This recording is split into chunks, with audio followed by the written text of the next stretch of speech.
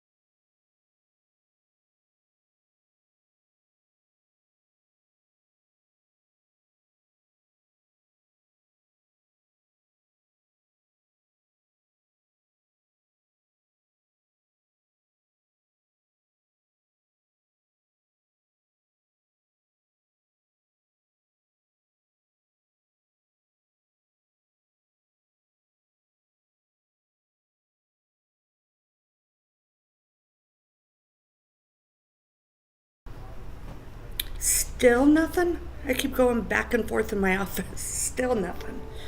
Ooh, come on. I guess everyone's watching the Elijah case in Denver right now. Come on. All right, I'll check back in.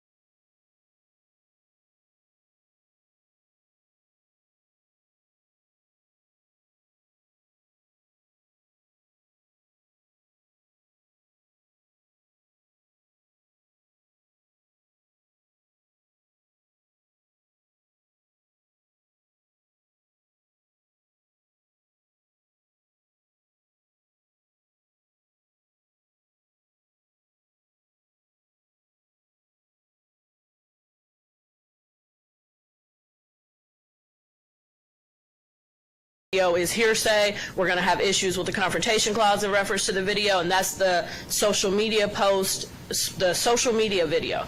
In reference to the body camera video, we object to that. It's completely irrelevant. Course of conduct is not an issue during the trial, so it's irrelevant. And, Your Honor, if you are inclined for it to come in, we're also going to object because there is an individual who's interviewed after they were Mirandized. It's testimonial nature. That individual's not here. You have a conference call situation. So we're going to object based on that. And in reference to the video, the social media video, not only is it irrelevant because of course of conduct, but what is the relevance of it? What is it showing? That this is why the officer went out? And in the video, allegedly, it's marijuana is the reason why he allegedly went out, but that charge was no prize. Mr. Nichols was not even convicted of the marijuana. So I do not see the relevance in any shape, form, or fashion.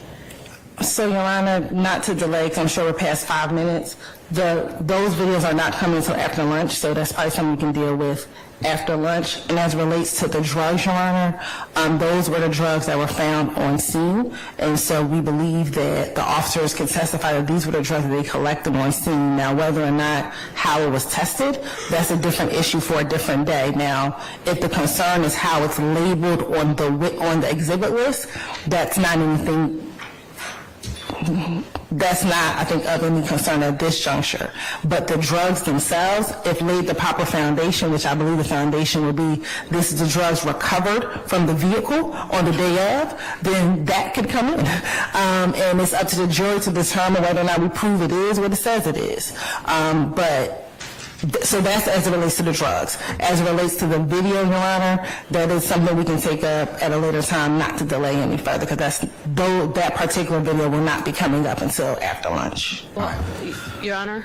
Ms. Westmoreland, as to the items that were seized, of course, that's, the person that seized them would be part of the foundation. We don't know necessarily what they are at this point in time, what they purport to be, but the admission of those drugs, I guess until we get a GBI or somebody else that testifies to that, then of course that would, that's another issue. But it is, Your Honor, and I do have an issue for one of the first witnesses that they're going to call before lunch, so I want to hurry and get to that. But, Your Honor, in reference to the drugs, the reason why I'm bringing that up now is because that has already went to the GBI. So we know that what the officers thought was MDMA was not. So we know that. That's confusing. That's misleading to the jury. We know that.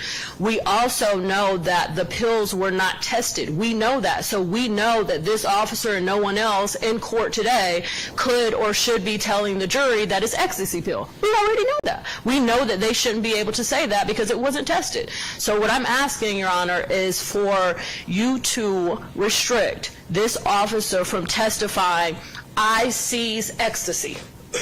I seized MDMA. I seized Xanax. That officer should not be able to testify to that because we already know that it's not true. Ms. Hilton? Your Honor, he can testify to what he thought it to be. Now, yes, the GBI later tested it, but when he stopped them, that's what it was. What they thought it was. That happens in any chronological order. They stop it, they seize it, then they go get tested, and then what happens on the back end? So he can testify to what he thought it was. Yes, later on it was tested, but when he stopped it and seized it, this is what he thought it was. I'm going to probably allow that, Ms. Westmoreland. Okay. He should cross-examine him on whether or not it was it or wasn't it. What? Yeah. That's not the issue. Yeah. So I'll probably allow that. So anyways, what else you have? All right, Your Honor, for Maldonado, Sergeant Maldonado, from my understanding, the state said he will testify before lunch. This was an incident for 2017, a traffic stop for window violation. We would object to Maldonado testifying that Mr. Nichols was also arrested, beside the arrest for this incident, but also arrested for some other warrants. It's highly prejudicial. It's not probative. Those warrants have nothing to do with this indictment, and so we would object to the officer mentioning warrants. All right, Ms. Hilton. I just need to double check if that was the basis for one of the charges of the arrest. I'm sorry, I need to double check.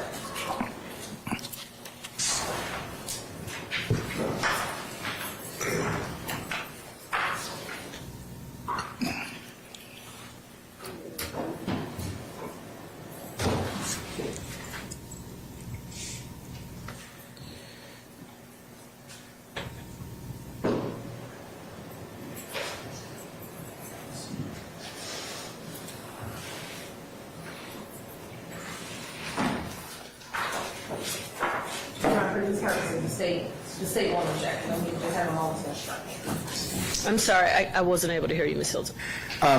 Ms. Hilton, you may restate what you just said.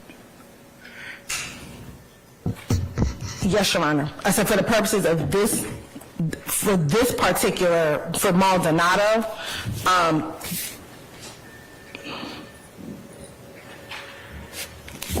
the state, for Maldonado, because I think this will become relevant for the next officer.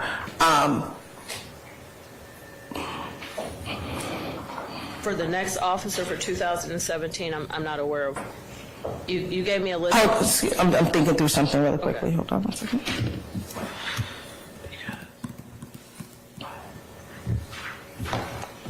For the purposes of Maldonado, we don't have to go into those additional warrants that were outstanding. Okay. And let me ask you for Maldonado, do you intend on him testifying anything in reference to passenger / owner of the vehicle, Pierre, given consent to search? Yes. Okay. Your Honor, we're going to object. We took up that already. Well, we took that up for a motion to suppress. Yes, we did. We did, but this is now trial, and it's a violation of his confrontational clause. I'll note your objection. Okay. I'll just note your objection. Thank you, Your Fair Honor. enough. Okay. All right. You want to summarize our jurors at this point in time? Yes. Lieutenant, thank you, madam.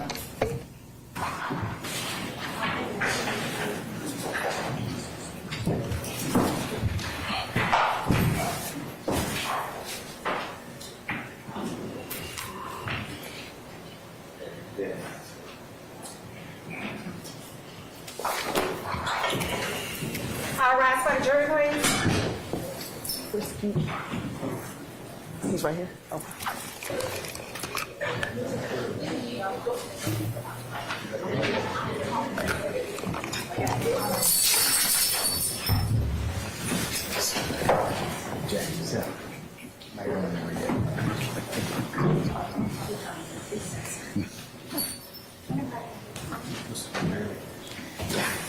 It's like, what, so soon?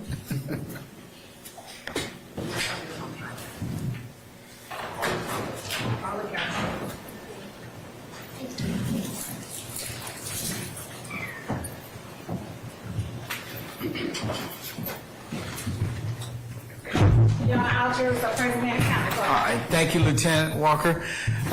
Okay, ladies and gentlemen, please be seated.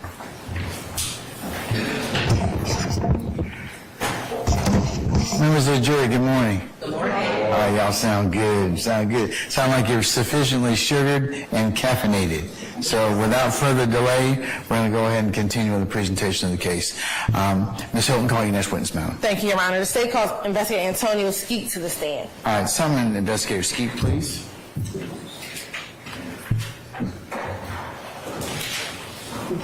Investigator Skeet, good morning, sir. If you would please approach the witness stand.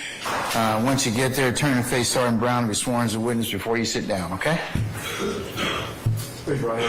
Please swear affirm that the testimony you're about to give will be the truth, the whole truth, and nothing but the truth. Yes. Have a seat, get adjusted to the microphone. State your first and last name with the spelling of both of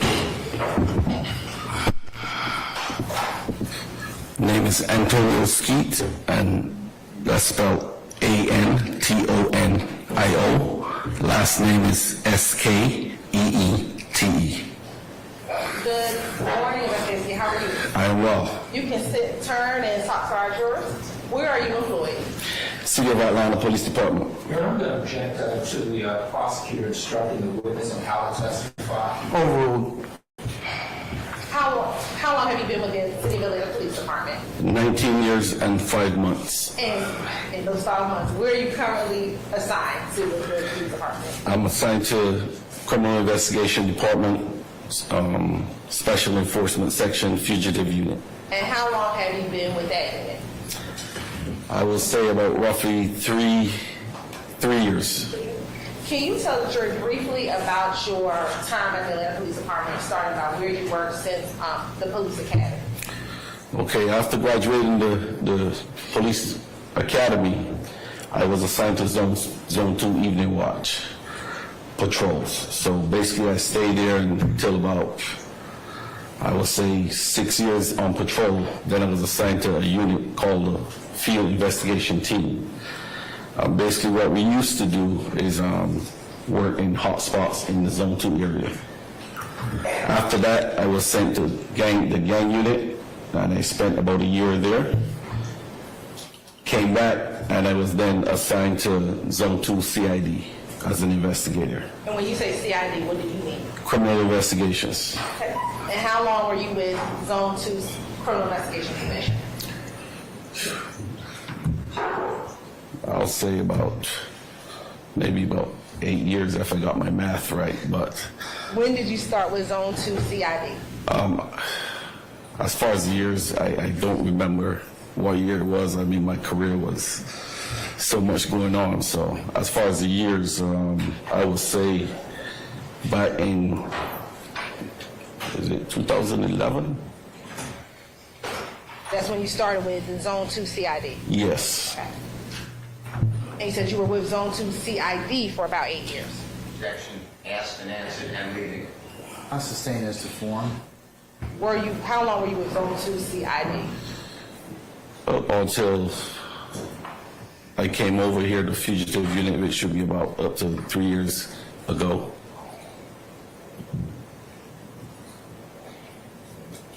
As an investigator let me ask you this. Where is Zone 2?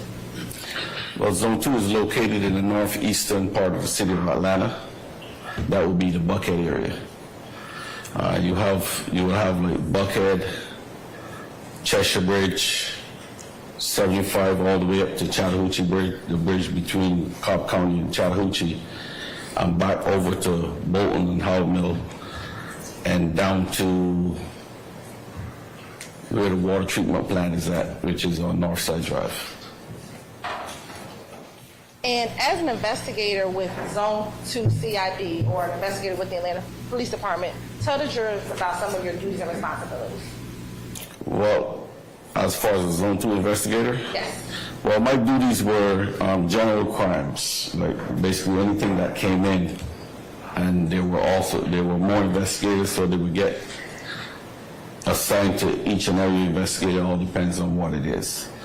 So my duties was just general crimes, meaning burglary, ag assaults. All depends on what needed to be investigated. And generally, how did an investigator get a case? The cases are assigned by your supervisor, which will be your sergeant. And as those cases come in, there's a list of names of investigators that they would go down the list and assign. I get one today, the next person gets the next case that comes in, and it goes on and on like that until it gets back to your name. I want to direct your attention to July 10th, 2013. Were you working in Zone 2 as an investigator during that time? Yes, I was. And during that period of time, did you have assist a citizen by the name of Andrew Phillips? Yes, I did. How were you able to assist that citizen? Mr. Phillips had a burglary that happened to his premises at 11 DeMorris Avenue, and that's in Zone 2. And I didn't directly make contact with him on the day of the burglary, but he called. I called him. I received a serial number from some of the property that was stolen from that burglary. And that item, that was the serial number he had for that item, was a SIG handgun at the time. What are you looking at? Just my little notes. That's basically it. I'm trying to remember. It's 2013. I know. I just have to make sure whatever you're looking at, the defense counsel knows. So if you need to look at your report, I have a copy for you, okay?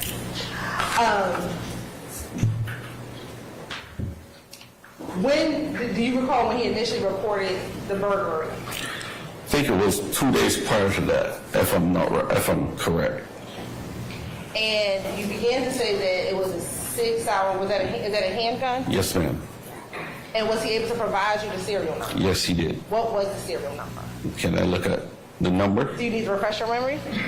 Well, I mean, it's I'm gonna hand you something. no problem.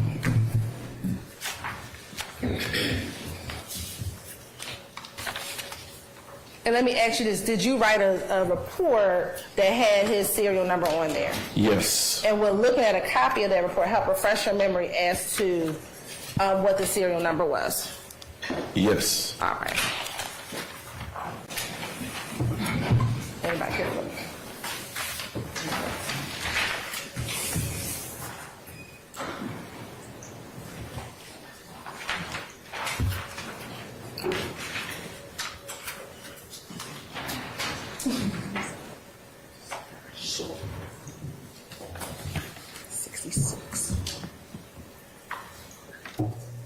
That's right, right? 66. My handwriting is crazy. Your Honor, permission to approach? You may approach, madam. I'm going to show you what's been marked solely for identification as state 66R. If you can flip through it and see if you see the serial number, it helps refresh your memory. Yes. Okay.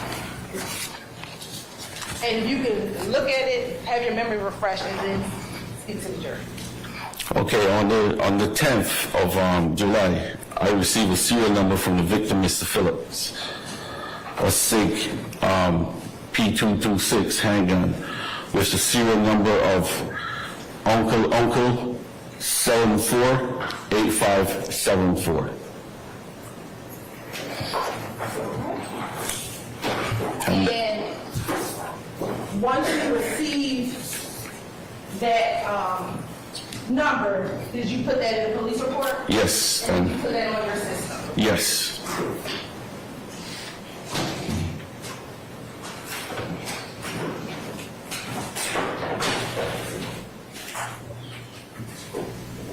I'm going to show you what's already been admitted as State's Exhibit 12B as in boy. If you can take a moment, look at State's Exhibit 12B, and let me know the serial number that's on State's Exhibit 12B.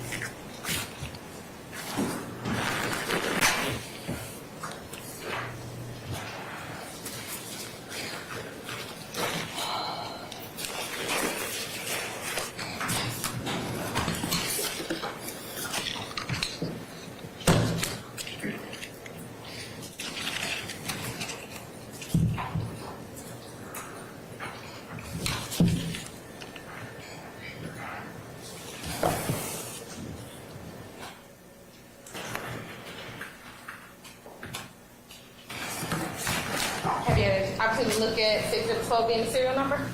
Yes, I did. Was that the serial number on the actual gun, that the same serial number given to you by Mr. Phillips? Yes.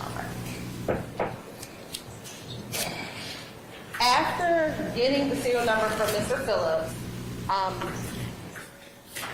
and putting the serial number on the system, did that conclude your involvement in the case at that time?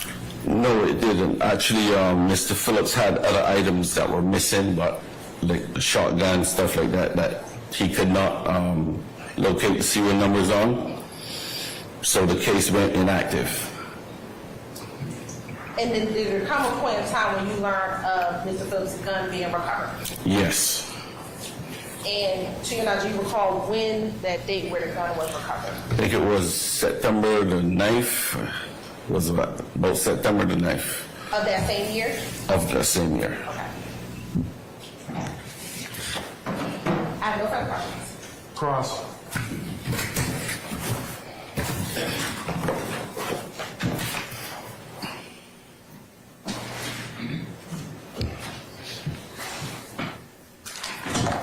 All right, Mr. Steele, go ahead, whenever you're ready. Thank you, Your Honor. Good morning. How are you, investigator? Fine. Good to see you again. The notes that you brought with you, that you were referring to earlier in your testimony, do you still have them in front of you? Yeah, they're here. And did you review those notes and use them to prepare yourself for testimony today? Yes. May I look at them, Your Honor? You may. May I approach? Yes. I'm not going to take long. Okay. Sure.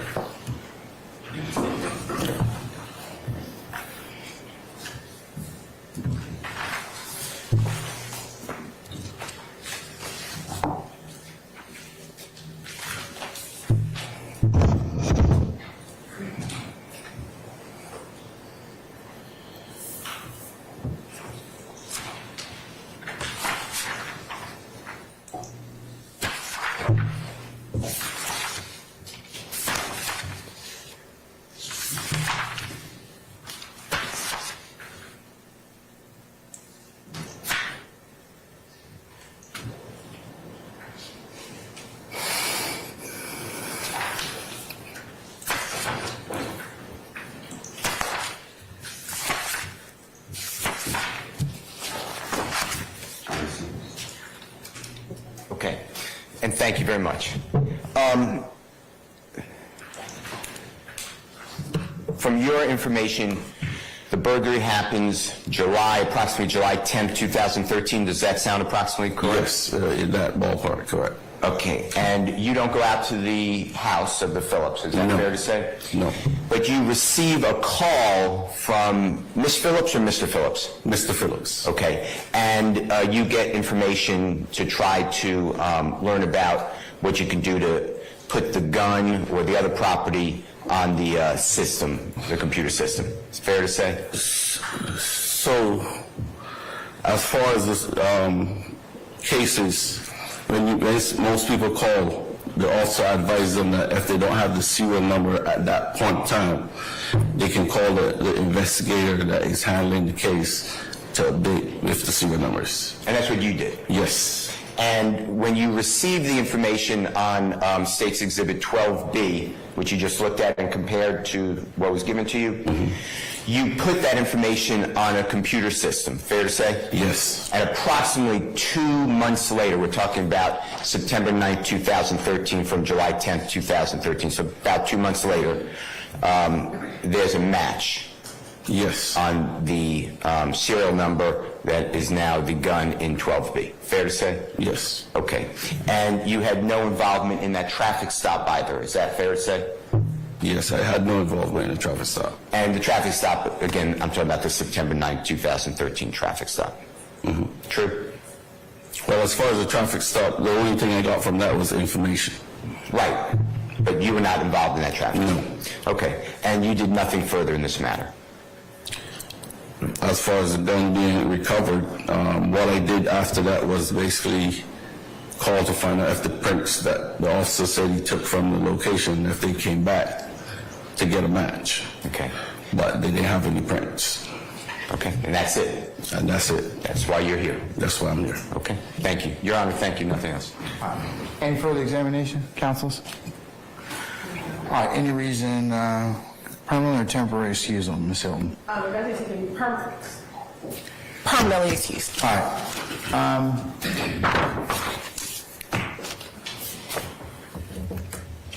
Investigator Skeet, I'm going to permanently excuse you as a witness. You're free to go about your usual duties and avocation.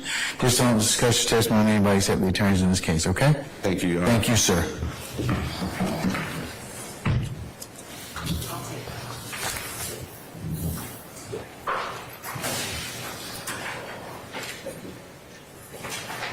All right, madam, call your next witness, please. Yes, Your Honor. The state calls Wellington Clark. All right, son Wellington Clark, please. In a few moments. Be prepared.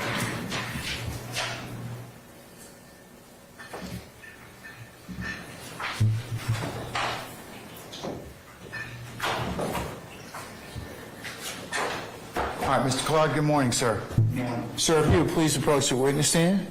Right. Once you get there, if you'd be so kind to turn and face Deputy Ham, be sworn as a witness before you sit down. Do you swear if I'm telling you about the report the truth, the whole truth, nothing but the truth, something there? I do. May I see if you say your first and last name, what's going on, please? First name Wellington, Wellington. Last name Clark, Clarke.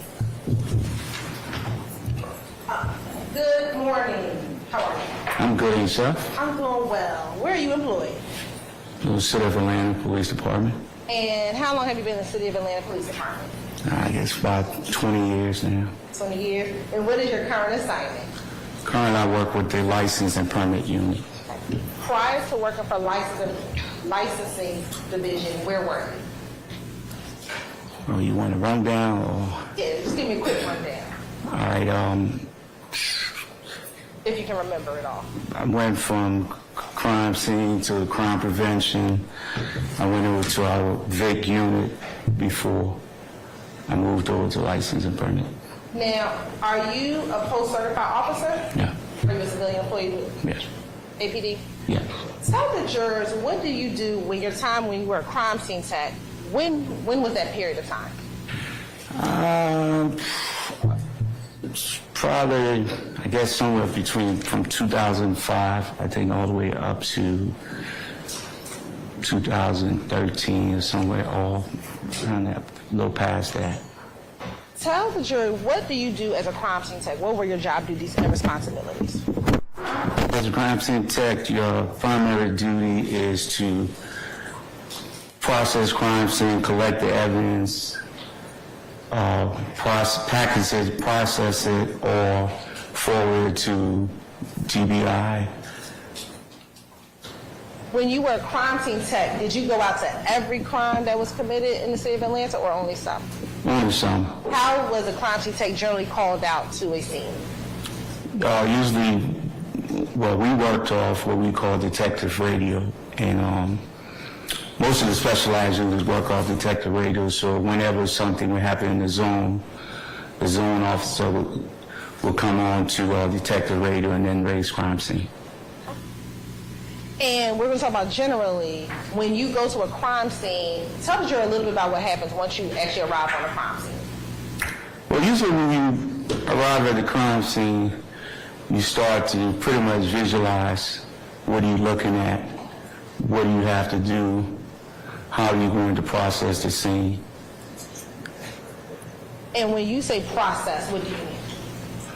Well, as a crime scene, when you first get to the crime scene, we always say you looked at a crime scene, you take photograph, and you process as is before we start to alter it. And when you arrive on the scene, do you generally speak with anyone? Generally, you speak with the beat officer, the investigator, whoever. And why is that?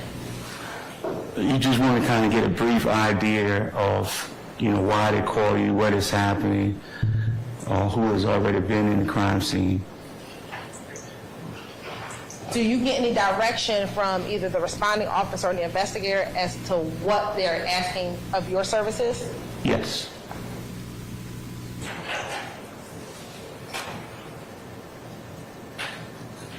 Now I want to direct your attention to January 25th, 2013. Were you working as a crime scene tech on that day? Yes, ma'am.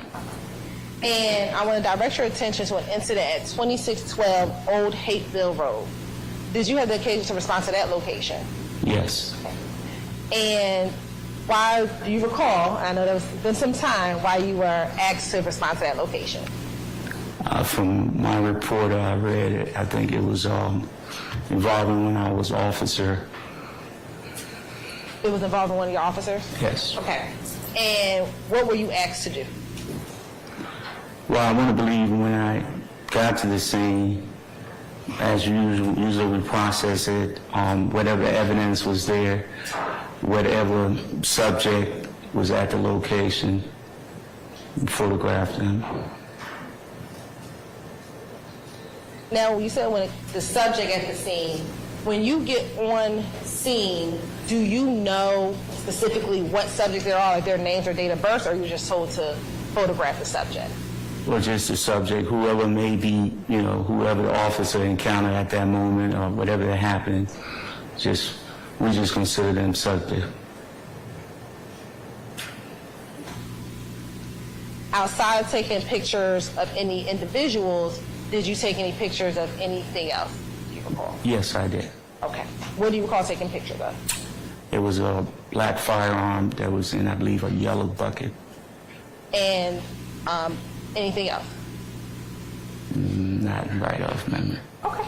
I want to show you what's already been admitted as State's Exhibit 2, 3, 4, and 5. We'll first start with State's Exhibit number 2, and it's going to publish on the screen next to you.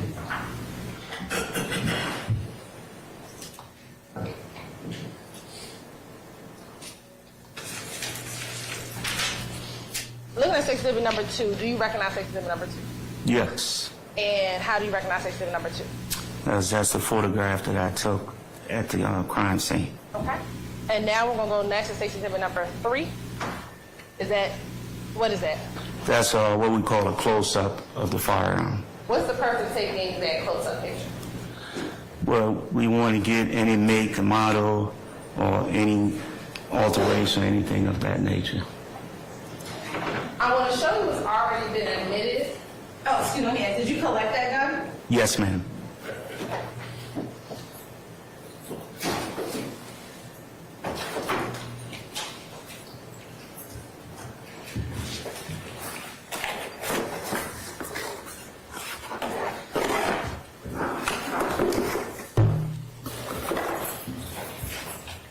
I'm going to show you what's already been admitted, State's Exhibit 10A. Looking at State's Exhibit 10A, is 10A the same gun that is in State's Exhibit 3A? Yes, it is. And that's the same gun you collected back in January 2013? Yes.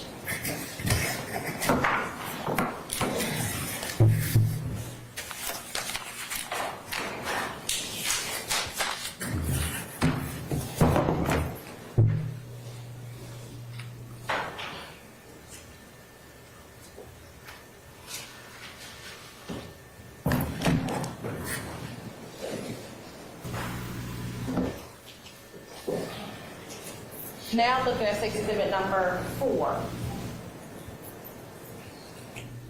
Do you recall taking pictures of that vehicle? Yes, I did. Okay. And were you directed to take pictures of that particular vehicle? I want to believe so, yes. And now looking at what's been admitted as State's Exhibit number 5A. Yes. Okay.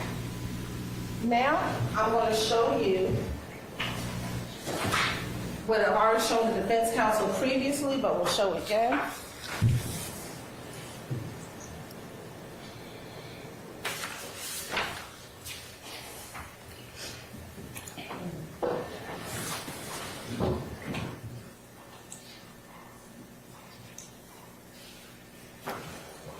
Thank you.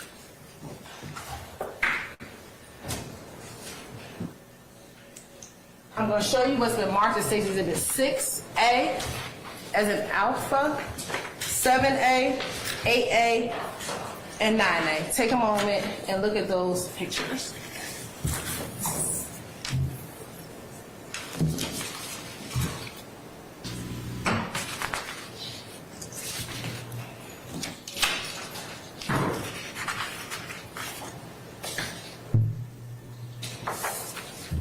Do you recognize those pictures? Yes. How do you recognize them? Those are photos that I took at the crime scene. Okay. And were you directed to take the picture of those 4 individuals? Yes. And would those pictures fairly accurately depict the individuals as you took pictures of them on January 25th, 2013? Yes, ma'am. Your Honor, this time the state like attended the State's Exhibit 6A, 7A, 8A, and 9A into evidence. Any objection to any 6A, 7A, 8A, or 9A? All right, hearing none. 6 alpha, 7 alpha, 8 alpha, 9 alpha are admitted and may be published as you see fit. Thank you, Your Honor.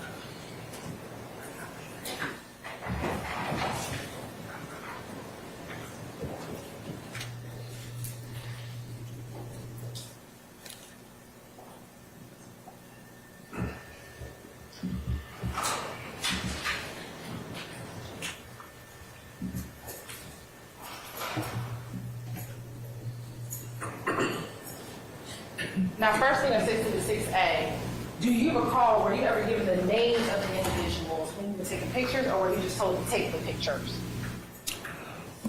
I just took the photograph. Okay, thank you. And was this one of the photographs you took? Yes. All right. Now looking at 7A. Was this also, or excuse me, 8A. Was this one of the pictures you took? Yes. All right.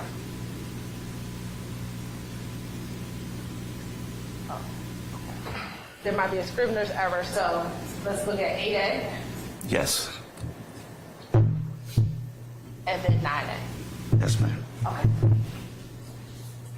After you took the pictures and collected the evidence, did that include your involvement in the case? Yes. I have no further questions. Cross. All right, no cross? Okay, all right. May we permanently or temporarily excuse Mr. Clark? Permanently excused. All right, Mr. Clark, thank you for your patience with us, sir. I'm going to permanently excuse you as a witness. Don't discuss your testimony with anybody except the attorneys in this case, okay? Thank you, Your Honor. Thank you, sir. All right, call your next witness, please.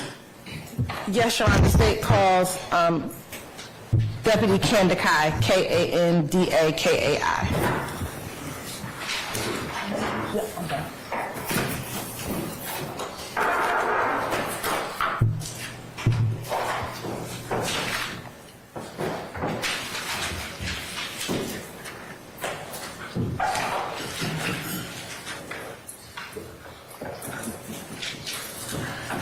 All right, Deputy Kandakai, sir, if you would please approach the witness stand. Once you get there, if you turn and face Sergeant Ingram as to be sworn as a witness before you sit down. Right hand, you swear affirm testimony you give the truth, whole truth, nothing but the truth. Yes. Have a seat. State first and last name. First name Morris, Morris. Last name Kandakai, Kandakai. Sir. Okay, all right.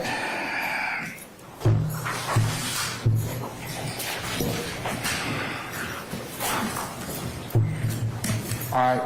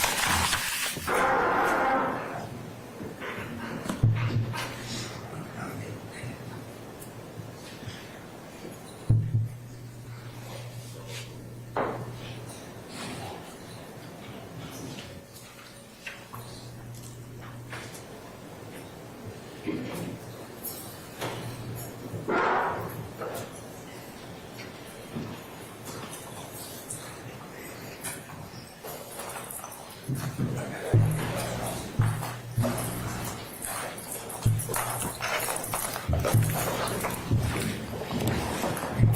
the record, what we discussed has been addressed again. Okay, all right. You may continue at this point. Thank you. Deputy Kandahar, where do you work? Fulton County Sheriff's Office, ma'am. And how long have you been with the Fulton County Sheriff's Department? A little over 2 years. Prior to working with the Fulton County Sheriff's Department, where were you employed? Atlanta Police Department, Roswell Police Department, South Fulton Police Department. Okay. And we're going to specifically talk about your time with the Atlanta Police Department. When did you work for the Atlanta Police Department? I worked for Atlanta Police Department from May 2012 up until October 2015. And are you post-certified? Yes, ma'am. And were you post-certified when you worked for APD? Yes, ma'am. When you worked for APD, the Atlanta Police Department, what did you do? Well, once I came out of the training academy, I was assigned to Zone 3. And where is Zone 3? Zone 3 is in the southeast area of the city of Atlanta. What are some of the major roadways within Zone 3? You got Metropolitan, Cleveland Ave, Ralph David Abernathy, McDonough Boulevard, Lakewood, just to name a few. And what were some of your job duties and responsibilities in Zone 3? As a patrol officer, our primary role and responsibility was answering calls for service. If you had some downtime, you would try to be proactive and, deter crime through traffic stops or addressing 50 suspicious individuals and stuff like that. And when you're assigned to a zone, do you have a particular beat that you're assigned to? At first, you're not assigned a particular beat. When I first came to the zone, I was a roustabout. That just means whatever beat needed filling in for that day, I could be assigned to any beat. But after a while in the zone, I did get assigned to a certain beat, which was 308, the area of Thomasville Heights. And when I say beat, what is beat? Beat is just a particular area of responsibility that officer is responsible for in their shift, answering calls or doing anything that may arise on that area. Now, as a patrol officer, did you have a partner? We weren't necessarily assigned partners. Sometimes we'd ride two to a vehicle if we were short on vehicles or if he was training someone.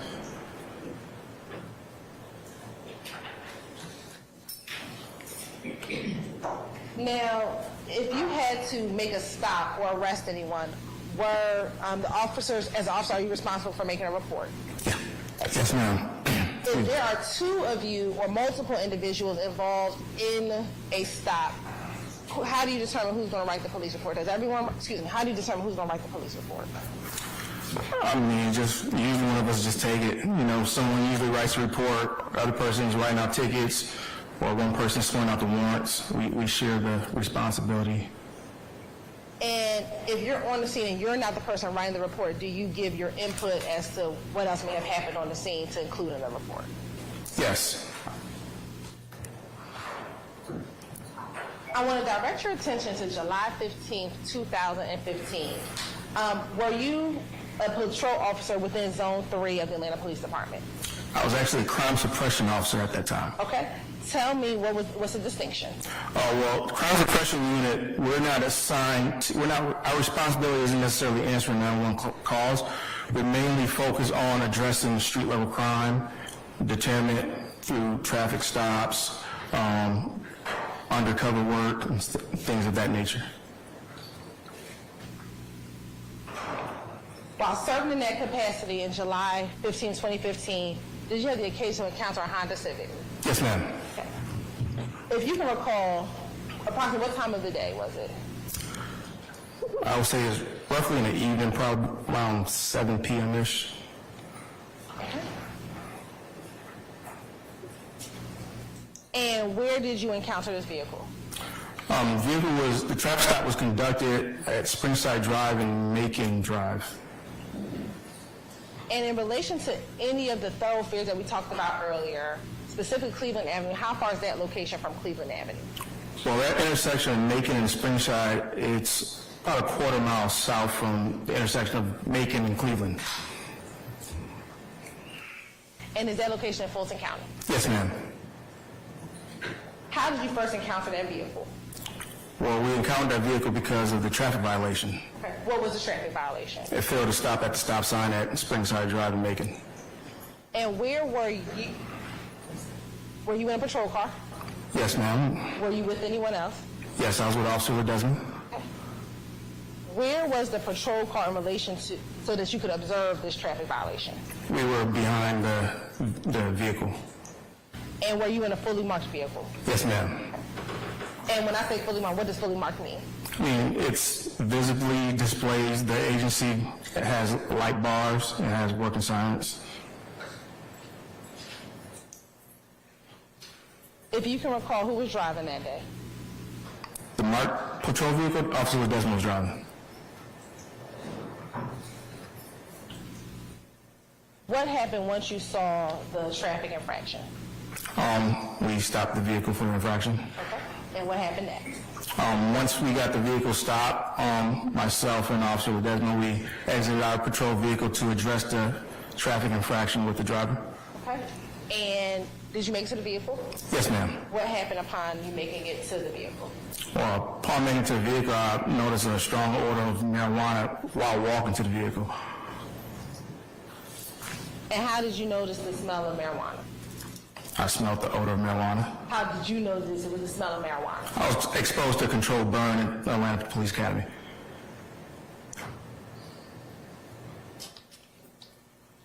When you approached the car, do you recall if you were on the driver's side or the passenger I side? was on the passenger side.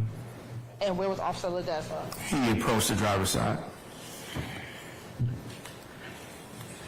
What happened once you all approached the vehicle? Once I observed the odor of marijuana, I told Officer Ledesma about that, and then he addressed it with the driver.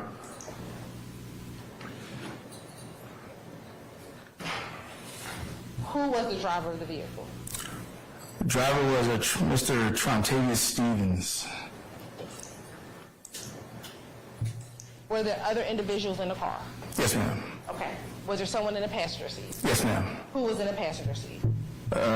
Female Miss Marquisha, please forgive me if I misspelled her or mispronounced her name. Okay. And do you know how to spell Marquisha? I'll have to look at the report if you have one.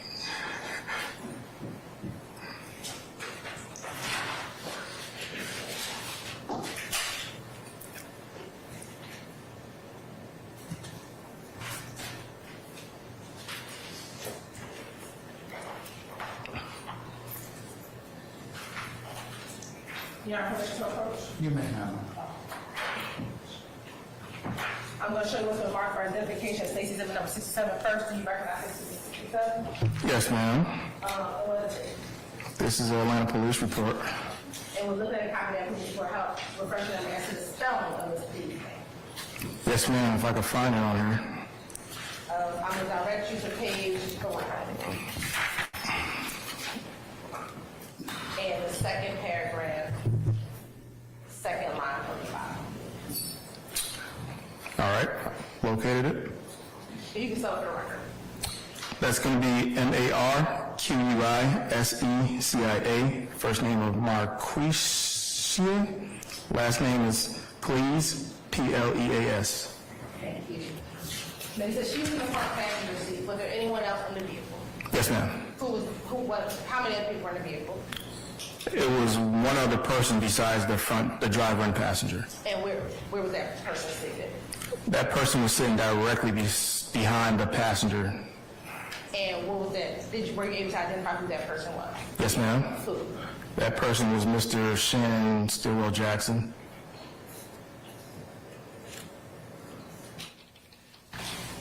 Once you all were able to identify the people in the car, what happened next? Due to the odor of marijuana, we removed all occupants from the vehicle and began a probable cause search.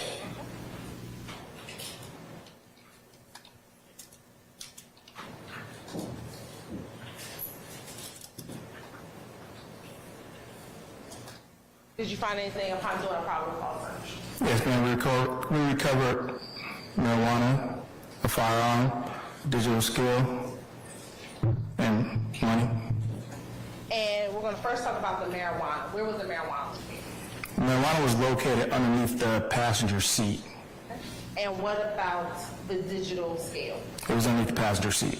And what about the firearm? It was underneath the passenger seat. And so there was some money. Yes, ma'am. Where was the money located? Underneath the passenger seat as well.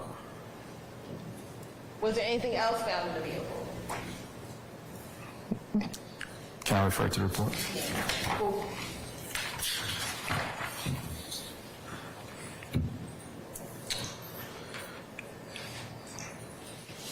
I did mention the digital scale, correct? Yes, you did.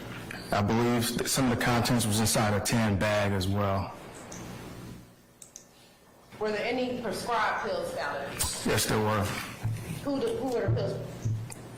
What type of prescribed pills were they? I believe they were hydrocodone. And who were they prescribed to? The front passenger, Miss Please.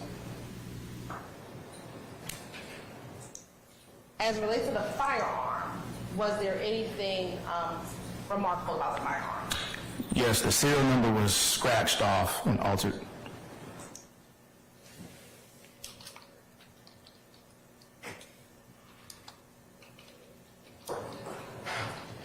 Once you found the marijuana, the scale, and the firearm, what happened next? We took the occupants into custody. Let me ask you this, did anyone claim any of the items found in the vehicle, any of the drugs or the marijuana or the firearm found in the vehicle? On the scene, no. And you said on the scene, no, tell me about that.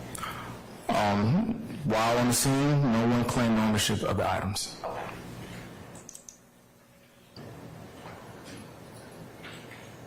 Did someone try to claim it later on? Yes, once paperwork was done and completed, someone did try to claim it. Okay, and who was that? The driver, Mr. Trontavious Stevens, attempted to claim it in hopes of releasing his girlfriend. Objection, Your Honor, also speculation. He's speculating. Did he say that? Or? Also stand as to form, rephrase if you like. Sure. Did you have any conversation with Mr. Stevens as to why he wants to claim it? Well, I don't want to say... Well, he stated, but not verbatim, "Officer, you can let my girl go. You know it's not hers. I'll take ownership of it." Not verbatim, though, but something similar.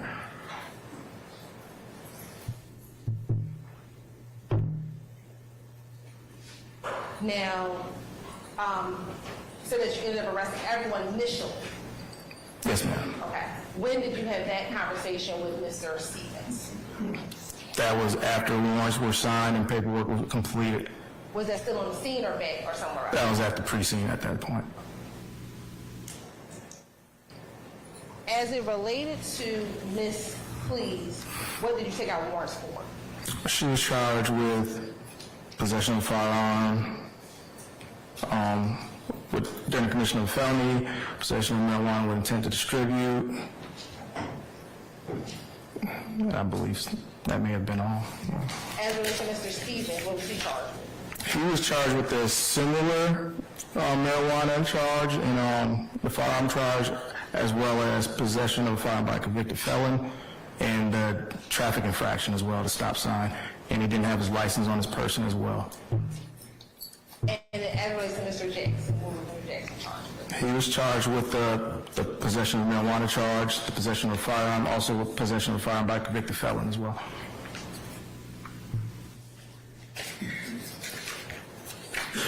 Now, as it relates to the firearm, were there any notifications made to any other agencies as it relates to the firearm? My sergeant at the time, Sergeant Medina, advised he was going to notify the ATF, alcohol, tobacco, and firearm, reference to the firearm, because it was, like I said, the serial number was scratched off.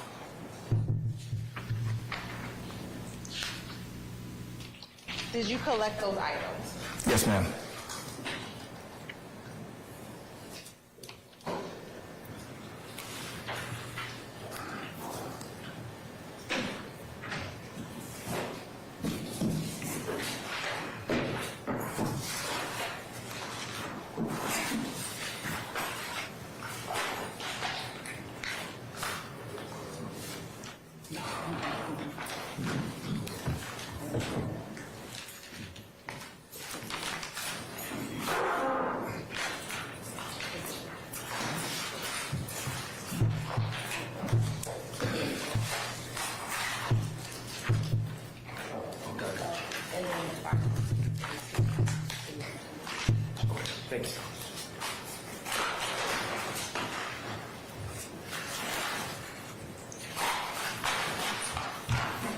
wish to approach, Your Honor? You may now.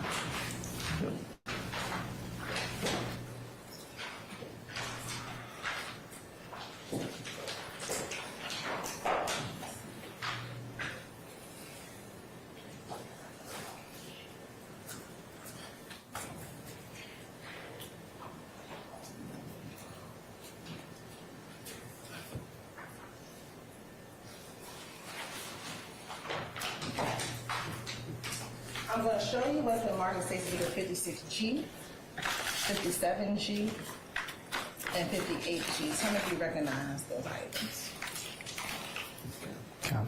Am I able to? Yeah.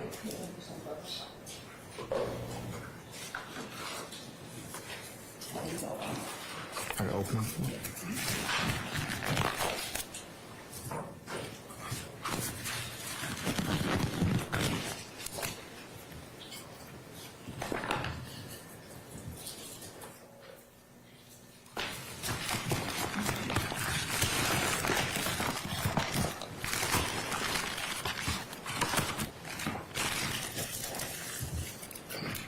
This first one, what is 58G, I believe? It's 2 glass jars that was recovered inside the vehicle.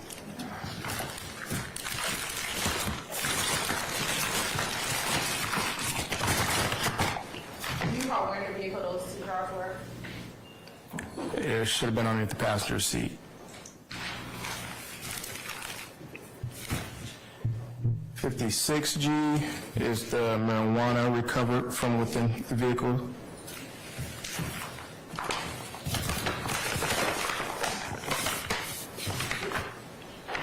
57G is the tan cloth bag that the marijuana and some of the items was inside that was recovered underneath the passenger seat of the vehicle as well. And those 3 exhibits appear to be the exhibits that you collected the advance of Yes, ma'am. Your Honor, this time seems like the 76 exhibit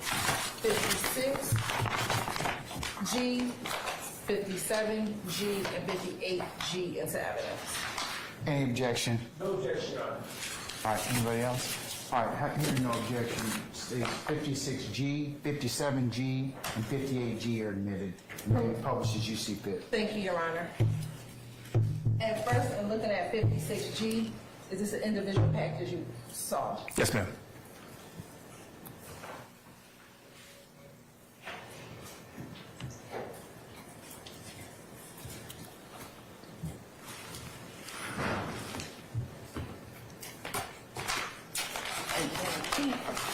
Were they all inside this bag? Yes, ma'am.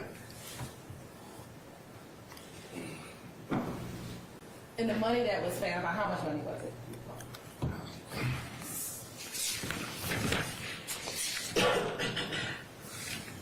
It was $19 in cash in different denominations. And was that found in this bag as well? I believe so. Okay.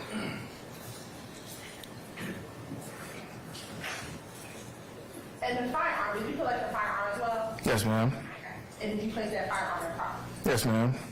By chance, do you know the day where that firearm was? No.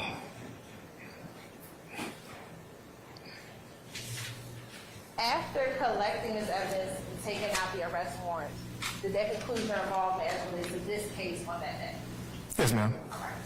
Now, I want to talk to you specifically about the Zone 3 or Cleveland Avenue area. While you were on patrol or working that area, either as a patrol officer or a crime suppression unit officer, were you aware of any gang activity in that community? Yeah, we were, we learned about general gang activity or gangs that may be operating in that area, but as far as being a gang investigator, specifically targeting gangs or individuals, that wasn't me. That wasn't, but you were aware of the gang activity? Yeah, we were aware of some gangs that may have been operating in that area. Sure. And specifically, what gangs were you aware they were operating in Cleveland Avenue area? Basis. Elsewhere here today, if you don't mind, Your Honor, any complications? I'm overrule the objection on both grounds. Thank you. What gangs were you aware of? In roll call training, we were briefed that Cleveland Avenue area may be occupied by Bloods, YSL, Rock Crew, just to name a few.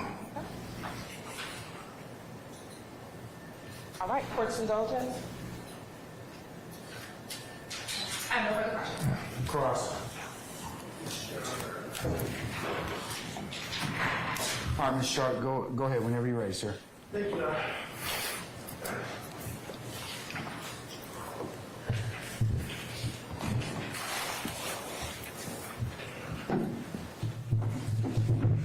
Deputy Kendall.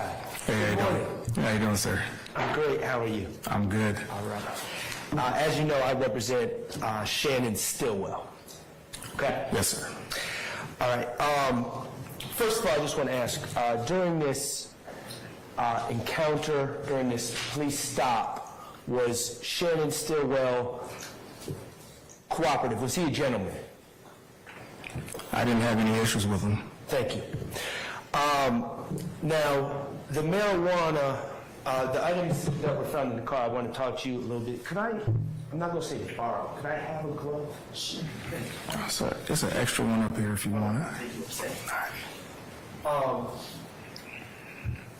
We're talking about pills that were in a pill bottle, correct? Yes. Prescribed to Marquisha Please. Yes. And Marquisha Please, you learned, was the girlfriend of Trontavia Stevens. Yes. Okay. And the pills that were prescribed to Marquisha Please were in this brown sack, correct? I believe so. Okay. Also in this brown sack was the marijuana in the glass jars, correct? Yes. Okay. And the money was also in this brown sack, correct? Yes. All under the front passenger seat. Passenger seat. Gotcha. Under the passenger seat. Yes. Yes. Okay. Now the firearm, do you recall, and I understand this is, we're talking about 8 years ago, do you recall if the firearm was in this bag or not? I can't recall if it was in the bag, but I know it was underneath the seat as well. Okay, it was underneath the seat. You're not sure if it was in the same bag as the pills that were prescribed to Trontavia Stevens' girlfriend? No.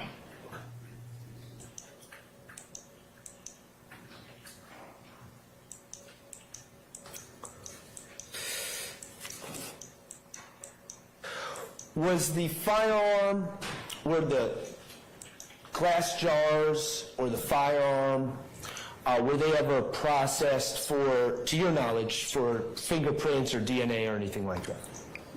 To my knowledge, I'm not aware. Once we place it in property, the property officers, they handle that. Okay.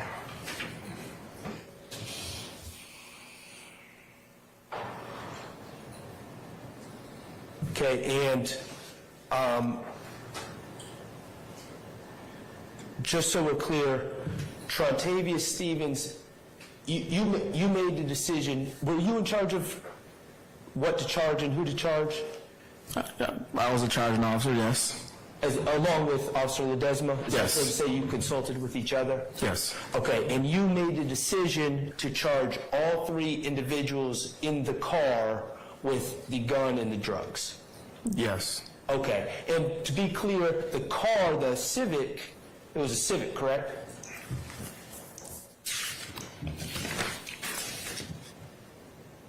Yes, it was. Okay, the Civic belonged to Miss Marquisha Please? Yes, she was a registered owner. Okay, and her boyfriend, Trontavia Stevens, was driving?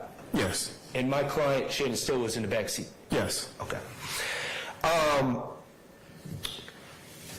Regarding Mr. Stevens, you recognized him from a previous incident a couple weeks before this incident, correct? Yes. In that incident, you were serving backup to Officer Law and Officer Collins in their arrest, correct? Yes. And that arrest was of Trontavia Stevens Yes, I believe for so. drug charges. I believe so. Okay.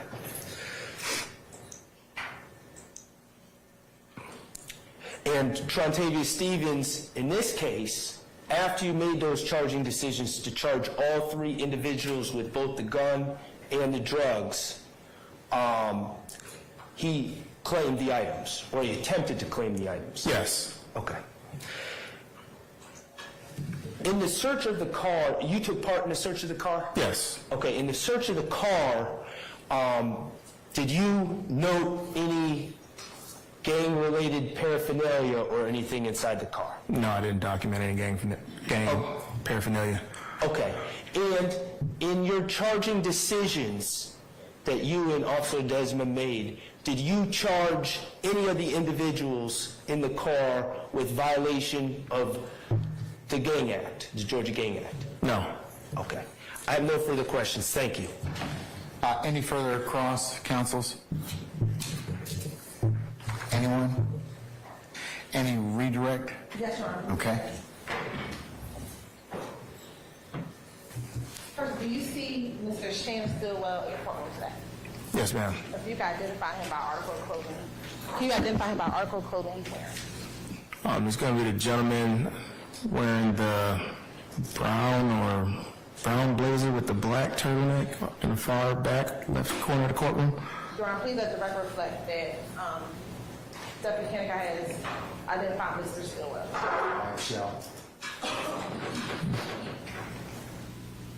About the gun, were you ever able to run it to determine if it was stolen or not? I was not able to. The serial number was scratched off. And would it have been a general practice to run it if the serial number was not obliterated? Yes, ma'am.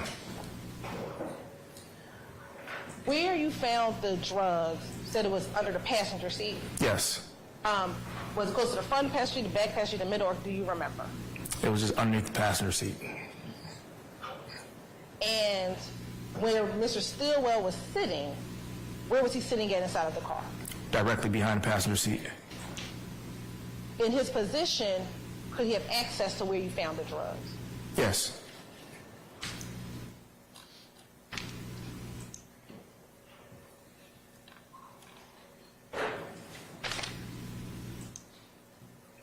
And when you spoke to Mr. Stevens about the claiming, this was after the fact?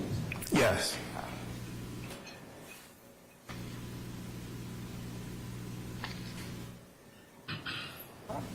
No further questions. Anything further? Just so we're clear, 3 people were charged with 1 gun, correct? Yes. Okay, and the location where ultimately the stop took place was at Trontavia Stevens' grandmother's house, correct? Well, the violation occurred at Macon and Springside, but the final stop of the vehicle was at his grandmother's house. And how far was that from the spot of the violation? Could have been 4 or 5 houses down from it. Okay, thank you. Anything further? Actually, yes, Judge. There's a couple questions if I can. Deputy Kennicott, I heard you, a little while ago, you identified Shannon Stillwell in the courtroom. You don't see Trontavia Stevens, do you? No, sir. Okay. $19 was how much was recovered from the car? 19 bucks? Yes. That was in the same bag, right, with the marijuana and the pills prescribed to Ms. Please? Yes, I believe so. And the marijuana was, what, like a misdemeanor amount of marijuana, is that right? No, with the way it was baggaged and with the money and the skill, it was felony amount of marijuana. The amount, the weight was how much? Approximately 16 grams, but due to it being bagged in individual plastic baggies, the digital scale and the currency that was consistent with intent to distribute. Right. Which made it a felony. Yeah, that was my question. My question was the amount. The amount of marijuana is what, 16 grams? Yes. So it's an ounce, right? It's less than an ounce, yes. Okay, got you. Less than an ounce of marijuana is a misdemeanor amount of marijuana. By itself, yes. Okay, got you. And the money that you're talking about that you say went to your consideration was 19 bucks. Yes. Okay. I heard you say something earlier at the beginning. This stop came about as a result of a traffic violation, right? Yes. You weren't called to the scene saying that anybody was doing anything, right? No. You weren't called to the scene because you suspected anybody was about to engage in any sort of racketeering activity or anything like that, did you? Objection, Your Honor. I'll sustain the objection. All right. You stopped the car because you were patrolling, and lo and behold, there's a red light violation, and bam, that gave you authority to stop the car. Stop sign violation. Stop sign, red light, stop sign. Okay, traffic infraction is what you refer to. Yes, sir. Okay, got you. And then we go from there to, I think you said, what, smell of marijuana? Yes, sir. And search of the car, you find the stuff, and everyone gets arrested, right? Yes, sir. And then later on, Stevens tells you something to the effect of, you don't remember exactly, you can let my girlfriend go. You know it ain't hers. It's my stuff. He said something like that, right? Yeah, to the effect, yes. Well, three of them still went to jail, though, right? Paperwork was already completed. And once the paperwork's done, they go to jail. Well, he had the opportunity to tell me that at the beginning. Yeah, but he did at some point, right? After the fact that the warrants were signed and the judges were notified and we was en route to the jail. Right. So regardless of what you found out after that, paperwork's done, they go to jail. At that point, yeah, the decision was made, yes, sir. All right. That's all I got. Thank you. Anybody else? Anything further from the state? That $19, it was not found in a wallet or anything, it was found in a bag next to the marijuana Yes, ma'am. and underneath the seat of the car in the marijuana? Yes, ma'am. All right. No further questions. Anything further? All right, may we permanently or temporarily excuse Officer Kanikai? He can be permanently All right, Officer Kanikai, thank you for your patience with us. I'm going to permanently excuse you as a witness. Don't discuss your testimony with anybody except the attorneys in this case, okay? Yes, sir. All right, thank you, sir. Ms. Hill, do you?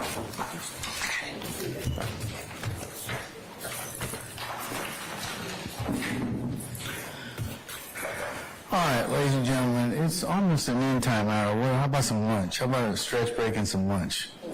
Okay, all right. Let's go ahead and plan on coming back for 1 o'clock, and we'll go ahead and get started at that point in time. We'll see where the afternoon leads us at that point. Remember, the admonitions that the court has given you, you're still bound by them. If you should decide to step outside your headquarters, leave your notepads in the basket and come on back ready and prepared for 1 o'clock, okay? All right, anything from me? Okay, all right, unless we have anything, ladies and gentlemen, enjoy your lunch. We'll see you at 1 o'clock. All rise.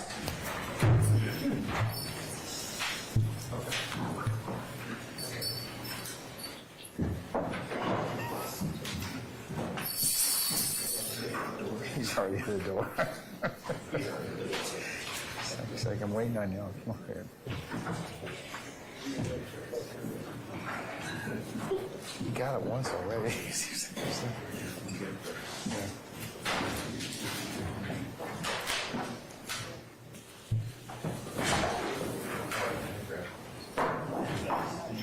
Okay, ladies and gentlemen, please be seated. Our jury has left us.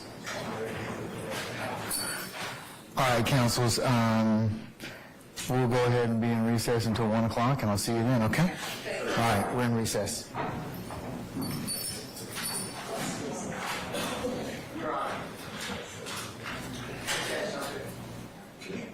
Figure maybe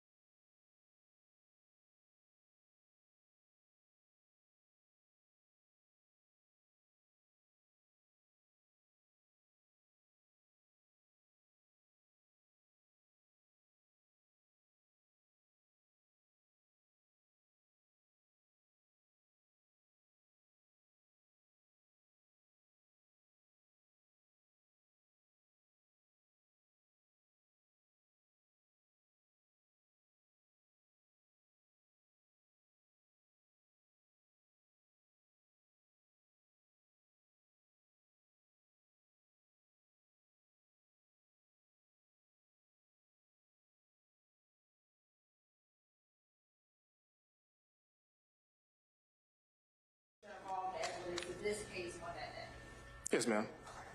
Now, I want to talk to you specifically about the Zone 3 or Cleveland Avenue area.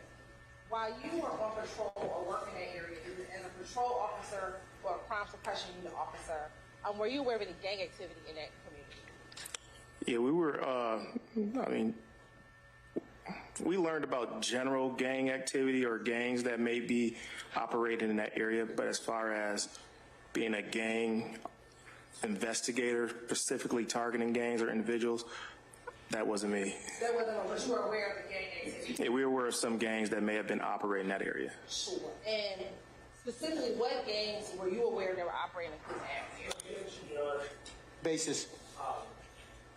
Not qualified. Hearsay, you don't mind your eye complications. I'm overrule the objection on both grounds. Thank you. What gangs were you aware of? I mean, in roll call training, we were briefed that Cleveland Avenue area may be occupied by Bloods, YSL, Rock Crew, just to name a few. All right, court's indulgence. I have no further questions. Cross. All right, Ms. Short, go ahead whenever you're ready, sir. Thank you.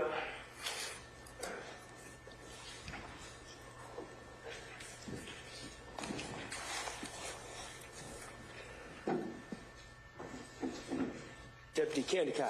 Hey, Good morning. How you doing, sir? Great. How are you? I'm good. All right. As you know, I represent Shannon Stillwell. Okay? Yes, sir. All right. First of all, I just want to ask, during this encounter, during this police stop, was Shannon Stillwell cooperative? Was he a gentleman? I didn't have any issues with him. Thank you. Now, the marijuana, the items that were found in the car, I want to talk to you a little bit. I'm not going to say borrow. Could I have a glove? So it's an extra one up here if you want it. We're talking about pills that were in a pill bottle, correct? Yes. Prescribed to Marquisha Please. Yes.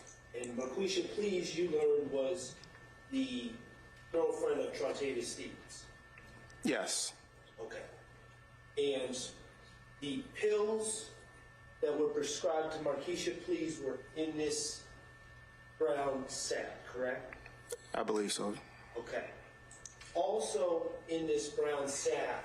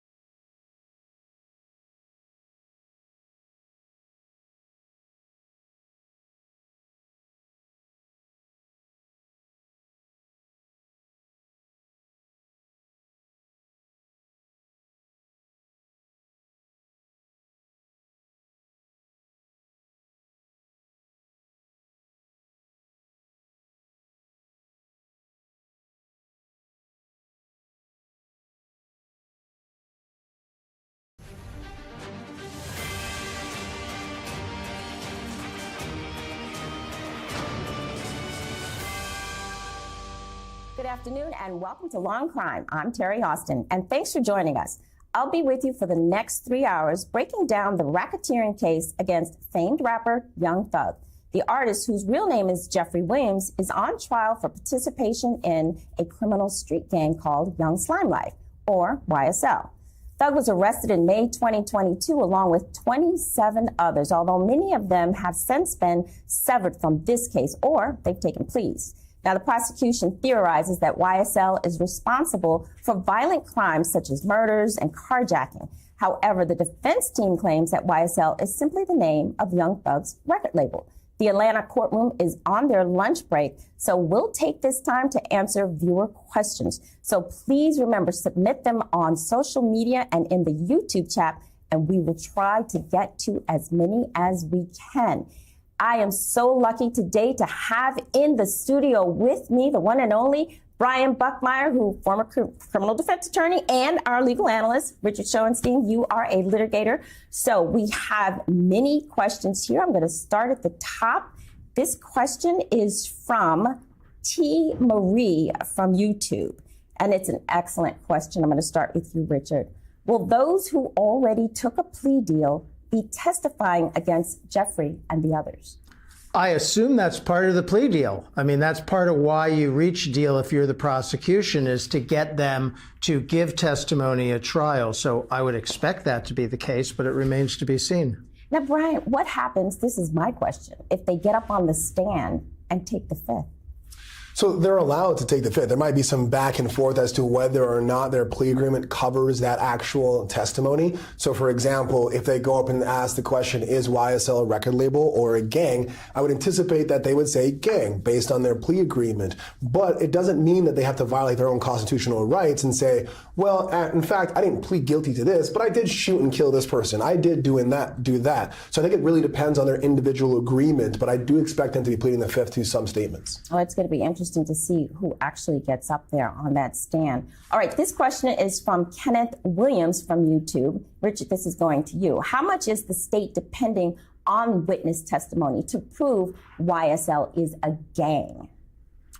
Well, I think probably a lot. I mean, that to me is ultimately what they have to put on to show it. You know, they started the trial, and I thought very smartly, educating the jury on what a gang is, to give them and us some background and some parameters for what kind of activity would be gang activity. But I think they're very much going to have to rely on witness testimony to prove that YSL is in fact a gang and not just a record label. Well, the other thing, after these witnesses got on the stand, these expert witnesses, then when you see photos and they're actually doing the signs, it does make that connection for the jury, right? That's right. That was the point of putting on the experts first, so that everything else the jury sees, they will look through that lens. Normally you would put on experts at the end of the case, but I think this made a lot of sense here. I do too. I've learned a lot actually from those experts.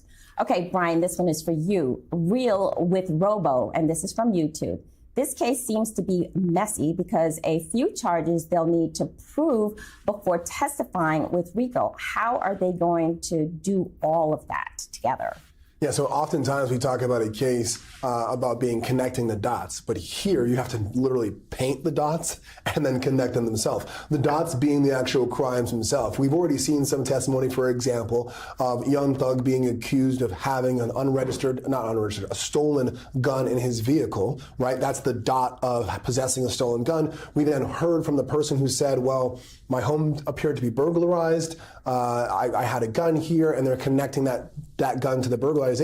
Then the other connection is, how is this in furtherance of a gang? How is this not just someone stole a gun and gave it to Young Thug, or maybe Young Thug purchased the gun and unfortunately bought a hot gun? It's all that connection and the painting of the dots that need to be done. You know, it's interesting. The prosecutor said during our opening that all of the acts don't have to be criminal. Can you explain that to our viewers? Yeah, so in order for a RICO charge to be to work, it just needs to be, I think, like 3 or more people conspiring for a criminal enterprise, and that they are taking steps towards that. But hypothetically speaking, I remember my wife asking me this. I'm like, well, Technically, if Young Thug had a cookie sale and the proceeds of those cookie sales went to the gang and the gang used that money to buy guns and drugs, that could technically be RICO. Selling cookies isn't a crime, but where the proceeds go, yes. So you don't need a criminal act itself. Exactly. And there are a lot of acts alleged. 191. Correct, 191. All right, Richard, this is P. Brian from YouTube. P as in the letter P. There is a considerable amount of chat that the judge appears to have a favorable attitude or bias in favor of the prosecution. Do you feel that there is a real bias there thus far? I haven't seen a real bias. I mean, in fact, he's been pretty hard on the prosecution, and the prosecution has had kind of a rough start in this trial, right? They couldn't get through their opening statement without taking a break. The judge was mad at him about not producing portions of that to the other side. So I would not say I've seen anything that suggests a pro-defense bias at this point. I agree. Or a pro-prosecution bias. Exactly, pro-prosecution. This morning, actually, you didn't miss anything. There was a lot of arguing with the prosecutor and the defense about the witness list, and the defendants were saying she did not give us the witness list that she promised. And Judge Glanville almost said he was going to exclude the evidence, but he didn't. So he's mostly irritated this trial isn't going more smoothly, because what the judge really wants is not to waste any of the jury's time and to have this trial, which is going to be an incredibly long trial as is, move along at a brisk pace towards conclusion. That's his primary interest, not taking sides with one side or the other. Yeah, I agree. I think what do you think, Brian? You think he's fair? I think what the worry here is, I think that, and not anyone is thinking about it yet, but probably the judges, is mistrial. This is a trial that is supposed to be 6 months. I don't think anyone believes it's going to be. But the more these delays occur, the more people in the jury are going to say, hey, I thought this was supposed to be 6 months. I'm here for 9 months. I've got bills, I've got children, I've got things to do. I'm focusing on that, I can't focus on the trial. And so if we start losing jurors 4, 5, 6 months into this because of these kind of shenanigans and other issues that are likely to come up, what happens if we lose actual jurors that are sitting on the case? I think that's what the judge is focusing on. Keep this ship moving so we don't lose jurors. Absolutely, and I think he is getting upset that the ship is not moving as fast as it could. All right, so Michael from YouTube says, and this is for you, Richard, the officer testified that this stop arrest was not gang related. Why is this testimony allowed to be admitted even though it is a RICO charge? Okay, so, I mean, he's talking about one of the officers this morning who testified about a particular stop. And he said it wasn't gang related, but the judge obviously is allowing that testimony in. Well, I mean, not every single fact has to be a criminal activity. I mean, as Brian said correctly, not all of the parts of the pattern have to be criminal acts. And there are going to be background facts that are not criminal acts. So that's not significant enough that there was one stop and it wasn't related to criminal activity. As long as it's relevant to the facts the prosecution is trying to prove, it can come in. Right, exactly. Michael L. from YouTube, that was an excellent question. Ryan, this is Real with Robo from YouTube now. YSL is supposedly a gang. Their members claim blood affiliation. How will the prosecution keep the separation of furtherance of YSL versus blood affiliation? I think what the viewer Real with Robo is asking is, what's the difference between the YSL and the blood affiliation? So think of it this way, and just because we're talking, no, because I work for ABC and Disney, let's not do that analogy. Let's say, oh, here we go. I'm Canadian, right? That are the Bloods, but I am originally from Toronto, Canada. Toronto is YSL. So Toronto being a smaller subset of Canada, YSL is a smaller subset of the Bloods. So technically, I don't think you really need to parse them, because if I do something good for Toronto, I do something good for Canada.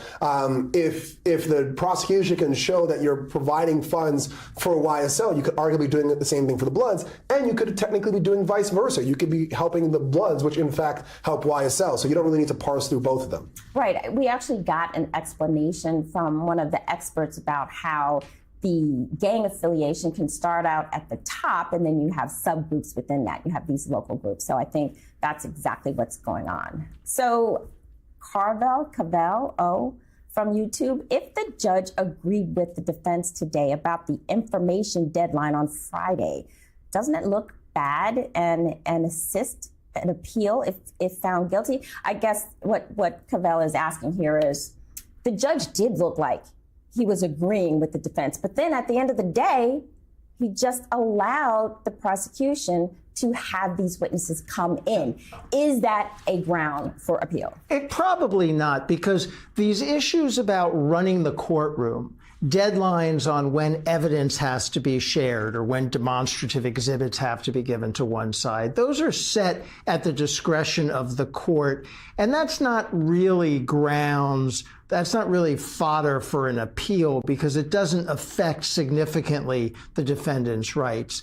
The only thing I'll say about that is, if you could string enough of them together and make an argument on appeal that the prosecution routinely flouted the judge's instructions to do things on a timely basis and kept evidence away from the defense, maybe you could add it up to be an appeal point. But missing some deadline the judge set, standing alone, doesn't seem like much of an appeal. Exactly. What were you going to say, I'll Brian? add to that very quickly. Welcome to the frustration of being a defense attorney and why my cabinet always has Woodford Reserve in it. Exactly. I listened to that argument this morning, and I thought that they were going back and forth, and the prosecutor actually looked as though she was just making sure she got her argument in, and good for her because, the judge did end up allowing them, because for 1 minute there, the judge was going to exclude it. It's not just a defense attorney, really. It's a frustration of anybody who practices law that the courts will set deadlines and then very often, the vast majority of times, will give the other side another chance if they missed a deadline.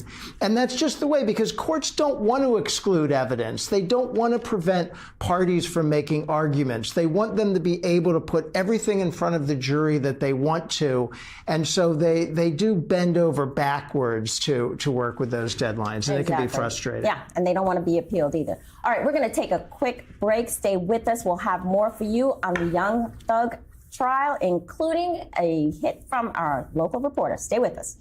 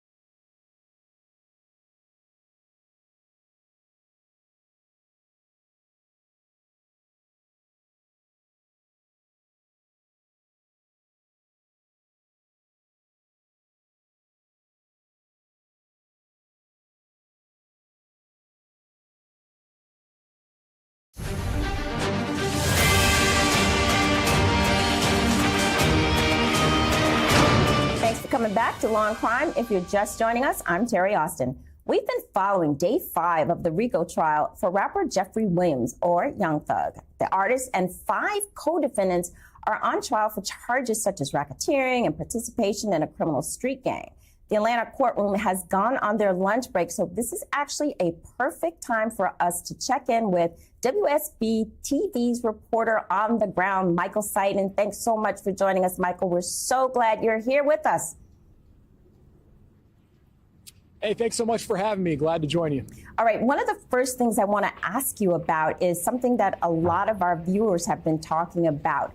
Young Thug is in the courtroom with the other co-defendants, and he's wearing this sweater. What's going on with that sweater? There's a picture on the sweater of a character. Did you get a chance to look at that?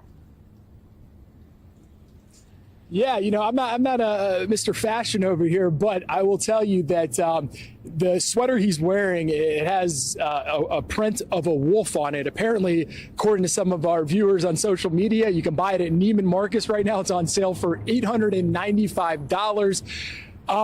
What is this? What is he wearing? Is it a coincidence? I was hoping to ask his attorneys about that, but if you remember back in opening statements, prosecutors, they read a poem from the Jungle Book 2 about wolves, and prosecutor Adrian Love accused Young Thug, Jeffrey Williams, of being the head of his wolf pack, referring to YSL as an alleged criminal street gang. So again, not sure if this is a coincidence or not. I was hoping to get that from his attorneys, but it's definitely creating a lot of chatter on social media. Michael, that is such a great observation, tying it back to what the prosecution actually did say during the opening. Good job there. All right, this morning also started out with a juror being dismissed from their duties after hospitalization.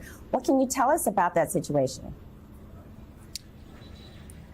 Right. So obviously here, another day, another issue. But in all seriousness, we are not sure how serious the injuries are, if it was an injury or if it was an illness. But what we were told is that over the weekend, one of the jurors was admitted into a local hospital, and the judge said that he did not believe that juror would be released until Wednesday. So they plan on dismissing that juror. Now, you may remember last week during the trial, there was another juror who said that she potentially was going to have a medical procedure and didn't know if she'd be able to make it to court. But we are told this is a different juror. So I guess our thoughts and prayers are with that juror who is in the hospital, but that's why you have alternates in a trial like this one. Exactly. If I recall correctly, I think we have 6 alternates. Is that right? Yeah, I think that number's correct, yes. Okay. All right. So after that, there was some discussion about a new set of witnesses the state wants to call. Can you bring us up to speed on what's going on with that situation? Right. So this has really been ongoing, and this is when Judge Glanville really laid in to prosecutors, because his whole thing is, let's get this trial done. Let's get it done right. Let's let it be smooth. But we keep having all these pauses. For example, we were delayed almost 45 minutes today. That's because the prosecutors initially had around 741 potential witnesses that they could call to testify. Well, that list has now been cut down to a little more than 400. So here's the issue now. Some of the defense attorneys were claiming, look, you're about to call certain witnesses that we didn't even know were on the list. There seems to be some miscommunication here. But let's be clear here. Judge Glanville has ordered that the prosecutors and the defense come together and tell each other who the witnesses are that are going to be testifying on each side. And for some reason, this isn't getting done. I know at one point, the prosecutor claimed that they had sent some of those witnesses over at like 9 o'clock at night or at the last minute. And the defense is saying, you know, that's not acceptable. So obviously they need to get on the same page. And Judge Glanville, one more thing in closing, made it very clear that if you guys don't get on the same page, we're going to start excluding testimony from some of these witnesses. I heard him say that as well. I do think, listening to both sides, that both the defense and the prosecution actually have decent arguments. I mean, you don't want to be surprised, but at the same time, it does take time to cull through all of those witnesses. You know, the other thing is, we're not seeing the law enforcement witnesses on camera. What's going on with that? Is that going to continue because of Judge Glanville? Yeah, so we're trying to figure that out. Last week, you may remember when a pool camera mistakenly showed the faces of some of the jurors. Obviously, it became a real security issue. And so what happened was at that point, the judge did ask for cameras not to show investigators' faces. But I will say one more thing. I've talked to multiple sources over at the Atlanta Police Department, and we know that during some of this testimony, when we were showing faces, that the addresses of some of the officers were being posted online. There's been some threats also.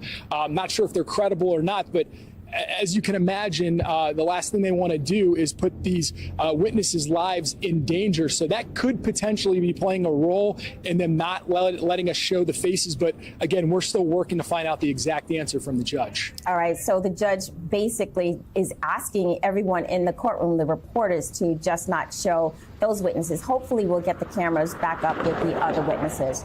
All right, what are you expecting to happen after the lunch break? We've gone through a number of witnesses. Some of the witnesses were victims of crime. Some of the witnesses were these law enforcement officers. What do you expect that the prosecution will do after the lunch break?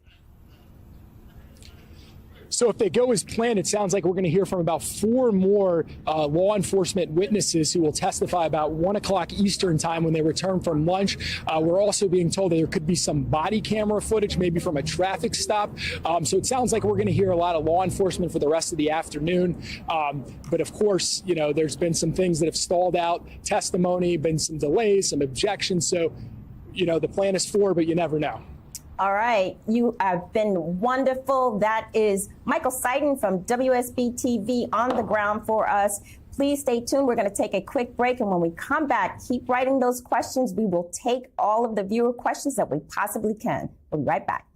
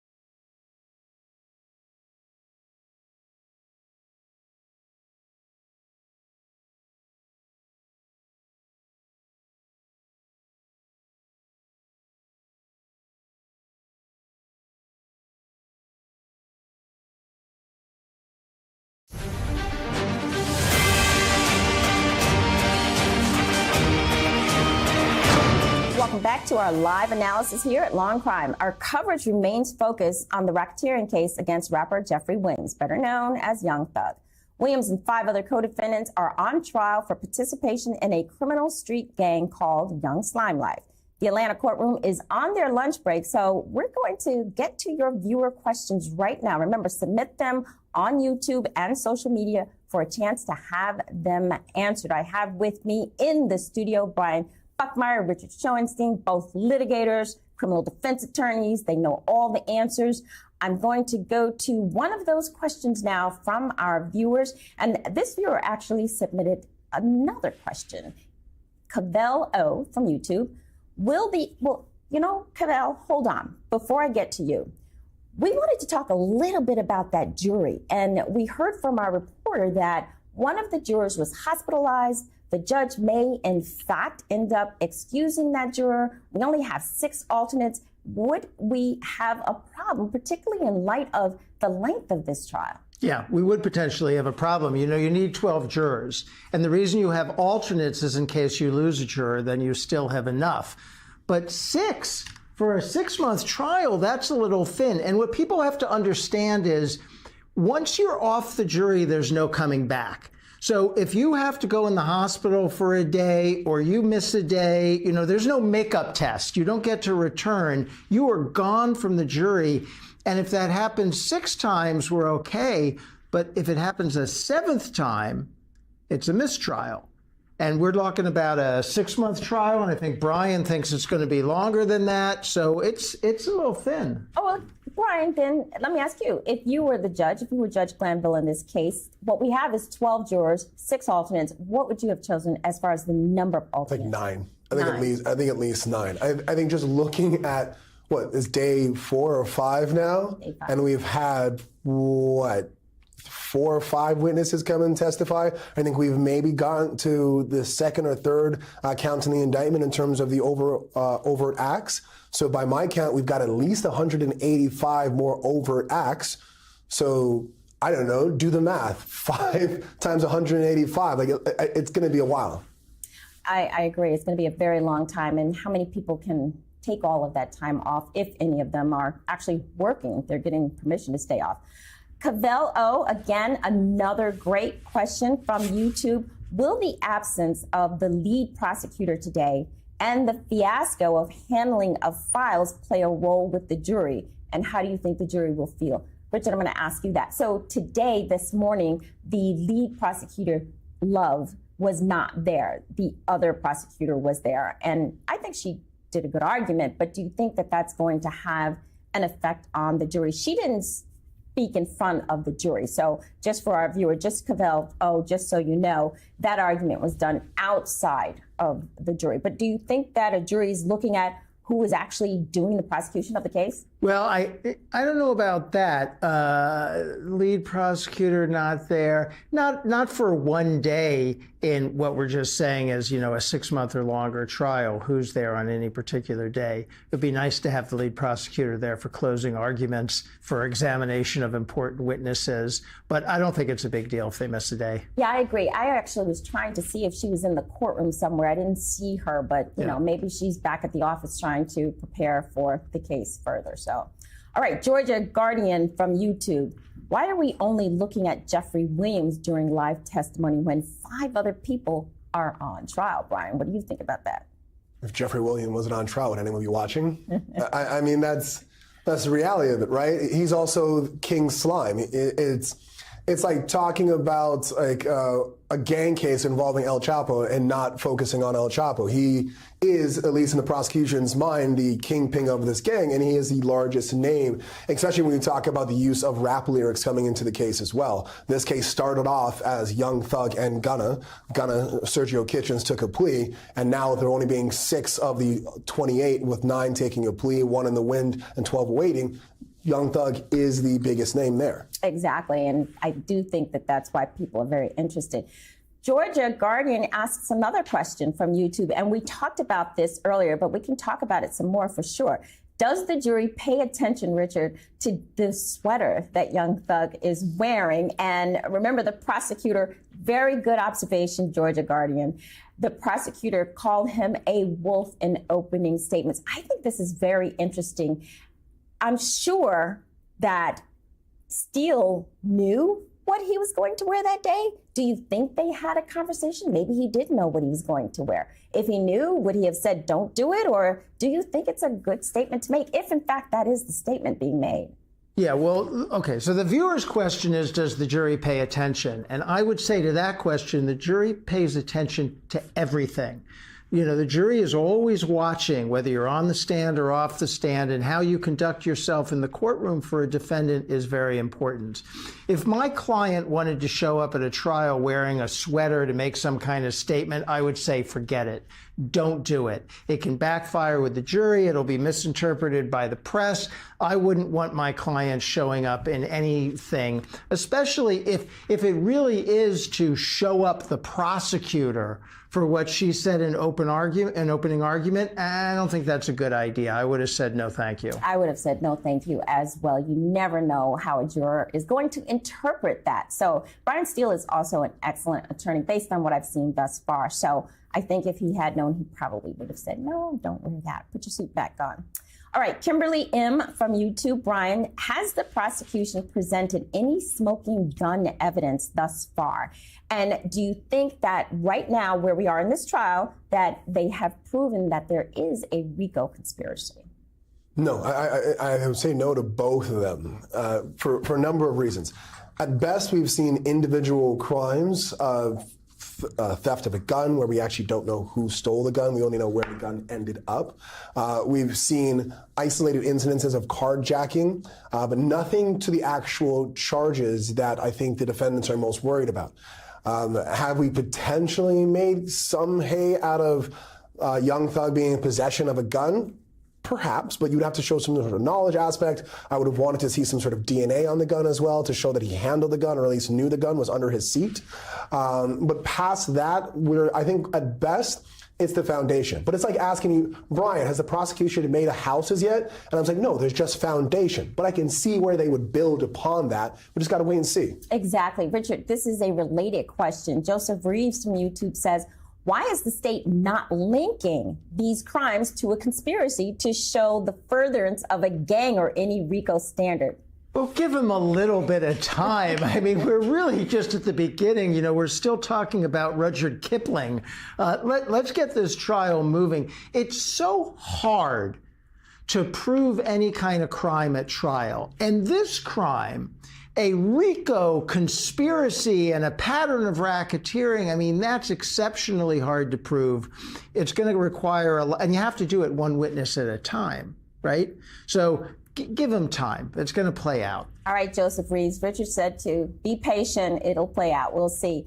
Cavell, thank you so much. Again, I think this is question number 3 from Cavell O from YouTube. Is the state so far linking these old crimes to RICO? All right, similar question. Brian, do you think even one of these activities or overt acts or crimes has been linked at all whatsoever? No. Nothing yet. At best, I see a carjacking, a possession of a gun. I haven't seen anything that furthers the gang. Now, can you tell me, in the ether, does a gang member possessing a gun further the strength of the gang? Absolutely. But that seems too vague for me to be. I mean, technically, Young Thug having money in his pockets could then further the gang just because he's a gang member who has money. But you have to show me what that gun does, what that money does, in a way that it benefits the gang. And I haven't seen that yet. That's interesting. I think this morning he had $19 that was recovered from one of the cars that apparently had, other evidence in it. But I was thinking to myself, well, $19 is not that much. All right, Richard, Kimberly M. from YouTube, similar but different question. Even if they prove YSL is a gang, is that enough for a conviction? No. Because you have to prove that the defendants were involved, and I think the main theory here is conspired to commit these crimes. So you have to prove at least that they had some agreement to do it or took acts in furtherance of the conspiracy. So just proving that it's a gang and not a music label is a step in the right direction, but it doesn't get you all the way there. Correct. And you can be in a gang. I mean, some of the viewers have asked, is it illegal to be in a gang? I mean, you could have a gang but not committing criminal activities. You could have a gang and you could be doing community service. Right. Yeah, we're in the LC gang. It's the First Amendment. We have the right to associate with law and crime. Let's speak for yourself. All right. I have another question for you, Brian. Joseph Reeves from YouTube. How many of the state witnesses do you think were reliable witnesses so far? Ooh. I think they're all reliable. And if you're asking about credibility, whether or not I believe them, then yes, there's nothing that I saw on direct examination or cross-examination to make me think that they were not credible or unbelievable. However, I think the more exact question might be is, do you think that information furthers the concept of there being a gang tie or a gang conspiracy like Rico? One of the witnesses that I had problems with were the officer who said, yeah, they were throwing up gang signs. And my question was, well, what gang signs? Were they Crips? Were they Bloods? Were they MS-13s? Were they MS-12s, 15, 16, 17? What gang was this? And so for me, it's not that I don't believe them. It's just, are you furthering the charges that are put forward, all these 6 men? Right. And I think the witnesses so far have been pretty straightforward with both the prosecution and the defense. They didn't seem to be, trying to stall when they were being cross-examined. So I think they've been fairly reliable and fairly credible, both, thus far. All right, Rod Springs from YouTube. This is for you, Richard. Why does the judge allow the state so much leeway but always overrules the defense? One thing I'll say and add to that is a lot of the viewers think that the judge is overruling during testimony when the defense has an objection. So I think that's what Rod Springs is talking about. Yeah, and the judge has to make a decision every particular question and answer. Most of these objections are to relevance and prejudice.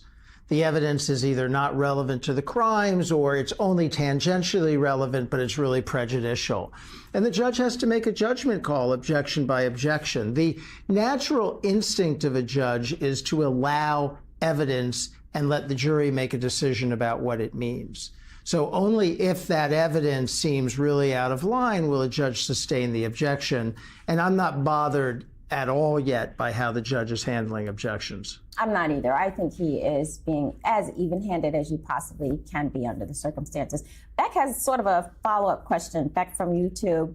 The judge getting mad doesn't mean anything if he continues to threaten to do things, but then he doesn't follow up.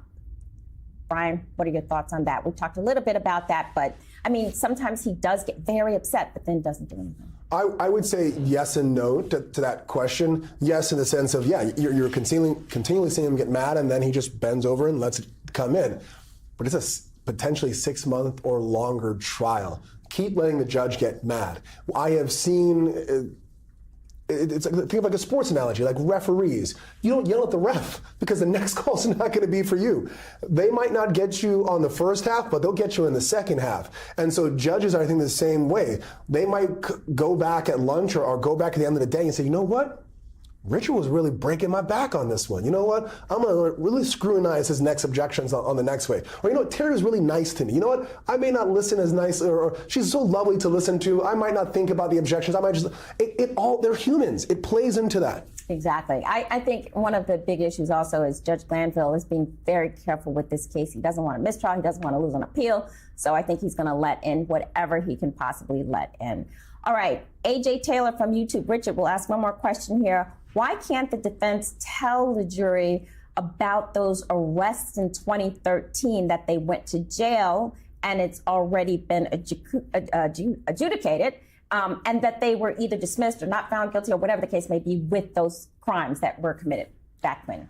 I don't know exactly what crimes we're talking about, but if the prosecution is putting into evidence that there were these prior crimes, then in theory the defense can explore, what the convictions were at the time or what the result is. But we're a long way away from the defense getting to put on its case, right? So that may enter into it. I don't know if they could do it on cross-examination. Yeah, they haven't been able to do it so far, but perhaps when they put on their case. All right, excellent questions from our viewers. We're going to take a short break. Stay with us. When we come back, we're going to continue to break down the case against YSL in Atlanta, Georgia. Stay with us.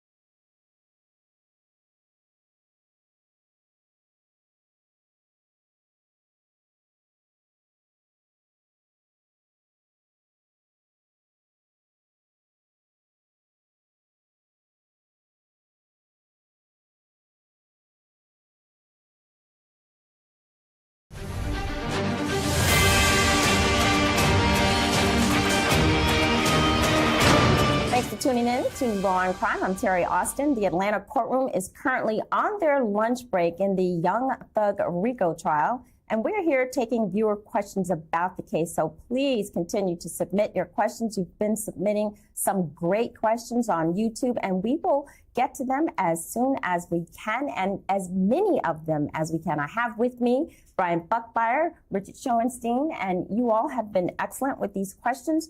And Real with Robo from YouTube has asked a second question here. What are the parts that need to be proven in a RICO? So basically, Richard, if you could just break down, what is a RICO case? Okay, so to overly simplified, proof of RICO requires showing a criminal enterprise, and that here would be the gang, and that's why proof that it's actually a gang and not a record label is so important, and that a pattern of racketeering activity has been conducted using the enterprise. And a pattern are multiple acts of racketeering activity, which we usually think of as violations. We think a lot about mail and wire fraud as constituting racketing activities in RICO cases, but obviously murder or assault or some other kind of crime, but that the defendants did that through the enterprise, and then add that this is a conspiracy case, and that requires proof of an agreement among the conspirators to commit this racketeering activity through the enterprise. Lastly, you have to show, generally speaking, that predicate acts were actually committed in furtherance of the conspiracy. And as you said before, we have to be patient because they have to lay all of that out. We're not seeing all those dots being connected just yet. No, give it time. Yes, give it time. Jennifer Winkler from YouTube asks sort of a follow-up question. Doesn't it seem odd, Brian, that the prosecution started with petty crimes instead of trying to prove the more serious crimes first, like murder crimes? Yeah, I guess it could seem odd. I think it's more of a stylistic thing. It's like starting a movie where you start with the climax. Have I seen movies that do that? They do like the whole like look back and then build up past how you got there. Do I also see movies that have like a very long, slow intro that kind of crescendos into the climax? Yes. I think it's more stylistic than anything else, but I agree. I would have thought that they would have maybe started with something a little bit more powerful, maybe not the murder of Donovan Thomas Jr., which I think is probably their biggest RICO allegation, but something a little bit stronger. But also you got to remember, it could also just be the scheduling of the witnesses. People have the ability to say, hey, I can come in this week, but not this week. And so oftentimes prosecutors are restricted to the schedules of the witnesses they have to put forward. That's true. People often forget that we have to schedule all of this. So it could very well be something to do with scheduling. All right, Tall Glass from YouTube, Richard. This is related, but it's different. Do you feel since the judge doesn't reprimand the state, they will continue to make egregious errors? So we're talking about this witness list that they didn't provide to the defense on time, and the judge was going to exclude it, but then decided to just go ahead and let it in. Do you think the state will continue to make those types of errors, or are they going to straighten up? If I was prosecuting this case, I'd want to clean up my act a little bit. I think this has been a rough start procedurally for the prosecution. It is wearing on the judge a little bit. I don't want to get the judge mad at me in a long trial. I don't want to keep the judge mad at me in a long trial. So I would be taking the message here, hey, let's make sure, have we provided the other side with all of these things we're supposed to? Are we ready to go? Are we going to be able to keep going? Do we have our next witness lined up? I would be super focused on trying to have this run more smoothly if I was prosecuting. I agree. And this morning we saw the assistant prosecutor who was up there. Love wasn't here today. And she actually it sounded like her voice was shaking a little bit. I think she was really desperate to make sure the judge did not exclude any evidence on her watch. And she continued to make the argument, and the judge finally said, okay, let's let it in. So it's a very serious, issue if the judge were to have done that. All right, Invisible Woman from YouTube. This one goes to you, Brian. Do you think the jury will forget about the witness testimony that we're hearing today because of the lack of evidence? Meaning, we just had people get up and talk, but we really didn't hear a lot about, documents and evidence and guns, and there was not a lot of physical documentation. Yeah, I mean, not necessarily because of the type of information, just maybe because of the length of the trial. But don't forget, I think when we started, Judge Gamble said, take out your notepads, Put your names on the top. So they're taking notes. And they also have the ability to rely on each other's note-taking and memory to the extent that it does not override their own memory. And so if they are thinking, hey, what was that strip club mom, what did she say? And we're 5 months down the line from now, that might be an issue. But I think between the 12 of them, they'll be able to piece it together and their notes. Exactly. Yeah, that's a good point. They are taking notes, and I do think that they're going to refer to them later on because, there is a lot of information. I almost forgot that witness was up on the stand. And the other thing is the witnesses are getting up and going down very quickly, so it's hard to remember all of them. Tall Glass from YouTube, Richard, how do you feel when the state makes an error and the judge blames both parties? Should he reference the party that made the error? Well, it depends. So the first thing I say is it depends on whether it's out of the presence of the jury. Because some of this we've seen with the judge chastising the parties has been with the jury gone, arguments that are taking place. And if it's not in front of the jury, it doesn't matter. He can yell at anybody and it doesn't matter. If he's in front of the jury, then the judge has to worry about his comments being fair and impartial. Now, the judge will instruct the jury at the end of this case, among the many instructions, that him ruling on objections shouldn't go into their decision-making. But you still want to be careful in how you treat the lawyers in front of the jury. Exactly. And in fact, I think the judge should have that preliminary charge, not just at the end, to say, listen, anything I say, if it sounds like I'm biased, don't take it, as right. I am, because I am the judge and I'm just giving you the law. All right, Real with Robo from YouTube. Again, Brian or Richard, do you think, I guess I'll go to Brian, do you think the sweater will refresh the prosecution's opening, keeping it fresh in the jury's mind? If not with all 12 of them, then definitely at least with one of them. The question becomes will they have the opportunity to speak about it later? Because they should not be conferring about what's going on in the case at this point. I think it was a bad move. Have I had clients walk into court who are accused of being Bloods or Crips or whatever gang member, and they walk in all red or all blue, and I'm like, bro, what are we doing here? Like, why? What are we doing here? Put the bandana back into your pocket. Don't let it hang out. Let's walk in front of this jury when you're accused of being a gang member. And that's more hyperbole than what's going on here, but you're called the leader of a pack, a wolf pack. If he came up with a sweater that had a little puppy on it and he wanted to stick it to the prosecutor and show something opposite and be comical about it, then I'd be like, you know what, probably a bad move, but I'll let that one slide. But this one, you have to have a serious conversation with your client and say, you know what, I'm trying to save your life out here. So this is not the time and place. Would you instruct your client to wear just suits? Yes, I've done it multiple times. When I was a public defender in Brooklyn, we had a closet of suits. I had my own personal suits for clients. I'd say, we're walking into here and you're wearing this. It's not an issue of what can you wear, what can't you wear. It's we are trying to save your life. And if the question is taking a dig at a prosecutor or saving years of prison time, which one do you think is more important? I get it. I've never represented someone as big as this, right. But I still think you can't do that. Yeah, I think you're right, Brian. I think when it's such big stakes, you have to make sure your client is just the way they're supposed to be perceived by that jury. Stay with us. We'll be right back and talking about Young Thug.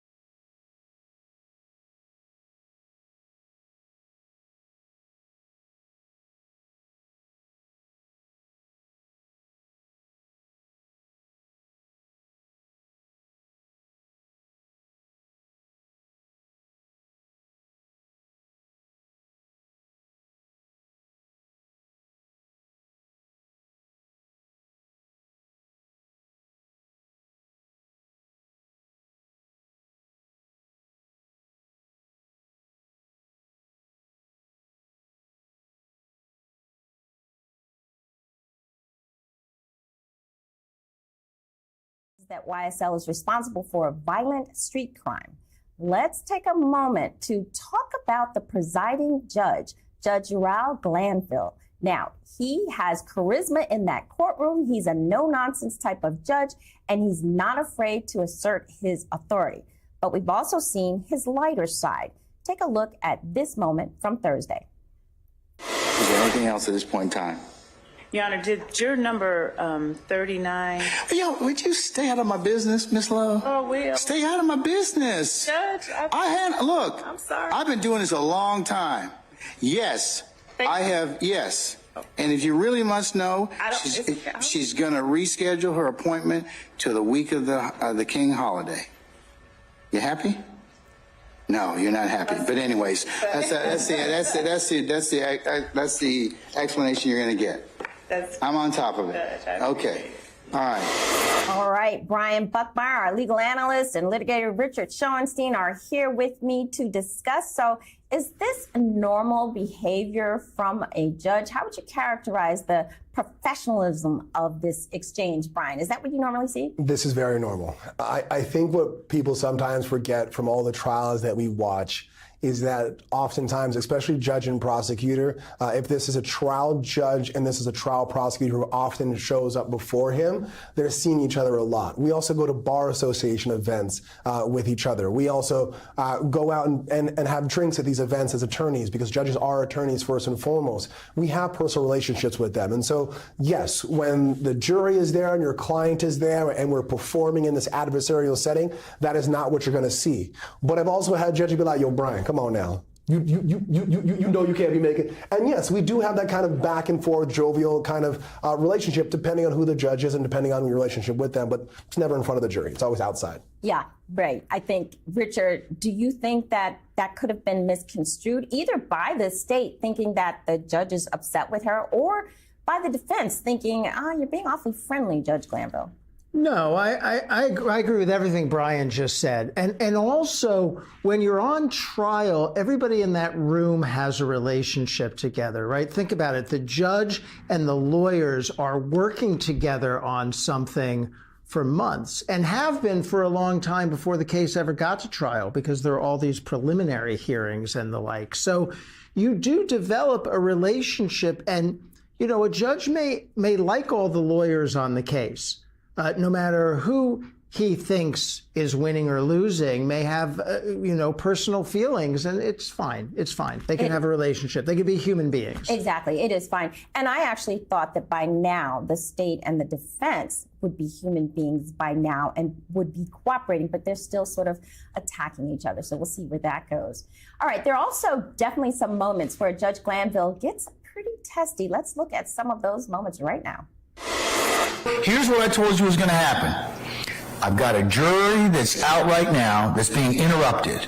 And Ms. D. Williams, you should have made your motion or should have told me about that an hour ago or when you found out about it. Not hijack me at the bench about that. You did what you had to do, but I'm not happy about that. I'm not happy about any of this. Because this is stuff we can take care of before our jury comes in. And that makes you all, lessen your ability as advocates and lessen our ability for this jury to go ahead and get this case seamlessly. This is what I told you all was going to happen. You videotaped our proceedings. It was just a brazen violation of these particular proceedings. I told you not to. If you just left your purse in your pocket, you would have not even put yourself in this particular predicament. Right, but there was so much going on. That doesn't excuse your behavior and doesn't give you. I didn't hear every. Madam, that does not excuse your behavior, and it doesn't provide it's an excuse for behavior. Because there is no reason you couldn't have taken your phone and put it in your purse when we told you to do that, right? Correct. Instead, you took your purse out. You had to go through several manipulations to turn on the video feature for you to go ahead and videotape these proceedings. Is that right? It just didn't come on by itself, right? Yes, sir. So that's willful. Well, I'll put it this way. As long as you write it yourself and it is completed in the format as dictated, APA, at least 10 primary and 10 secondary sources, that will satisfy the contempt. I mean, I'm going to read it, and if I don't find it to be of of suitable quality, you'll redo it. But the other thing is, if you don't do it, the other option I have is to jail you for 20 days because it's not satisfactory. So I would suggest that you write it in a satisfactory manner. You decided, well, hey, I'm not going to show up. That's why I'm annoyed. Do you get it? Yes. Okay. Here's what I'm going to do. I'm going to find you in willful contempt. When we start this trial, you're going to come for the first 5 days of trial. You can take leave, you can take vacation, whatever. So when this case starts, you'll come or else I'll jail you for 20 days. Choice is yours. No, I'm just, please, just sit down, Mr. Sharp. Just sit down. Okay. Just sit down. Thank you.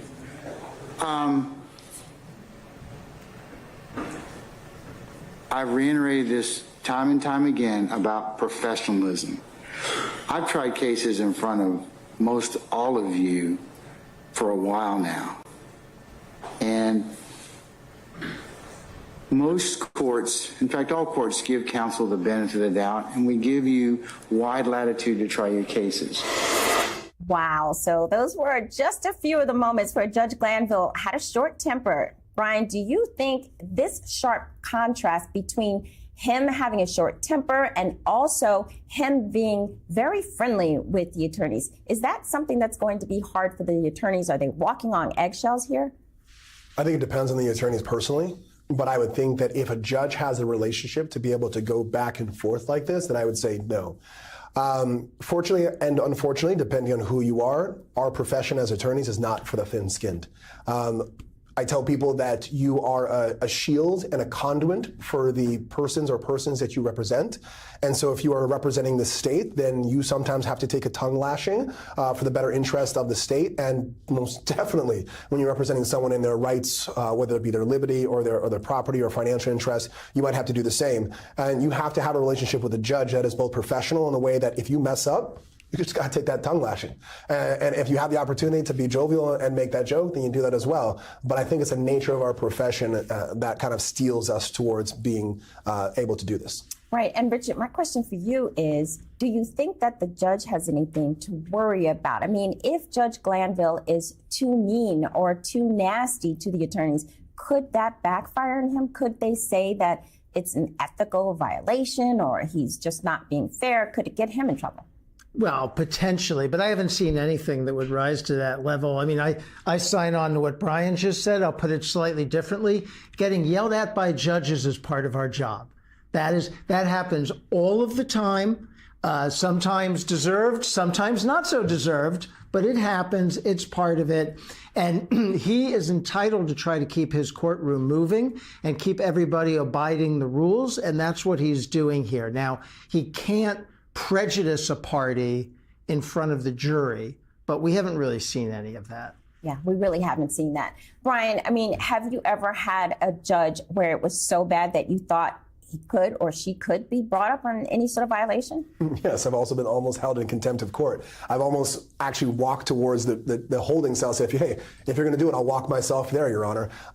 But that's just the way that I practice. I can get contentious at times if I believe that the rights of my client are on the line. But in these situations where there are no jurors in the presence, where we're talking about the mistakes of what an individual did, I would tell myself as well as I would tell any junior attorney, take the tongue lashing.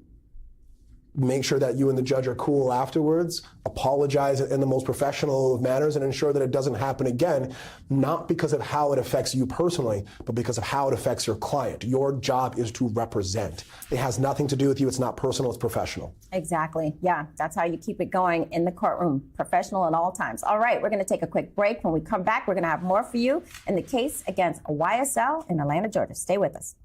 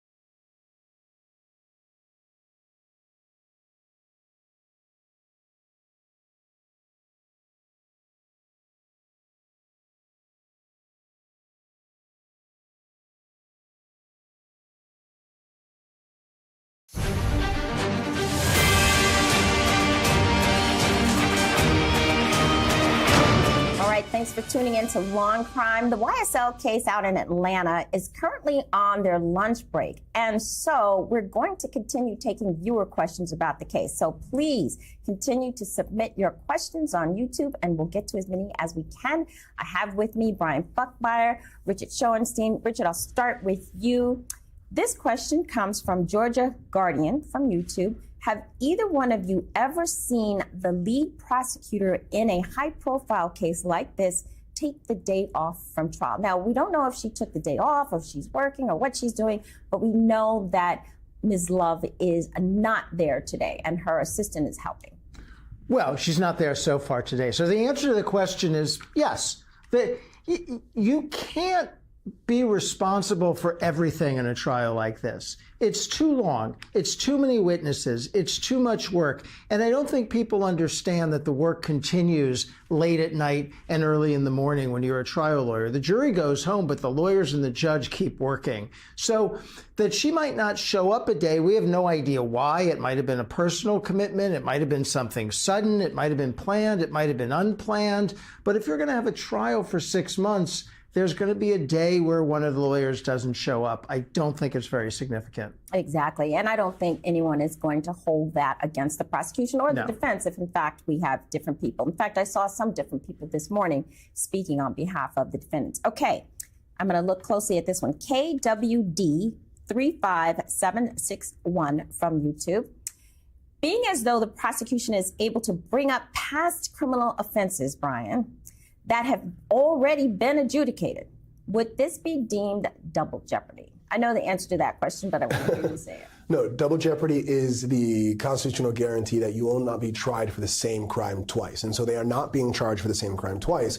What is happening is the facts of one bad act or bad crime, because if they're not convicted and just arrested, that would be a bad act. The accused accusation that they did something illegal. A bad crime would be the actual conviction itself. That is being used to charge for a unique crime, that being RICO, and so double jeopardy would not apply.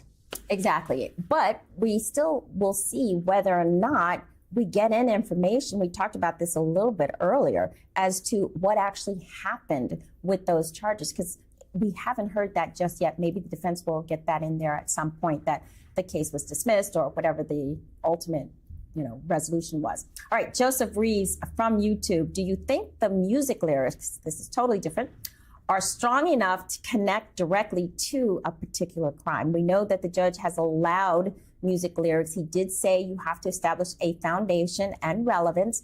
But so far from what we've heard, do you believe that there's that connection? I haven't parsed all of the music lyrics with all of the allegations, but that's definitely what I would be looking for. Obviously, in a case involving musical artists, they're going to have songs that might delve into these areas, and you have to show them connected to something specific. You can't just start lobbing in as evidence a bunch of songs that refer to criminal acts with no connection to anything. But I can't say yet if I see enough of a connection. Yeah, I mean, from what I've heard so far, I don't really see that connection. We had lyrics talking about, I think in the opening statements, we saw some of the lyrics being laid out. One of the lyrics had to do with being, the leader of the wolf pack. And frankly, I don't think that that's enough. Brian, what's your thought on that? Well, so I have dived into some of the lyrics and the connections that they're making. And even in the prosecution's own opening statement, they said that the lyrics were, I want to make sure I get the closest word possible, were eerily similar to criminal acts. And I felt that was kind of playing her hand of saying, they're not really connected. We might not be able to connect it, but you'll kind of look at the lyrics and look at the allegations and be like, And for me, that's not enough. For me, I want lyrics that you can at least show by preponderance of the evidence, at least a 51%, to say, hey, look, these lyrics say that this person did X, Y, and Z, and look at this crime. So when Young Thug says, I didn't kill anybody, but I got something to do with that body, and he says, I told him to shoot 100 rounds, if you now show me that, for example, they're accusing him of orchestrating the hit on Lil Wayne's tour bus, and that person shoots 100 rounds into Lil Wayne's tour bus,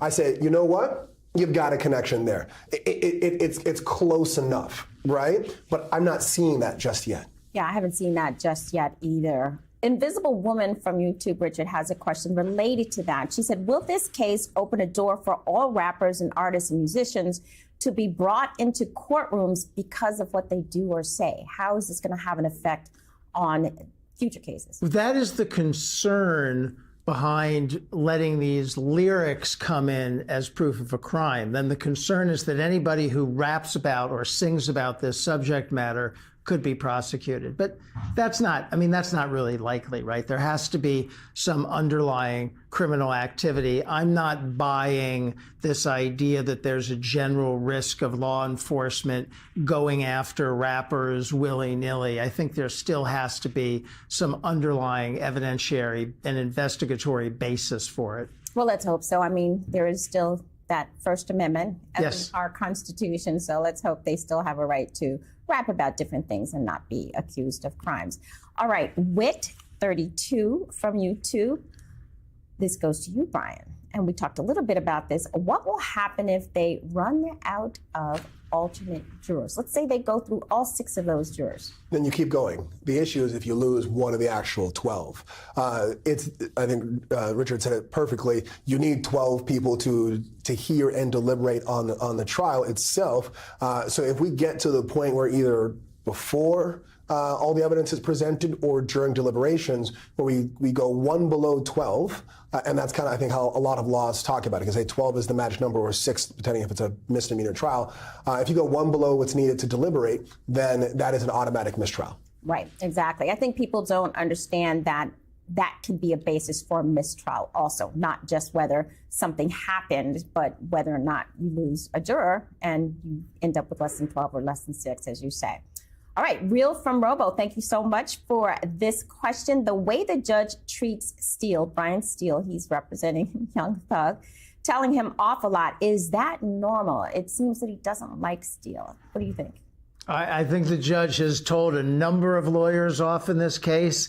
It's not unnormal for this case, and it's not out of the ordinary, as we've discussed. How do you think Brian Steele is doing so far? I mean, he is considered sort of the lead of the defense attorneys. How's he done? Okay, but I mean, we haven't seen a lot of action out of the defense side yet. We saw some opening statements, including one defendant who deferred their opening statement. And I thought as a group, their opening statements were okay thematically and in delivery. Do you think that they're, and I'm sorry to keep following up with you, but since we're on this subject, do you think that they together, the defense attorneys, say, all right, you know what, Brian, I'm going to let you lead on this subject matter? So they definitely have to be coordinated. It would be foolish not to coordinate. On the other hand, you don't want it to look like the defendants are too coordinated in this particular trial, which is about a conspiracy to have a criminal enterprise. So you have to be careful about how that looks. But the defendants should be coordinated. They should be delegating responsibility for different things to different people and having different people take the lead on stuff. That's an excellent point. I see Brian shaking his head. I said should is the operative word. As we all know, attorneys have egos, and I've been on cases where I am one of many defense attorneys, and we do attempt. It's like, hey, dude, there's going to be one witness. We all pretty much have the same questions. Why are we all going to get up there and ask the same question 3 different ways? What about if I just attack this area, you attack this area, and we can make it so we tell the jury, not that we're like collaborating, but just we want to make life easier for you. And you got this guy where you're like, no, I don't like the way you ask those questions. I'm going to ask it myself. And so I think you are correct. That is what we want. But oftentimes, egos will prevail, and you'll see people stepping on each other's toes. That's interesting because one of the things I think we saw with the one defense attorney who didn't do an opening is just the opposite, letting all of the other attorneys go up. Maybe the jury won't even remember who his client is. That's a tactic as well. All right, Richard, ASGEIR, as a Gur, P from YouTube. Gunna's lawyer said that Gunna would not, under any circumstances, testify. Is there any basis for that? Do we have any knowledge about whether he's going to be called? And if he is called, is he going to take the fifth? Is he going to testify? Gunna himself, I think, had something on social media that said he's not talking. I don't have any inside information to offer on that. We'll see when he's called whether he would testify, whether they can subpoena him, whether he would take the fifth. I don't know the answer. Right. Brian, you have any thoughts on that? So I know what you're talking about in terms of the social media post, but he did have a plea agreement with the prosecutor where he said he would testify truthfully, but not to any specific facts. I think the only thing in his plea allocution that really might bear on this case is that he said YSL is a gang, and that's going to be big for the prosecution. But it's not the winning, because we already talked about it. It's legal to be part of a gang under the First Amendment. And if that sounds crazy to you, think of the KKK. It's legal to participate in the KKK so long as you don't do anything criminal from it. But in terms of him testifying, I think that his rap career and his street cred overcome any legal ramification. And I'm going to expect to be hearing a lot of plead the fifths in terms of what the prosecution's asking for. And then Richard's correct as to everything he just said. We don't have a looking glass. We just know he's on the list. Sorry, not looking glass. Is it a ball glass? I'm not sure which one it is. Okay. We have no idea as to whether or not he'll testify. Correct, yeah. Go ahead. Can I follow up one point? So I'm interested in this idea that it's not enough to prove that it's a gang. That's true. However, if you have a group of defendants whose main defense is that it isn't a gang, that's such a hit to the credibility of the defense if you convince the jury it is a crime, it is a gang. It's going to make the jury a lot more willing to be convinced that there were crimes committed. Right, exactly. Yeah. Good points, both of you. Thank you so much. We're going to take a quick break. Please stay with us. We have so much to break down, and keep sending those viewer questions. We'll get to as many of them as we can.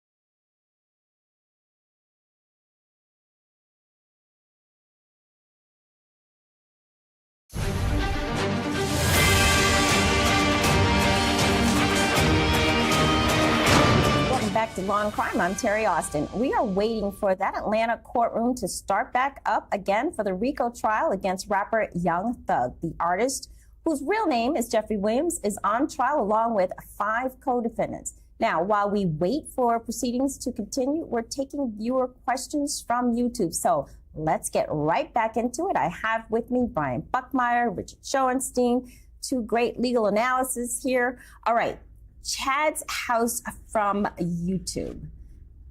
I'll give this to you, Brian. Do you think the defense will put forth evidence of their own? Will they call witnesses? Will they have people come to the stand? Yes. I think the difficulty here is whether or not it's going to be character evidence. I think there's going to be people who come on and say, you know what, I know YSL. I stepped into this organization and all I've been doing is making music.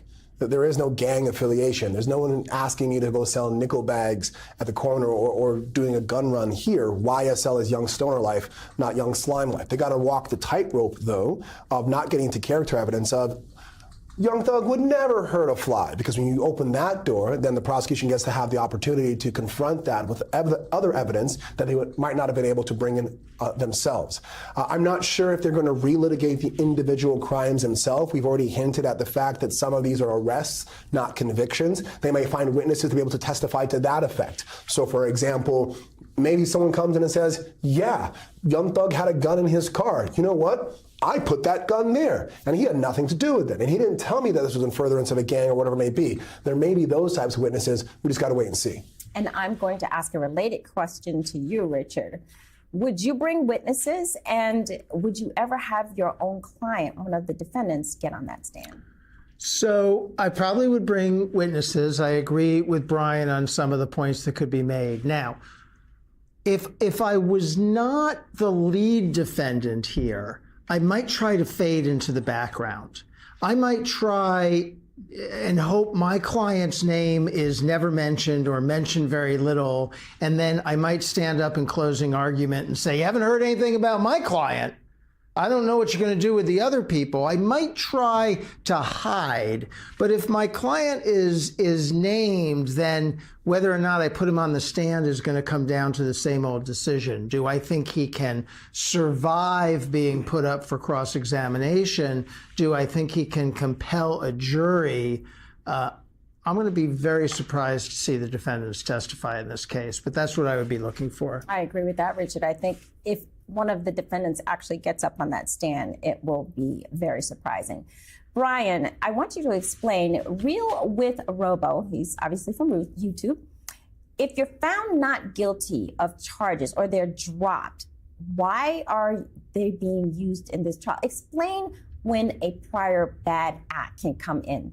Yeah, so don't forget this is Rico, correct? So we're talking about this under the umbrella of Rico charges, where Rico says that any act can be, as Richard pointed it out, can be used in furtherance of the criminal enterprise itself. So you don't need to be convicted of that crime. It can be simply that you were associated with this crime, that you participated in the actions, and we separate this in a legal standpoint of prior bad acts and prior bad crimes. The crimes where convictions occur, bad acts would be something like, for example, Young Thug and the gun inside of his car, or as he's being accused of, Young Thug and the multiple phone calls to one of the named defendants in and around the time that Lil Wayne's tour bus was shot at, right? They're not necessarily crimes or convictions, but they're coming in because this is my impression. At the time, and we've heard testimony to this effect, they didn't believe that those were gang-related. Now the prosecutor's making the argument of, hey, now that we can step back and see this from a 30,000-foot view, we can see how these individual events that we didn't know were connected are in fact interconnected to the gang, and I think that's probably the strongest argument to bring it in. Those are some good points, Brian. I do remember hearing that, this was on cross-examination. When you made that arrest, did you think this was a gang activity? And I thought that was a good point that the defense made at that case. Yeah, that is good. That's a good, you have to get the right answer to that question, but assuming you know what the answer is going to be, which is the only reason you would ask that question, it is good to take it, to make it less relevant to all of this. Exactly. All right, Richard, I have another one. Meme Windu from you too. Does the state have any substantial facts that the accusation of Jeffrey Williams being the head of the gang and that he is the leader, is there anything specific that we've seen so far? I haven't, but if you've seen something, our viewer wants to know. I haven't seen anything. I don't know. I'm not sure it's really contested that he is the leader of this group. That doesn't seem to me to be the question. Certified convictions of my client. He pled guilty under Alford case, the Alford case, Alford v. North Carolina, and I should say North Carolina v. Alford. And I'm going to ask the court to instruct the jury as to what an Alford plea is actually is, because it's not an admission of guilt. And I believe that's important for the jurors to know. And I have a proposed instruction that I can email to Your Honor and the state, but it's from Skinner v. State, 297, Georgia Appeals 828. That's a 2009 case, and it was just reiterated in McCallum, MCCALLUM v. State, and that's A23A 1174. Also 2023 Georgia App Lexus 511. It's a brand new case. And if Your Honor would like me to read what it says, I can, or I can just email it. How do you spell McCallum? MCCALLUM. And give me the advance, or they should say advance sheet citation. It's A what? 23. 23 is 23A? Yes. 23A. 1174. All right.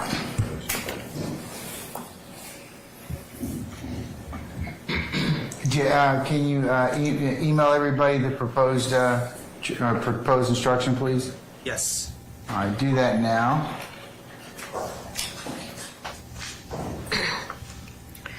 Your Honor, Westmoreland, on behalf of Nichols, we are asking for the same instruction for 2017 and 2018 conviction that I anticipate that the state will try to introduce today. Both of those cases were Alford pleas.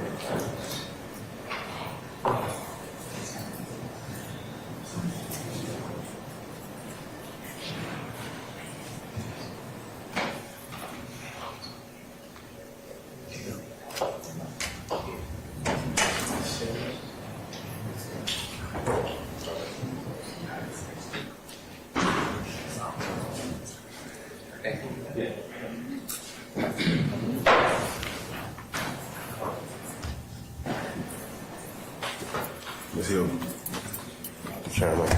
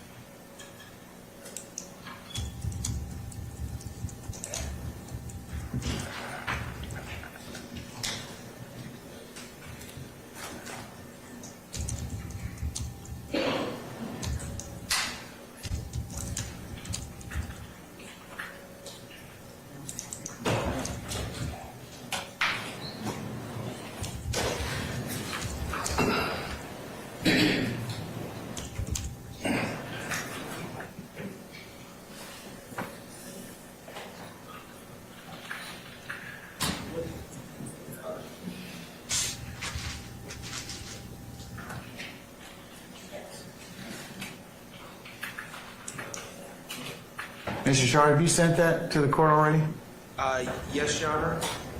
It's been received. I got it. I haven't received it.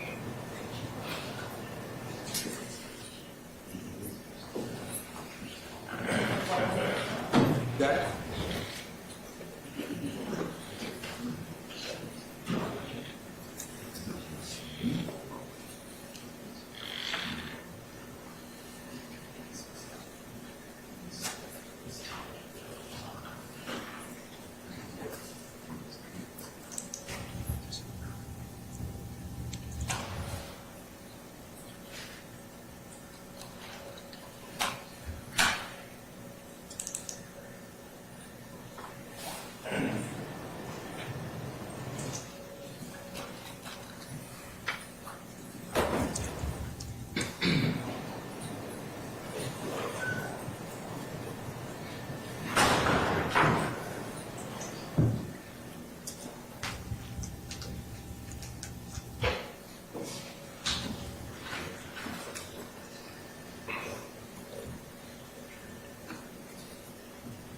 What's the state's position on I'd omit of course, the case and the citation, so.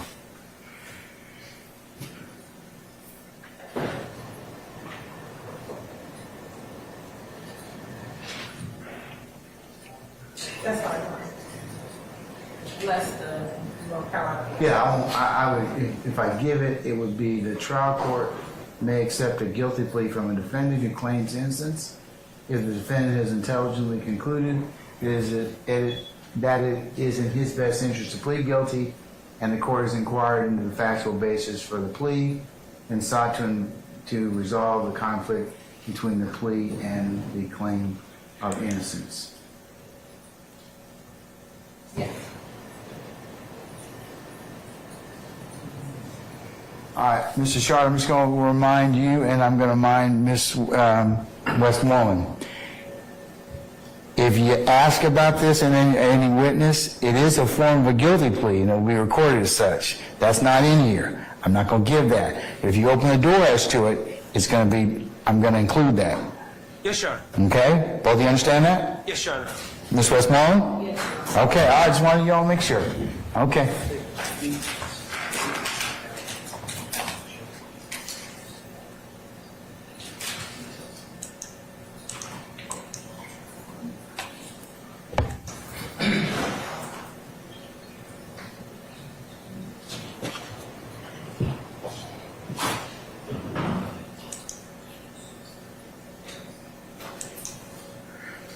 Can Ms. Hilton, if you'll just let me know before that, if that is Your Honor, actually, the state intends to start with the introduction of certified copy of conviction for. I'm sorry, so the microphone, please. Oh, sorry. Your Honor, the state intends to start with the introduction of the certified copy of conviction for Trontavia Stevens, 2 for Mr. Stevens and 1 for Mr. Jackson, Stillwell Jackson. okay, so who, madam? Yes, so for Trontavia Stevens, in indictment 13 SC 116787. Count, I need to know their names. Trontavia Stevens. Mr. Stevens? Yes, Your Honor. Okay, who else? And then there'll be a second certified copy for Trontavia Stevens as well, under indictment 15 SC 140132, as well as for Mr. Shannon Jackson under that same indictment number. And I would just ask that when we introduce the conviction for Mr. Stillwell, we introduce it as a guilty plea under offer instead of just guilty. So it gives context to the judge's instruction, Your Honor's instruction. That's fine, Your Honor.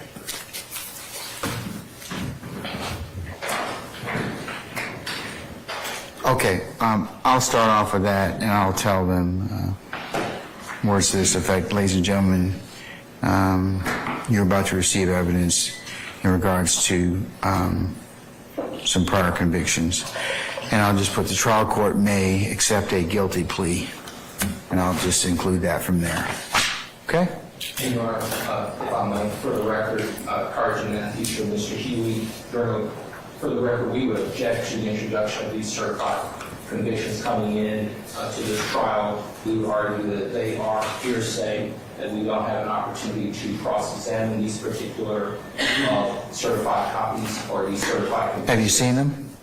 I have seen them. Okay, all right. And with respect to that, Your Honor, I would argue that under Stafford versus the state,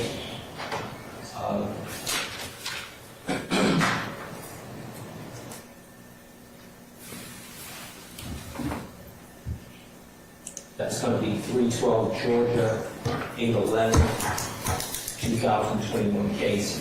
And we would argue to the court that... What's the citation again? You said what? 312 Georgia 811. And where it talks about hearsay statements that implicate a co-conspirator but do not advance the object of the conspiracy, such as statements that merely spill the beans about the conspiracy, are not admissible. So we would argue that it's the Sixth Amendment confrontation clause issue as well. And on that basis, Your Honor, we would object to these convictions coming into this trial, Judge.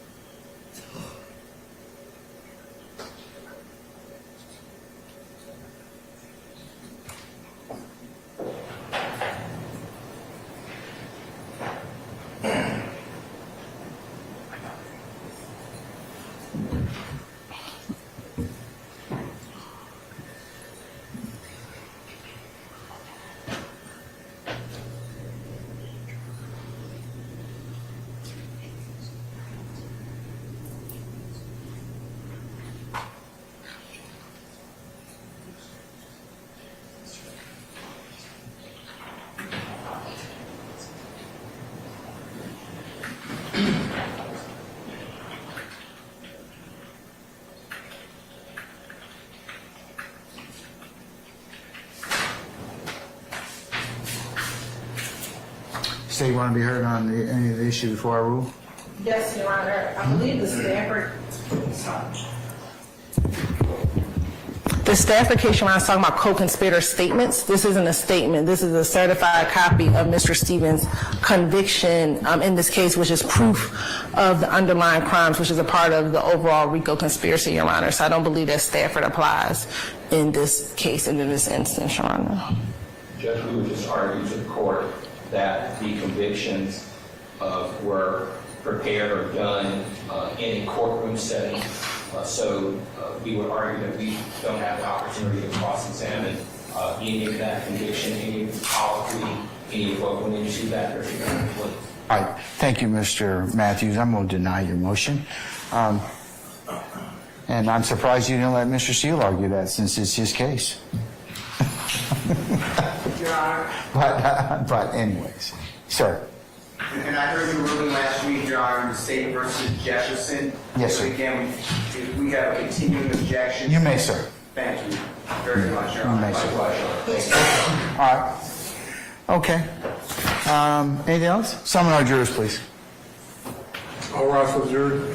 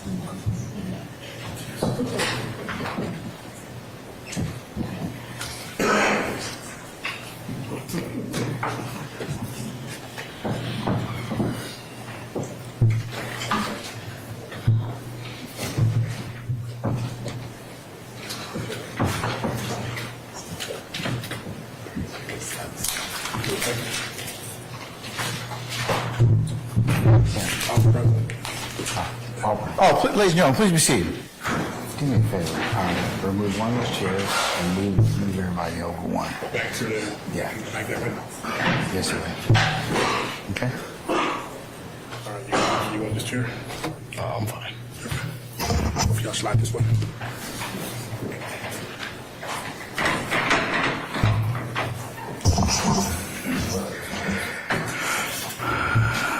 All right, thank you, Sergeant Ingram. All right, ladies and gentlemen, you have a good lunch? Yes. All right, excellent. Okay, ladies and gentlemen, you are about to receive some certified convictions in evidence. A trial court, and I'm just going to give you a preliminary instruction as to how you should consider those. I'm going to give you this instruction now, and I'll give you some more fuller. I'll give you a fuller instruction at the end of the trial, when I charge you formally on the law you shall apply to the facts and the evidence as you determine them to be. A trial court may accept a guilty plea from a defendant who claims innocence if the defendant has intelligently concluded that it is in his best interest to plead guilty, and the court has inquired into the factual basis for the plea and sought to resolve the conflict between the plea and the claim of innocence. Call your next witness. Thank you, Your Honor.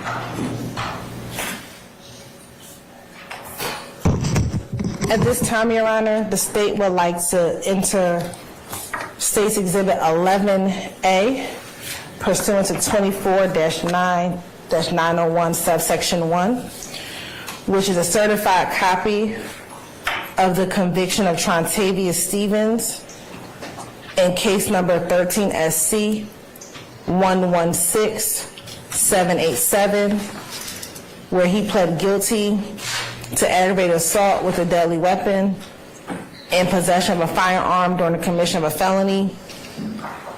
This is State's 11A, is that correct? 11A, yes, Your Honor. It was an offered plea, is that correct? This was not an offered plea, Your Honor. Okay, all right. He received 10 years to serve 60 days commuted time served. His balance was on probation. And this is for the January 25th, 2013 aggravated assault with Captain Reginald Pettis.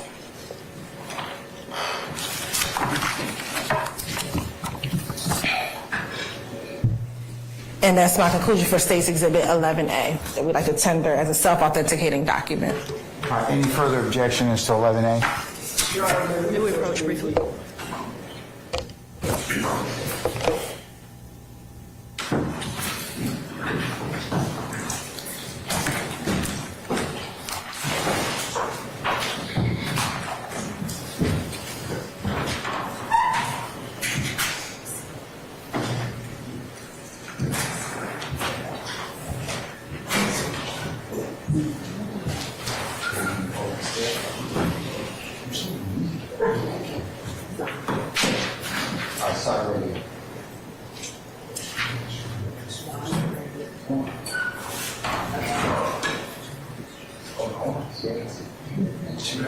Yeah.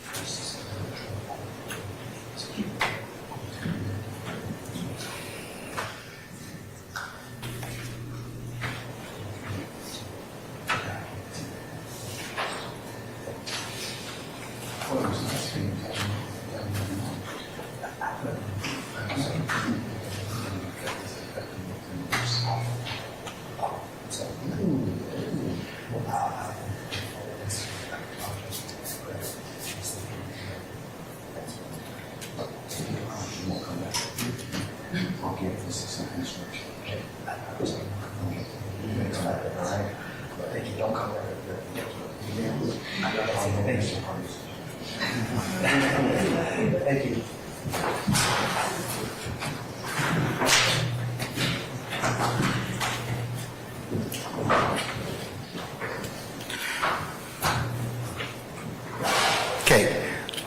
ladies and gentlemen, you remember what I just instructed you as in terms of what a trial court may accept a guilty plea from a defendant who claims innocence if the defendant has intelligently concluded that it is in his best interest to plead guilty, and the court has inquired into the factual basis for the plea and sought to resolve the conflict between the plea and the claim of innocence. This is called an Alford plea.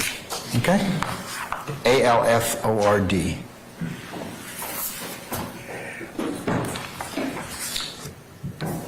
May I continue, Your Honor? Yes, you may. States 11. Any further objections, States 11A? No, Your Honor. Okay, States 11A is admitted. Next, Your Honor, the state would like to tender into evidence States Exhibit 59G as in golf. This is under case number, 15 SC 140132 for Mr. Trontavious Stevens, where he pled guilty to possession of marijuana with intent to distribute, criminal use of an article with altered ID mark, possession of a firearm during the commission of a felony, possession of a firearm by a convicted felon, failure to obtain stop sign, failure to have license on his person. He pled on the 10th day of March of 2016 before the Honorable Judge Henry Newkirk. He received 20 years to serve 10 years commuted time served, balance on probation. And that was for the incident involving the stop with the marijuana on July 15, 2015. We would like to tender this again pursuant to as a self-authenticating document pursuant to 249-901 subsection 1. Subsection what, Madam? 1.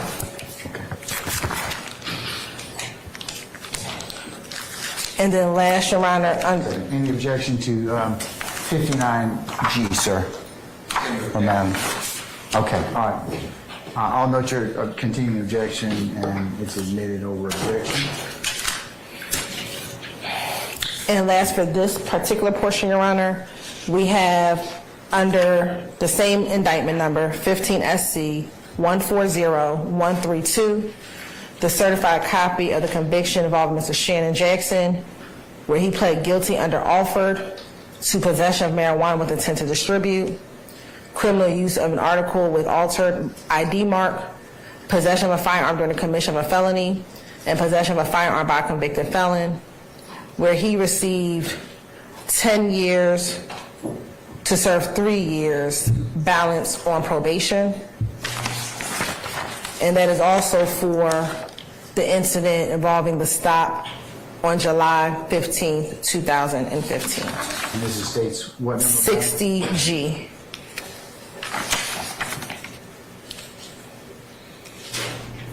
Any further objection to 60G? That otherwise hasn't been made already? No. Okay, so I'll note your objection. 60G will be admitted.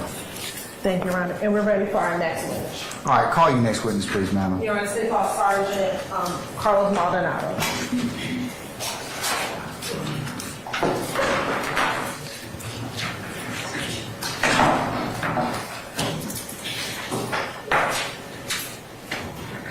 Sergeant Maldonado, good afternoon, sir. Sir, if you would please approach the witness stand. Once you get there, if you would turn and face Sergeant Ingram, be sworn as a witness before you sit down. Yes, sir. Raise your right hand. You swear affirm testimony to give the truth, the whole truth, and nothing but the truth? I do. I have seen. State and spell your first and last name for the courts now into the Sure. My name is Sergeant Carlos Maldonado. Carlos is C-A-R-L-O-S, and Maldonado is M-A-L-D-O-N-A-D-O. And Sergeant Maldonado, where are you employed? I'm employed at the City of Atlanta Police Department And how long have you been with the City of Atlanta Police Department? for 11 years. Where are you currently assigned? I'm currently assigned to the Aggravated Assault Unit as a supervisor and as a Federal Task Force Officer with the Bureau of Alcohol, Tobacco, Firearms, and Explosives. And how long have you been assigned to this unit? Been with this unit since the summer of 2022. If you can briefly tell the jury about your work history with the Atlanta Police Department. Sure. I was a graduate from the academy, and I was assigned to Zone 4, which encompasses the southwest section of the city of Atlanta, all the way from the West End neighborhood of Atlanta to Camp Creek Parkway, pretty much are the extreme boundaries of that zone. I was a patrol officer on evening watch, which is pretty much the middle of the day from 3 o'clock in the afternoon till at that point in time it was midnight. And then following my time on patrol, I went to the Zone 4 Field Investigations Team, and I was assigned to target patrol and do target enforcement for areas following certain crime trends. For example, if there was a string of robberies in the area or burglaries, we were assigned to go and tackle that problem in that area. Following that, I was promoted to detective. I was assigned to the robbery unit for the city of Atlanta, investigating all armed robberies and bank robberies in the city of Atlanta. Following that, I was transferred to the homicide unit and worked homicides. And then I was promoted to sergeant in the fall of 2020. And I was assigned back as a supervisor for that same FIT team, the Zone 4 Field Investigations Team. I was on the Zone 4 FIT team until the summer of 2022 when I was moved to my current assignment as a supervisor for the Aggravated Assault Unit. So it takes you to July 3rd of 2017. What unit were you assigned to in 2017? I was assigned to the Zone 4 Field Investigations Team as an officer.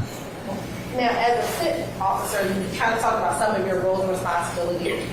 As a FIT officer, did you talk with the community about some of the concerns or crime concerns? I did. More times than not, it was business owners. They would have complaints that they would make. Faces.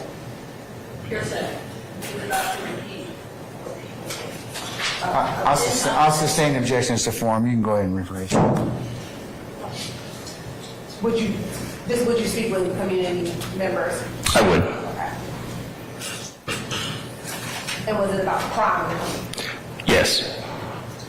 And what were you talked generally about what the FIT team, what were some of your job duties and responsibilities? Sure. Like I said, we were basically anytime that there was an issue going on within our zone, we were assigned to tackle that problem. Unlike a regular patrol officer who's just handling 911 calls or just doing their own self-initiated patrol, we didn't answer any sort of 911 calls. So if there was, say, as I stated previously, a rash of burglaries ongoing in a certain part of the zone, we were tasked with coming up for like a plan to help suppress those burglaries or whatever crime trend that it was. Typically, Zone 4 FIT, we would do traffic stops as well as suspicious person stops, actually stop vehicles or stop people. We also operate in undercover capacity as well, so where we could just go out there, not readily identifiable as police, and be able to put eyes on the community in a sense when they weren't expecting to see police. And you just talked a little bit about some members were undercover, where some people operating plainclothes as well as uniform. Yeah, so those are the three facets that we operated. One is an undercover capacity, which, as I stated, is when you're not readily identifiable as police, driving regular vehicles and wearing regular clothes. We also operated in a plainclothes capacity, which is where we're not wearing a uniform, but we are readily identifiable as police. In this case, the typical fashion that we address is wearing a vest that was clearly marked as police on the front and the back. And so if you were to see me, you would readily identify me as a police officer. And then, of course, the uniform capacity, which is the standard image you have of a police officer at patrol wearing a full marked uniform and operating in a marked vehicle. Now, as a part of FIT team, when you went out to go into the community, were you by yourself or did you work with teams? So on the Zone 4 FIT team, like I said, it's a team environment. Typically, I'd be paired up with one officer. My partner at the time in 2017 was Officer Owen, and then we would have another vehicle which would be occupied multiple times. So whenever we went and encountered a person, it wasn't just a single officer that was dealing with that person. We always had a team approach, so that way we definitely would have like a backup if we wound up in a situation where we needed it. More times than not, because we were operating in undercover capacity, we already saw people that were committing violations, so we knew that we were about to enter a situation that wasn't just a typical, stop on the street and just trying to talk with somebody. I want to take to July 3rd, 2017. Did you have the occasion to encounter a 2016 Volkswagen Jetta? I did. And how did you first encounter or see that Jetta? Sure. My partner, Officer Owen, and I were patrolling the area of the 700 block of Cascade Avenue when we observed the vehicle exit an apartment complex, which was the Volkswagen Jetta, which had a very heavy tint on all of the windows. And when you say very heavy, you describe it. It was just to the point where, as you know, this was in the afternoon, about 4 o'clock in the afternoon, and we could not see inside of the vehicle to see who was operating inside of this vehicle. Once you saw the vehicle with the heavy tail, what happened next? Sure, we got behind the vehicle and initiated a traffic stop at the next major intersection the vehicle came to, which is the intersection of Cascade Avenue and Donnelly Avenue. And where did you actually stop? The vehicle pulled into the drive-thru of a Checkers restaurant, which is right at that intersection, and we initiated the stop when the vehicle was in the drive-thru. Once you initiated the stop, what happened? At that point in time, there were other members of my unit who came to join us on the stop. Myself and Owen approached the driver's side of the vehicle, and the other officers approached the passenger side of the vehicle. Why was the car pushing there? At this point in time, with this vehicle, we couldn't see inside the vehicle, so for just added safety, we had multiple people approach the vehicle. Once you approached the vehicle, what happened? We asked the driver to lower the windows because we couldn't see inside of the vehicle, and the door cracked open a little bit, and we were given a response they couldn't roll the windows down because the windows were freshly tinted. At that point, when you were given a response that because of the freshly tinted, they couldn't roll down the windows, did you know that there was anyone else inside the vehicle? At that point in time, no. Did not know. At that point in time, no. Okay. After you were advised from the driver that they couldn't roll down the windows, what happened next? We asked the driver for his driver's license, and he stated that he did not have one, and at that point in time, he was detained in handcuffs. Once he was detained, was he removed from the vehicle? He was. Where was he placed? He was placed in the rear seat of the patrol vehicle, which I was assigned to that day. What happened next? I obtained his name and date of birth to run him on the in-car computer, and at that point in time, discovered he did not have a driver's license. And what was his name? His name was, I'm sorry? What was the name he gave? Kamarius Nichols. Once you ran, he came back unlicensed. What happened next? I had stepped out of the vehicle, and at that point in time, I was told by another member of my team, Officer Chisholm, that we had received consent to search the vehicle. And at this point, did you have other occupants in the vehicle? Yes, at that point in time, we knew that the vehicle was occupied more than just the driver. How many other people were in the vehicle? In addition to the driver, there were 3 adults and a minor child. Okay. So let's talk about the 3 adults. Was there someone seated in the passengers? Yes, there was. Excuse me, the front passengers. Yes, there was. Who was that person? It was a female by the name of Fabian Pierre. And then was there anyone in the back seat? There was. Okay. Who was in the back driver's side? Directly behind the driver was an individual by the name of Brandon Warren. And then what about behind the back passenger? It was an individual by the name of Norman Harris. And then where was the minor child? I can't recall. I can't recall. They were, I think, in the back, but I don't remember.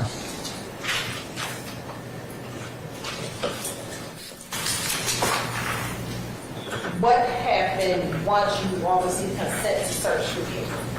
Myself and other members of the team proceeded to search the vehicle. And what, if anything, did you find?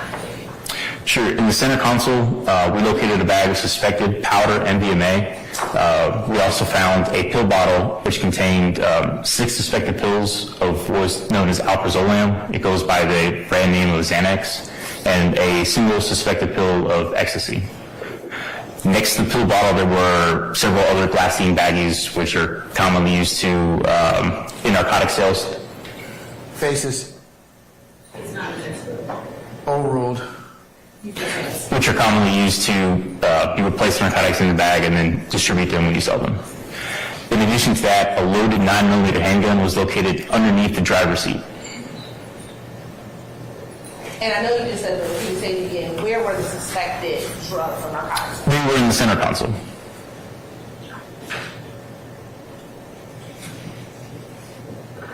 And within the center console, did it appear that anyone in the car would have to get access to?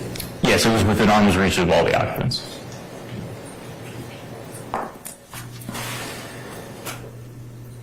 Now, I know you said you received consent. Was that from the driver? Was that from the owner of the vehicle? It was.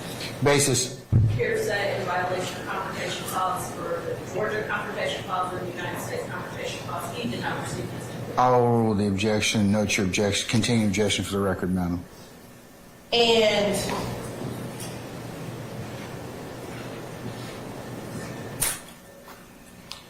Once you found the suspected drugs and the firearm, what happened next? At that point in time, we weighed the suspected drugs to see what the amount was. It ended up being, visibly it was quite a large amount, so we wanted to see what the appropriate charge would be for the narcotics. And then I Mirandized everyone in the vehicle to see if they would speak to me, and only one person elected to speak with me. Okay. Did anyone claim, Your Honor? You had an objection?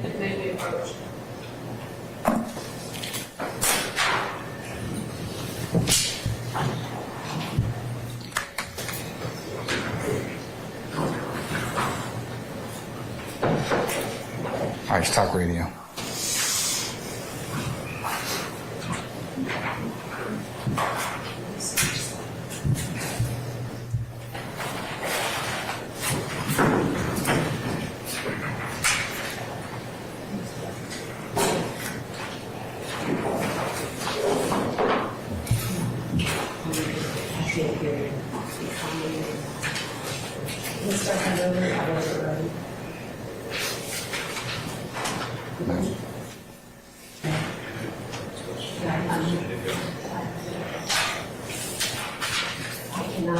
I can't hear you.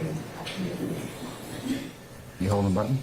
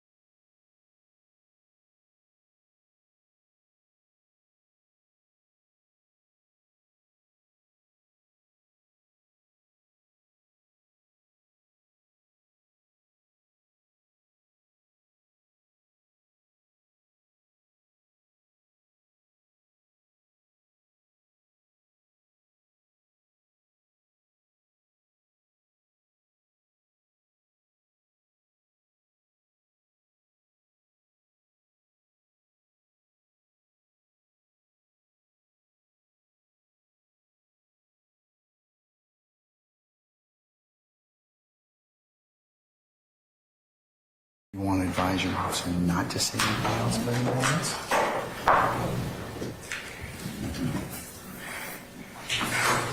All right, I'm going to deny the motion. Permission for Yes, please.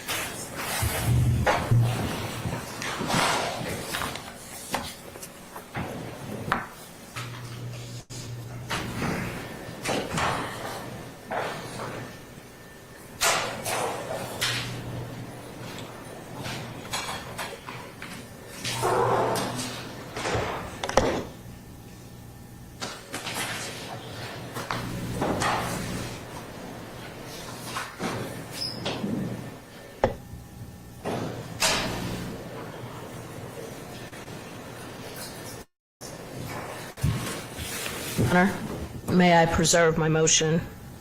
Yes, For the I've record. already noted for that for the record, Madam. Thank you, Your Honor. Okay. As it related, I know you said you tested the drugs, the weight of the drugs. Did you do any field tests for the drug itself? No, the drugs are submitted and it's conducted by another person, not us on scene. Did you ever test the window tint? I did.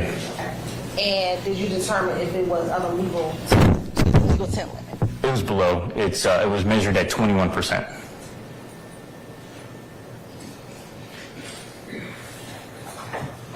And on that evening, was anyone arrested?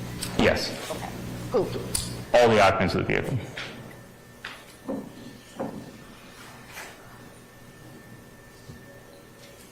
And did you collect the items that were found in the car? I did. And what did you do once you collected them? A member of our team at the end of the shift submitted it to Atlanta Police Property to be submitted as evidence. And What happened with the vehicle? The vehicle, as well as the child, we stayed on scene and released it to the child's aunt at the request of Ms. Pierre.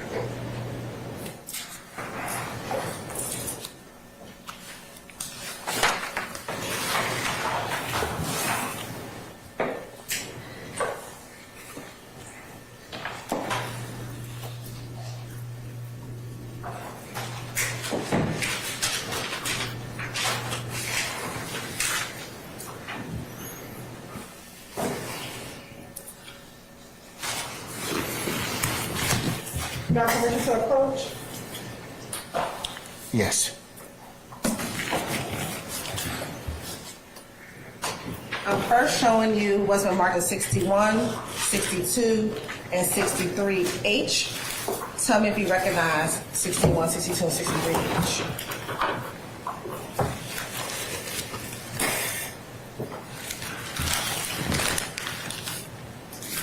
I do.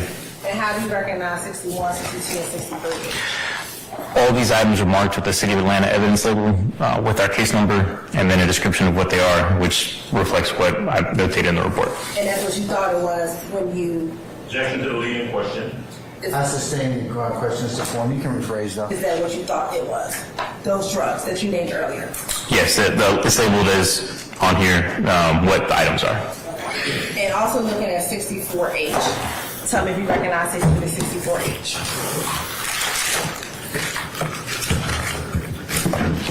Yes, I do.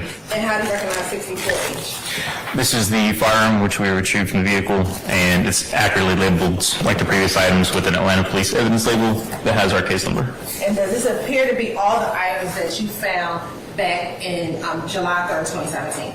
Yes. Your Honor, this time the state would like to admit Exhibit 61, 62, and 63H as well as 64H. Any objection? Yes, Your Honor, I renew my objection from earlier this morning. And it's continuing. Thank I'll you. note that. I'll admit 61, 62, 63H, and 64H over objection. Permission. Publish as you see fit. Thank you, Your Honor. First, looking at 61H, if we could tell the jurors what you thought this was. Sure. It's going to be 6 pills of suspected alprazolam, which, as I stated before. Approach.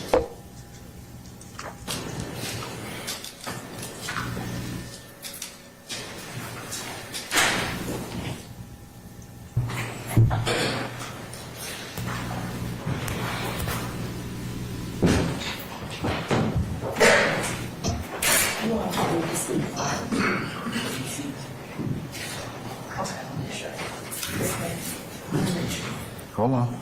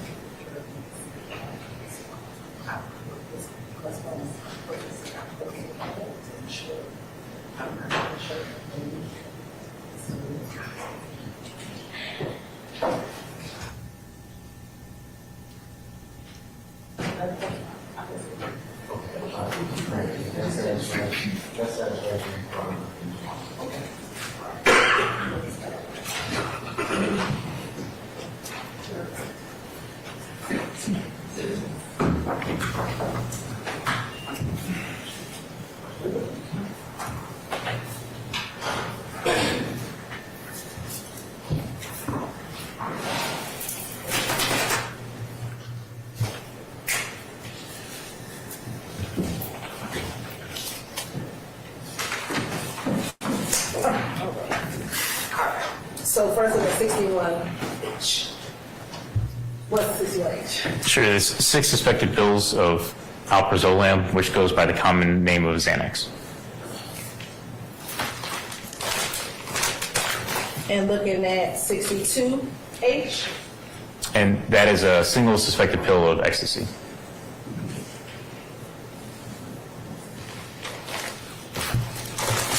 and lastly, looking at 63H. And that is the suspected MDMA powder, which totaled at 47.7 grams with the ecstasy pill.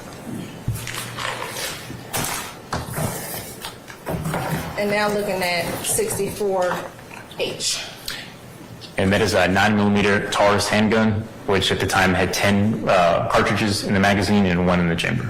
And where was the gun found again? Underneath the driver's seat.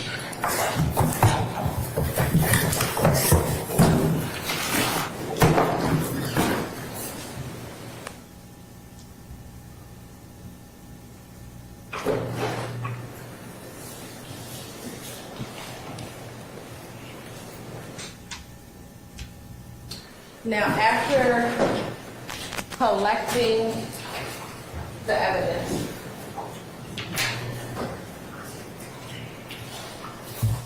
and taking it down to APC property, did that conclude your involvement in the case? After transport and obtaining the warrants and the report, yes. Okay. And you just mentioned something. You said it was 10 cartridges. One was in the chamber. What's that mean? Sure, it means that in the magazine, which is inserted into the well of the weapon, there were 10 cartridges or otherwise known as rounds, and then there was an additional round that was in the chamber of the weapon, meaning that if the trigger was pulled, it would fire. Thank you. I have no further questions. Cross.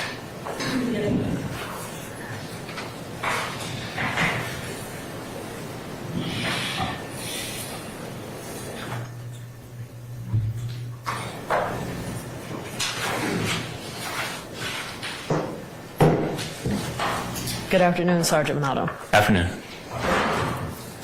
All right, so you just explained to us that you were a member of the FIT team, correct? That is During correct. 2017.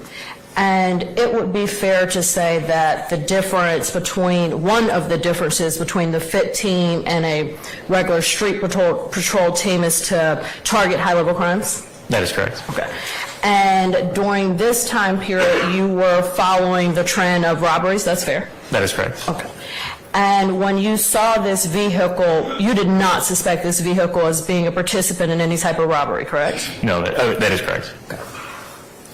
You saw car window tints, and that is the sole reason you pulled this car over. That's your testimony, right? That is correct. Okay. And you explained that you had several FIT members with you, correct? Correct. You plus 4 more. I think it was myself, Owen, and yes, myself and 4 more. All right. And the FIT team, you were in 2 separate vehicles that day, correct? That is correct. And you saw this vehicle, you pulled this vehicle over, and all of the FIT team approached the vehicle, correct? That is correct. Now, it is general practice for the FIT team to all get out of the vehicles and approach a vehicle at the same time, right? It is. All right, so it wasn't just the window tint. That wasn't the reason that you approached, that all of the FIT team approached the vehicle. You always all approach the vehicle, generally speaking, correct? Correct. All right. So you had the vehicle surrounded, 3 officers on one side, 2 officers on the other, correct? Correct. And Officer Owens actually went to the driver's side where Mr. Nichols was sitting, right? Correct. I was next to him. Okay. All right. So Officer Owens, from your understanding, asked Mr. Nichols to roll down his windows. Correct. All right. And Mr. Nichols said, hey, I can't roll down the windows, and opened the door to comply. Correct. All right. And then Mr. Nichols was asked for identification. Correct. He explained that he didn't have any. Correct. Up until this point, Mr. Nichols is being cooperative with you, fair? He was. Now, inside of the vehicle, you listed some passengers, 3 black males, Including the driver. including the driver, 1 black female, Correct. and a child. Correct.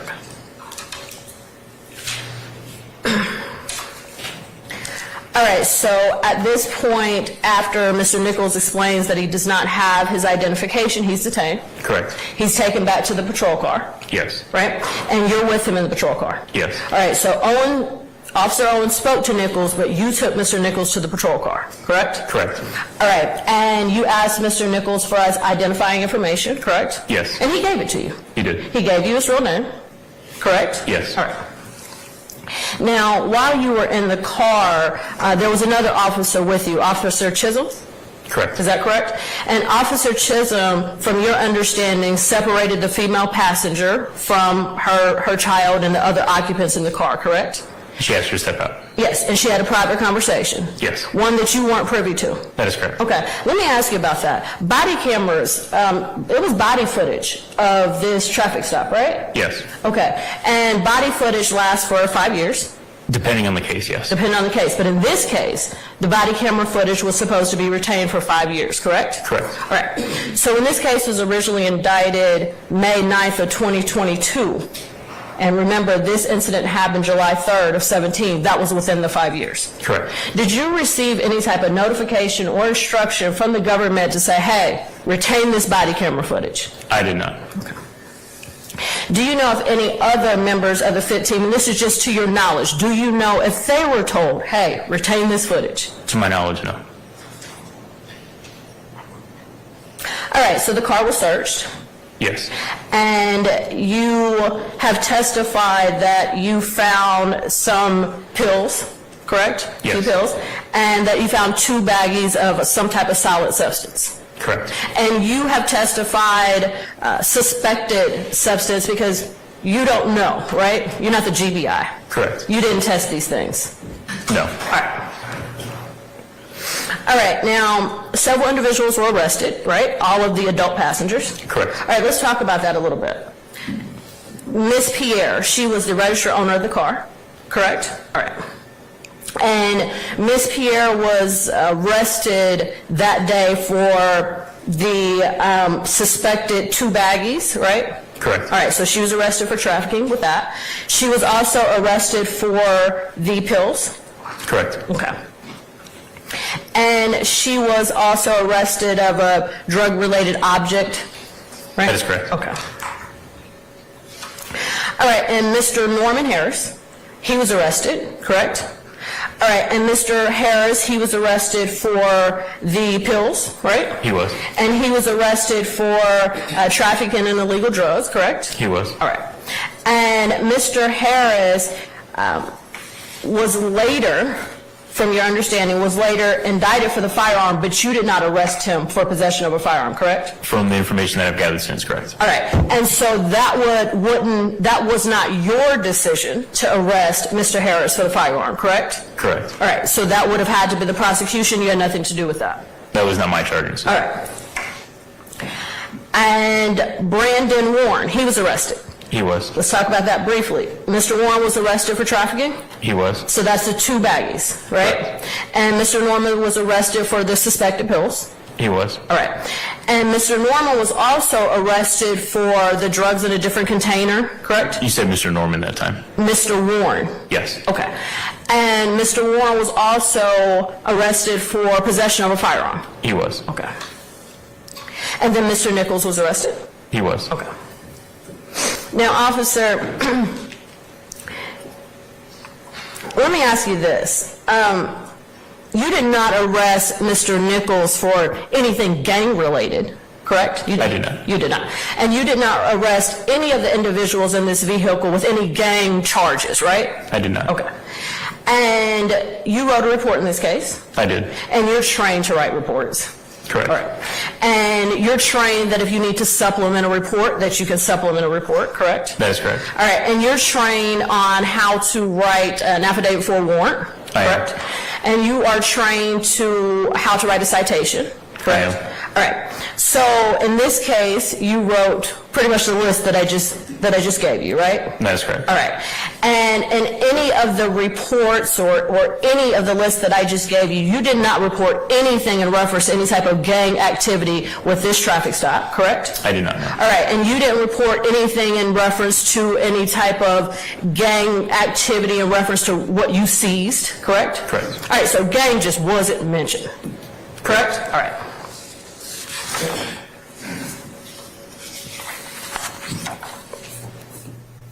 All right, just a few more questions.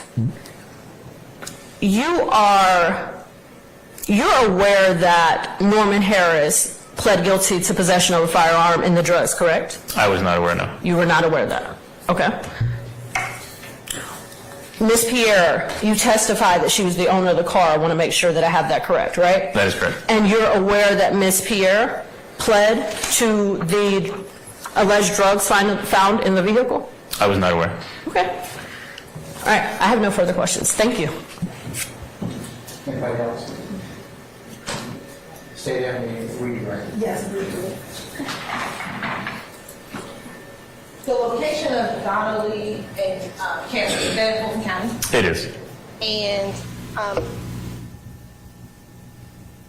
as relates to the body cam, were you ever asked to look for the body? I was. Okay. And did it come a point in time years ago, was that body cam produced? Well, I myself was not asked until recently. Okay. And so you weren't asked to go locate the body cam? Correct.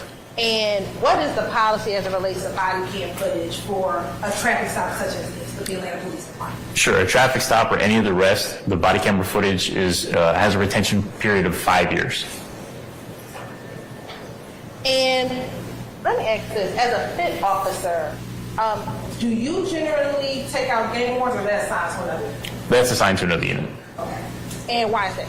Because typically officers and investigators assigned to the gang unit have a better understanding of gangs. Myself in that position in my career, like any other patrol officer, we don't generally have that much knowledge when it comes to the gang. Well, you have she opened the doors to so. So officers have the option to take outside training. They can go and get more information about gangs. At that stage of my career, that's not where I was. Since then, I've gained that, but at that time of the stop, I did not have that knowledge. And that responsibility would go to a different unit if they want to take out gangs? That is correct. Okay. I have no further questions. Anything further, Ms. Westmoreland? Yes,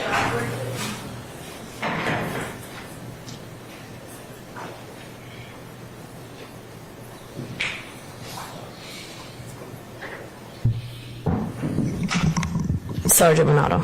Yes, ma'am. If you would have observed what you thought was gang activity on July 3rd, 2017, you would have reported it, correct? If I would have had the knowledge of it, yes. No further questions. Anything further, Ms. Hilton? Just briefly, Judge. All right.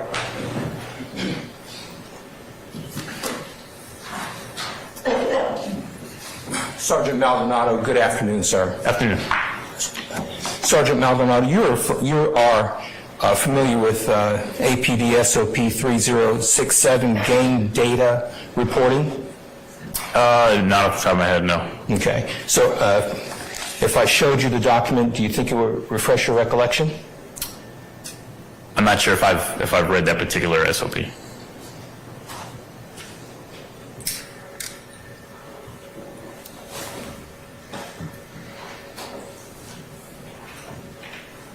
Can I show it to him, sir? May I approach on? I would object if he said he's not aware of it. He said I think he stated that if he saw it, he may or may not be aware of it. He said, I'm not sure if I read that particular SOP. All right. So perhaps if I could show it to him, see if he's read it. That's fine. You have to mark it as, let's put DH1 for identification.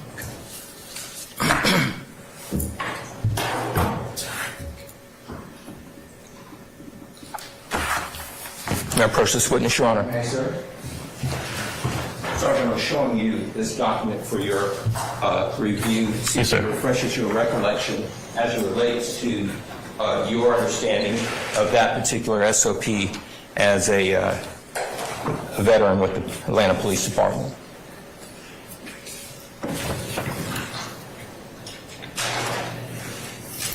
Sure. This particular SOP, it does not ring a bell to me, no, sir. So then it doesn't ring a bell, but as an Atlanta Police Department officer, you then don't know or have not been familiar with the fact that responding officers have a responsibility to collect and record any evidence that tends to indicate gang involvement. Through regular training, but as far as reading that in the SOP, no, sir. Okay. Are you required as a sergeant with APD to be familiar and abreast of the various SOPs within your agency?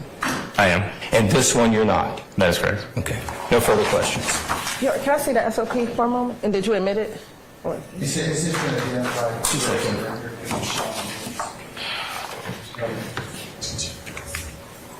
Oh, hold on. I didn't know if anybody, I need to look. I'm sorry? Can you look at it? I'm going to, I didn't know if it was my turn to question. Are you finished, Mr. Matthews? Yes, I am. Okay, all right. Go ahead, ma'am. This incident we referring to was in what year? 2017. All right. I'm going to show you DH1. What year was this SOP? Your Honor, it's not in there. Overrule the objection, Mr. Steele.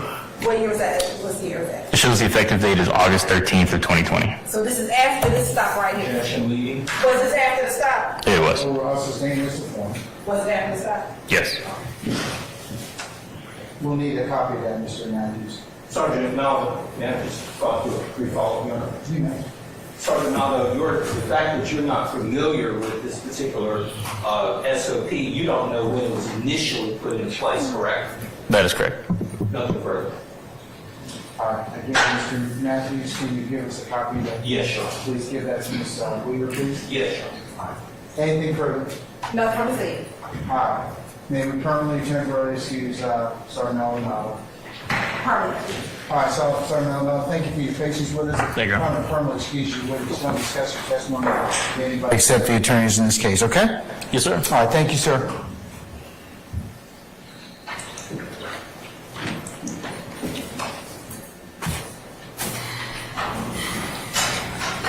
Call your next witness, madam. Your Honor, prior to that, can we take a brief break? I just want to show Ms. Westmore. Would you like me to recess in place? Sure. Okay, all right. Ms. Westmore.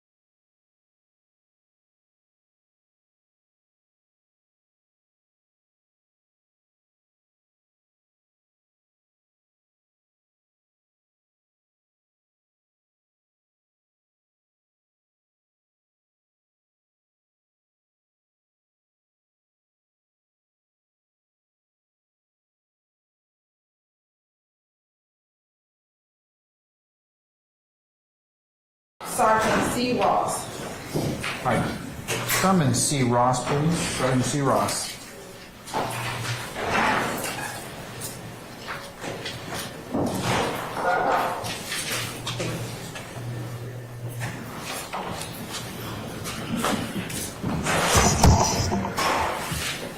All right, Sergeant Ross, good afternoon, sir. Sir, if you would please approach the witness stand.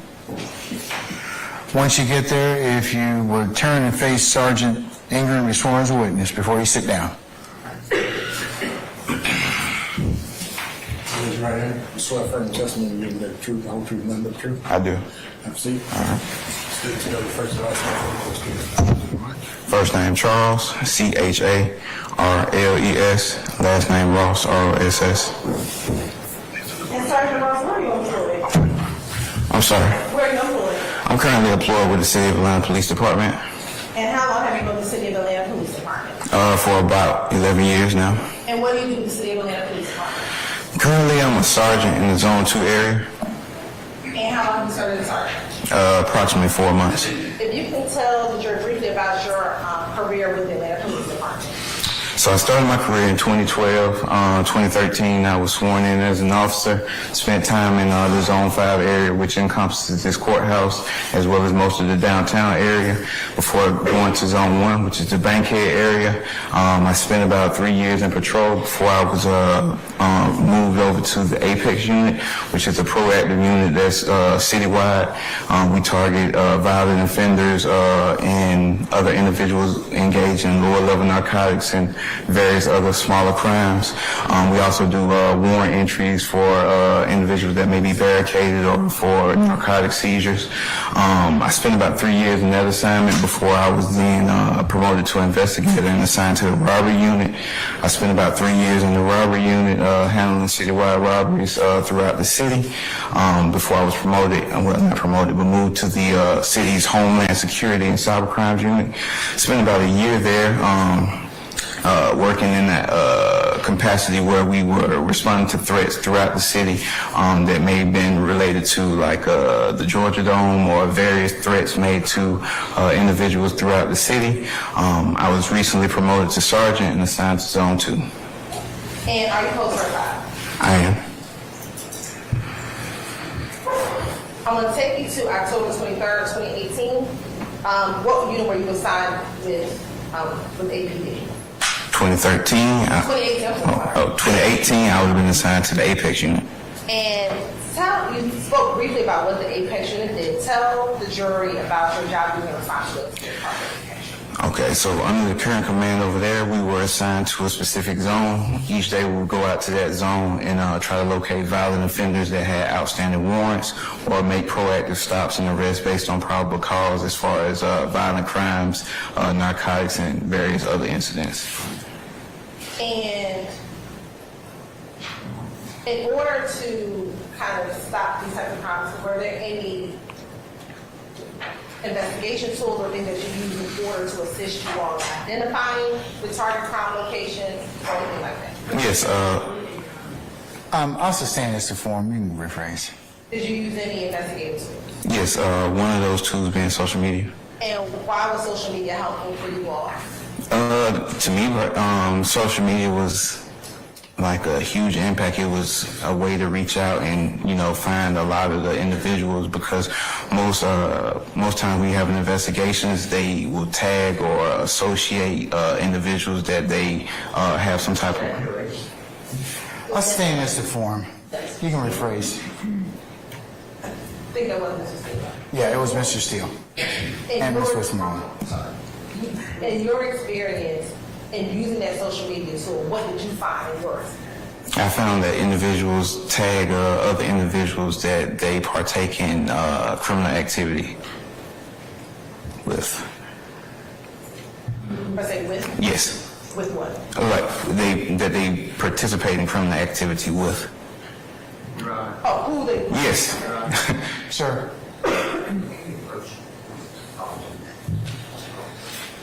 Okay.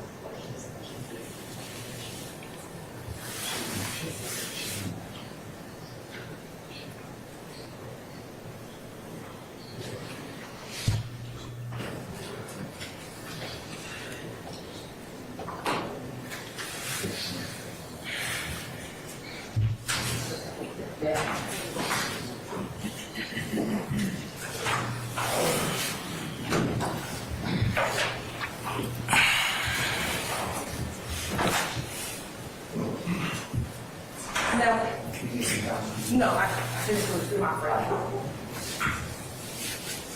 Now, when you were just speaking about some things you saw that was purported criminal activity, you don't know, you haven't, it was purported criminal activity. Yes. Okay. Taking you to October 23rd, 2018, did you have the occasion to interact with Parmavius Nichols? I did. All right. Prior to interacting with him, had you seen him previously? Yes, via social media. And where on social media did you see him? On an Instagram page that I believe to be associated with Mr. Nichols. Okay. And why did you believe that social media page to be associated with Mr. Nichols? After reviewing the page, he had various photos of himself on the page, as well as he posted video stories that encompass, Well, I'm sorry. Faces? He doesn't know what's supposed to do. Lack of foundation, speculation, relevance. He doesn't know what's supposed to do. The foundation is I'm gonna sustain the objection. You can break that.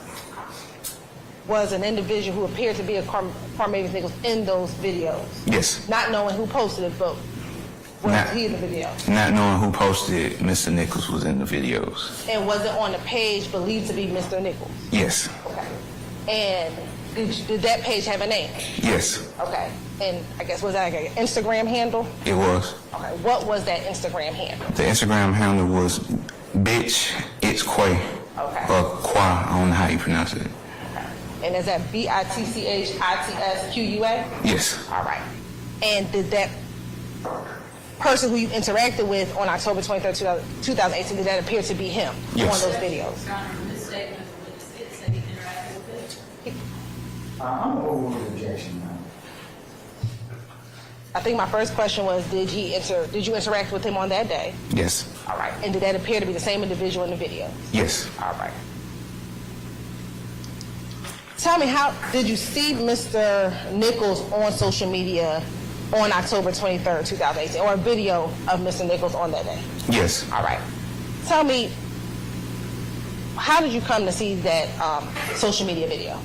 I looked on Instagram and I noticed that there was a story attached to Mr. Nichols' page. After pressing the story, it began to display the video. Okay. And I know what the story is. Maybe our jurors all know what the story is, but when you say story, what are you referring to? I got you. So Instagram has like a mini video feature where in the around the icon of a person's profile photo, they can attach videos throughout the day of various things. It could be sports, it can be, actual videos that they took of themselves. All kinds of things can be posted to this story, and I think it's retained for like 24 hours, or unless they delete it. And what time generally did you get to work back in 2018? What time was your shift? Depending on the call, it would have been between 2 o'clock and 4 o'clock, and I would have got off around 10 o'clock or midnight. And what, if anything, did you see on this Instagram story? So once the Instagram story began to play, I saw the male that I believed to be Mr. Nichols at the time before actually meeting him. He was inside of a vehicle. It appeared to be a Chevy, gray in color. He was sitting inside the passenger seat of that vehicle. Next to him was a red bag.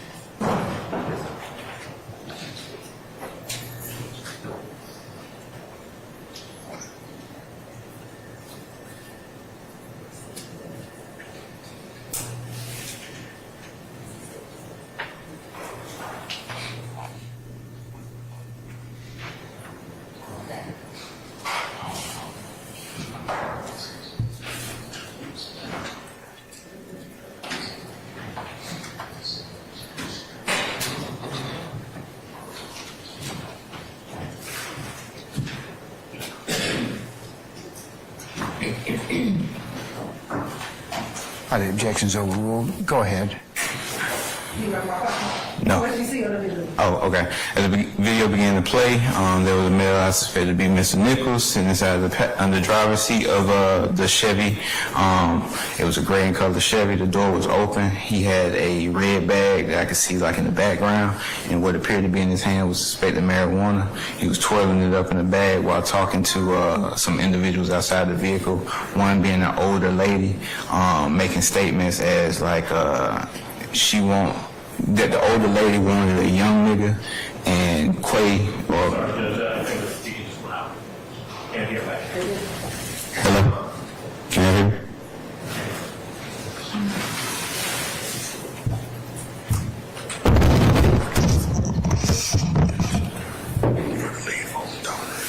I got you. Starting back over, I observed the male that I believe to be Mr. Nichols sitting in the driver's seat of the Chevy. He had what appeared to be a red bag in the background. He had a small bag of marijuana that was being twirled in his fingers while engaging in conversation with individuals outside the vehicle. When individual being an older female, which the conversation went to the effect of Auntie want her a young nigga, and Quay trying to be a victim. Then you can see Mr. Nichols say, I'm trying to be a victim, before the video cut off. Oh, I'm sorry. And also in the background behind the older lady was the lady was a two-door white vehicle in color. And about how long was this video? No longer than 30 seconds. And once you saw that video, what, if anything, did you do? I immediately called a team together to further investigate. That would require me, reaching out over radio or calling people or something, and letting them know a staging location to meet me at in regards to what I had just witnessed. Those individuals would have met me at that staging location. I would advise them or maybe even show them the video of what I saw and gave them all the information on what we were going in to do and who we were looking for and what we were looking for, and then we would have proceeded to that location. I would also make my sergeant aware, and K9. And 2612 Steel, can you tell the jury where's that location? 2612 still is in the Cleveland Avenue corridor. It runs right off of Cleveland Avenue. The driveway may be from where I'm sitting just out into the hallway, from the actual street of Cleveland Avenue to the entrance of the apartment complex.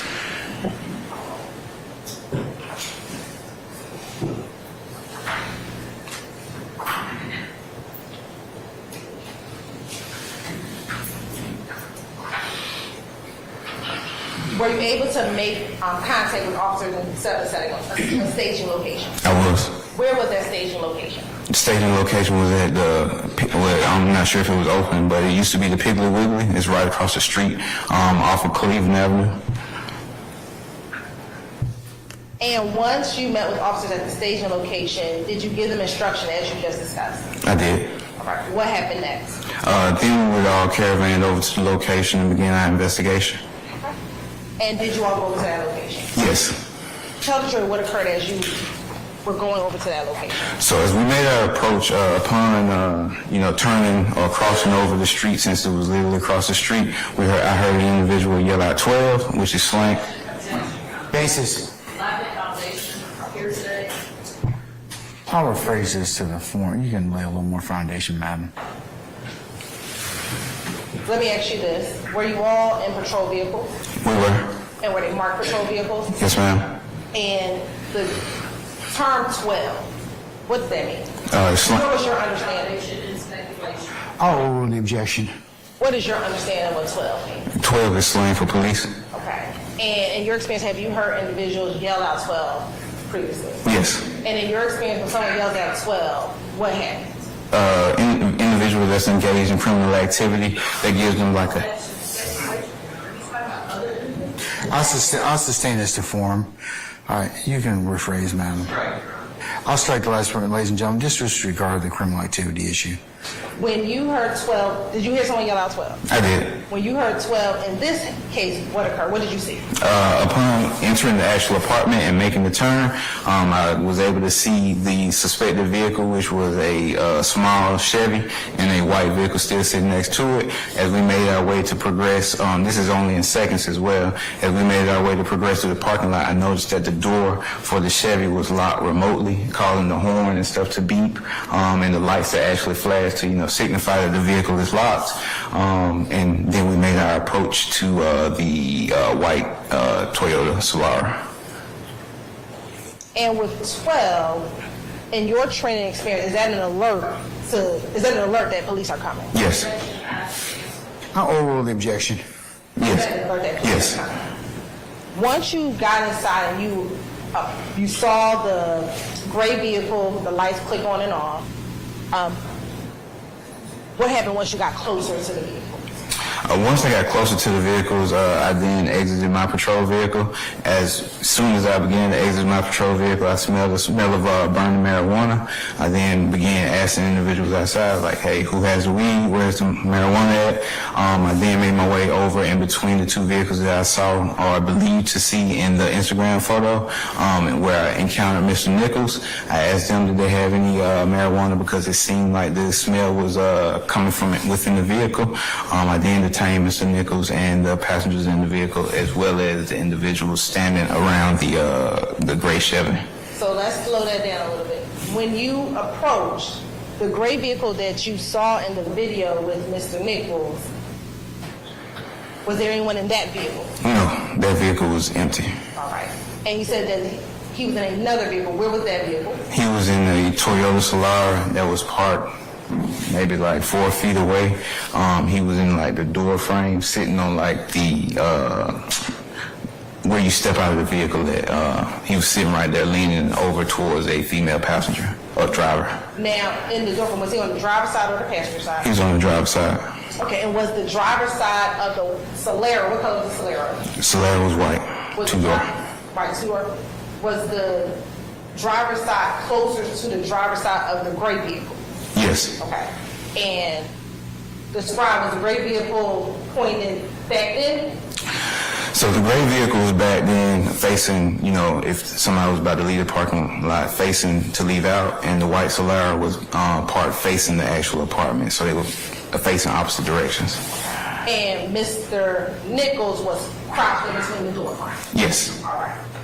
Where, you said there were two females in the vehicle? Yes. Okay, where were they seated? Both in the front passenger seats. Well, front seats. One was in the driver's seat. The second female was in the passenger seat. When you first approached, did you see any type of keys or anything that goes to the gray vehicle? No, not upon my immediate approach. Okay. So once you approached, you said you smelled burning marijuana. What happened?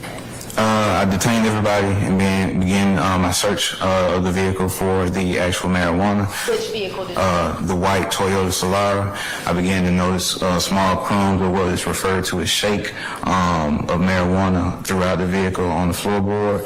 Upon walking around to the passenger side of the vehicle where the other young lady was sitting, I noticed a blunt of marijuana sitting on the ground outside, just outside of the door of that vehicle. Now, once you noticed the marijuana on the passenger side of the door, what happened next? I didn't collect that marijuana. I believe I got IDs from everyone and checked those IDs on our system. Okay. Once you checked the IDs, what happened next? I then walked back and I took my flashlight, peered inside of the gray vehicle, and got an update from K9, who was already en route, as to how long it would take them to get out there to continue my investigation, on which I initially came for the gray Chevy vehicle. And why did you call K9? Because that's a normal practice. Whenever I have like a suspicion of some type of drug investigation, I have them come out to assist, as well as another resource in identifying and locating where possible drugs may be in that crime scene. As you waited for the K9 to come, did you ever locate a key for the gray vehicle? I did. So upon that initial search, where I noticed the shake, there was the center console. I lifted up the center console and located blunt spray and what appeared to be a Chevy key. The blunt spray is, I think, significant because I began... Basis. Lack of foundation and irrelevant. I sustained the crime. In your knowledge and experience, why is blunt spray significant? Objection as to relevance. I'll overrule the objection. Lay some more foundation. Blunt spray. I'm sorry. My bad. That's the mistake. In your investigation, have you heard of blunt spray? Yes. Okay. And in your experience as an officer, what does blunt spray do? It's a fragrance used to mask the odor of marijuana, hence, or any other type of scent that may be overpowering your vehicle. Okay. And as you're investigating, you found some blunt spray? Yes. All right. What else? I located the key for the Chevy, and that was all. Where was that key located? It was inside the center console of that Toyota Solara. And was that center console, was the door open or closed? I believe it was closed, and I opened it. Once you saw the key, what did you do? I stepped away from the vehicle. I believe I asked the individuals if the key belonged to them. I believe so. All this happened around the same time. And did anyone take ownership of that key? No. Basis. Well, hearsay. I sustain the question. Just rephrase, see if you rephrase it now. Did Mr. Nichols take ownership of the key? No. Did you speak with any of the individuals out there that day? I did. Miranda is the owner of the vehicle. Basis. This is about the hearsay in violation of Mr. Nichols' Confrontation Clause of the United States Constitution and the Georgia Constitution. It's about All right, okay. Your Honor, this is not testimony nor the I'll overrule the confrontation. objection, Ms. Westmoreland. Go ahead. I'm Miranda is Ms. Jessica Lindley, who's the owner of the white Toyota Solara. She then waived her right to counsel, meaning she didn't want a lawyer as she spoke with me, and she agreed to speak to me at that time. I then asked her, where the keys came from. She stated that she did not know where the keys came from. She doesn't know how the keys got into her vehicle. She advised that she was looking at her cell phone when I guess when we arrived, and did not notice when anybody would have placed that key in her vehicle, as well as she did not notice when anybody... I'm going to overrule the objection. And I know the continuing objection, we've already dealt with this issue. She also mentioned that she doesn't know who would have used that key fob to possibly lock the Chevy next to their vehicle. So at this point, no one claimed ownership to that key at that point in time? No, ma'am. All right. Did K-9 ever arrive? K-9 did arrive. Okay. What happened once the K-9 came? I believe Officer Cornelius, I gave him a rundown of what happened, or I asked him did he have the general gist of why we were out here, what was going on. He then deployed his K-9 and allowed his K-9 to conduct an investigation around the general area before being led to the gray the gray Chevrolet, and the dog began to nibble at the door handle and then jump up and scratch the door, which at that point he notified me that the dog had alerted on the... And hearsay and confrontation clause, Your Honor, about somebody else being called. I sustain this currently. What happened after the K-9 came out? Officer Cornelius conducted an investigation and advised me that the dog alerted. Did you get a search warrant? I did. Okay. When I sustain the objection. when did you get the search warrant? Immediately, within a few minutes after, finding out that it's possibly narcotics in the vehicle. Once you got the search warrant, did you come back? I did. Did you search the vehicle? I did. What, if anything, did you find? Approximately 17 grams of marijuana, baggies, which are consistent with or indicative of the crime of... Basis. Lack of foundation. Your Honor, he's an officer. I overrule the objection, Ms. Westmoreland. And baggies which are indicative of the crime of possession with intent to distribute, as well as a digital scale, I believe, and 3 firearms were located throughout the vehicle. And let me ask you this. The video, the Instagram video, did you download that video?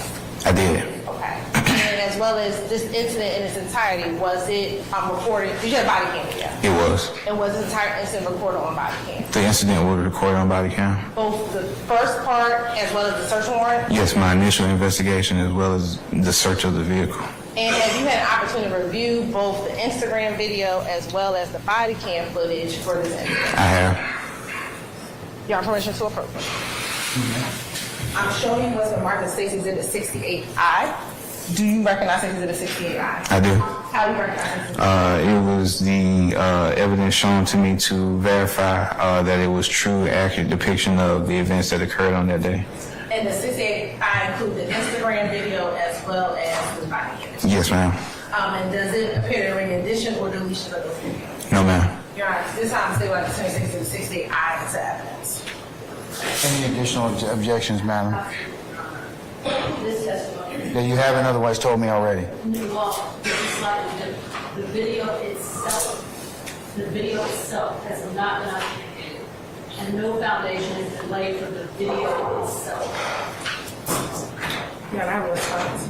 All right, what you're supposed to say is response. It is authenticated because of him viewing it himself. It's like a picture. If he can view the individual in the video and believe it to be that person in the video, it is authenticated. We don't have to bring in the person who posted the video. Overruled, madam. Okay, what else? Your Honor, maybe we approach somebody. All right.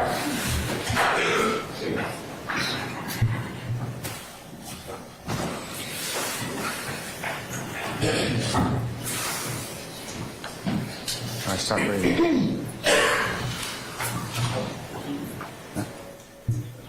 It's your angry eyes? Okay.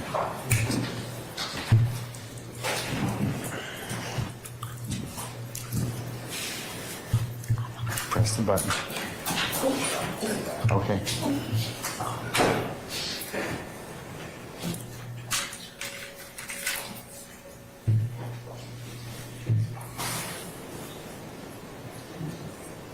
Hold on.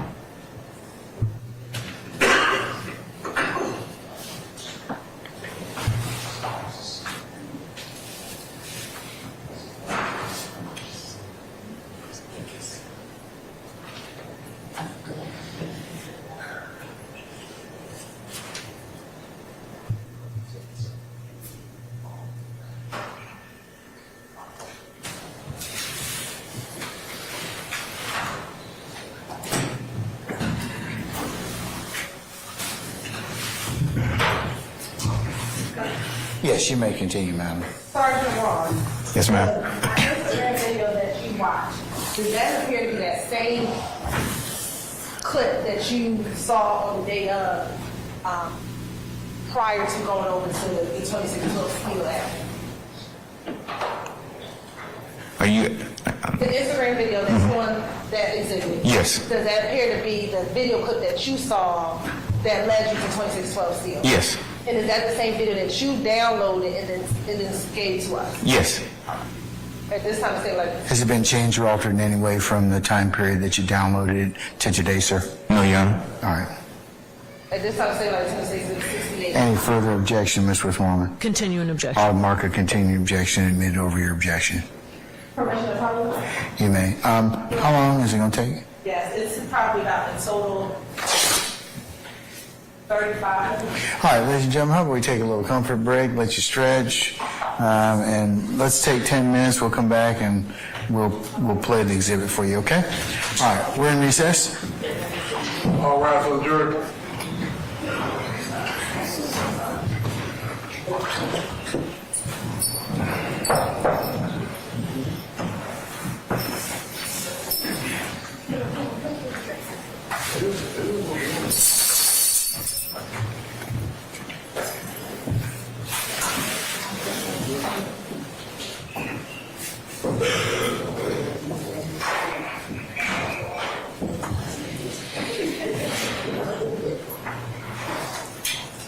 All right, ladies and gentlemen, you may be excused. We'll be in recess 10 minutes.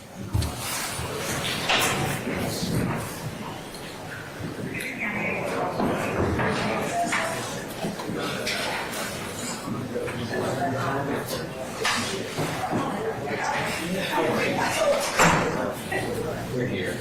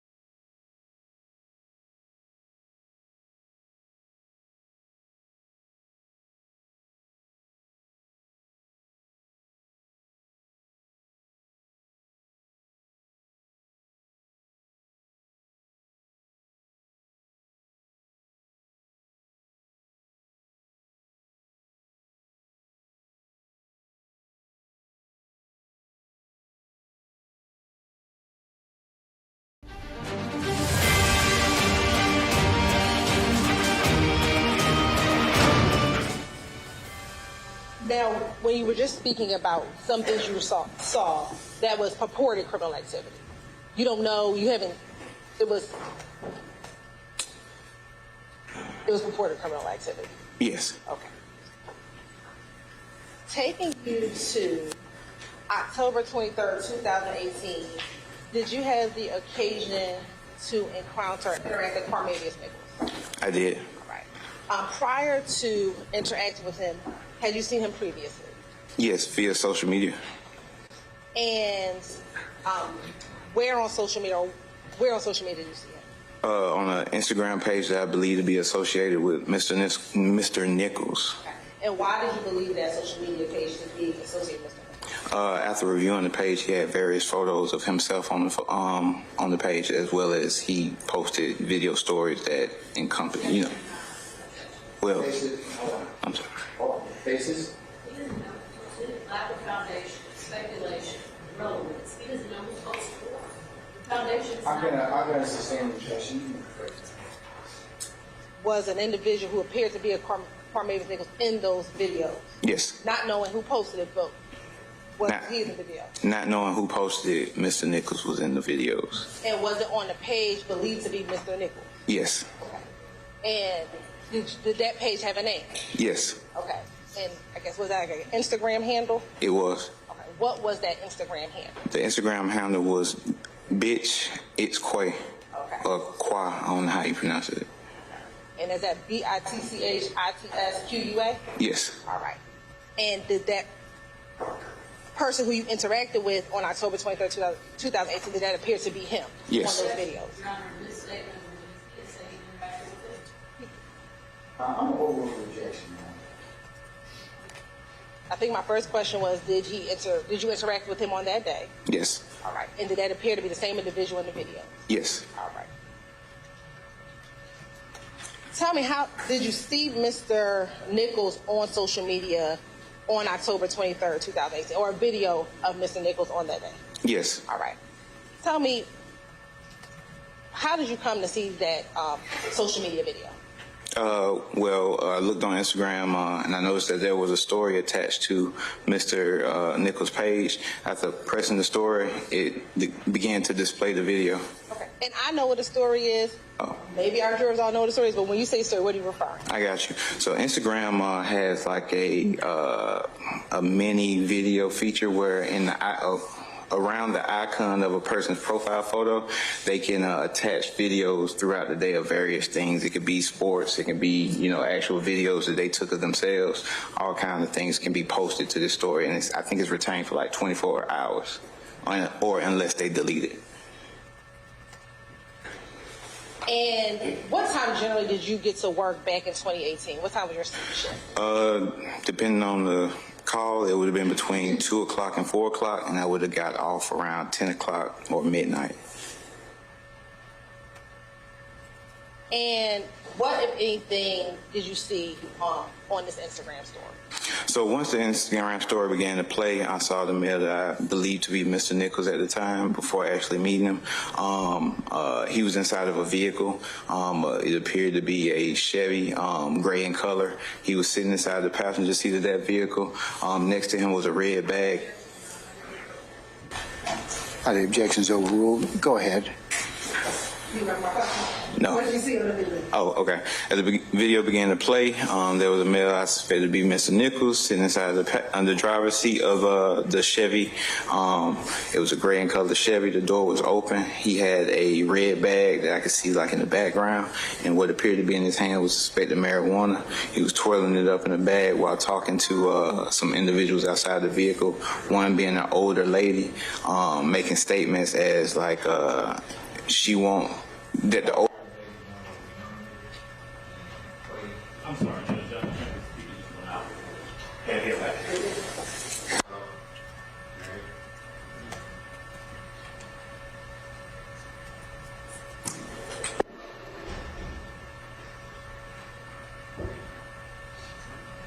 I got you.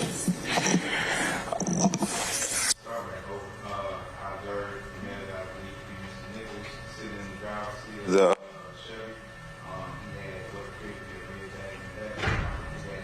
bag of marijuana that was being twirled in his finger. One individual being an older female, which the conversation went to auntie want a young nigga and Quay trying to be a victim. And you see Mr. Nichols say, I'm trying to be a victim for the video stuff. I'm sorry, and also in the background behind the older lady was a elderly little lady with a two-door white vehicle. And about how long was you there? Along 30 seconds.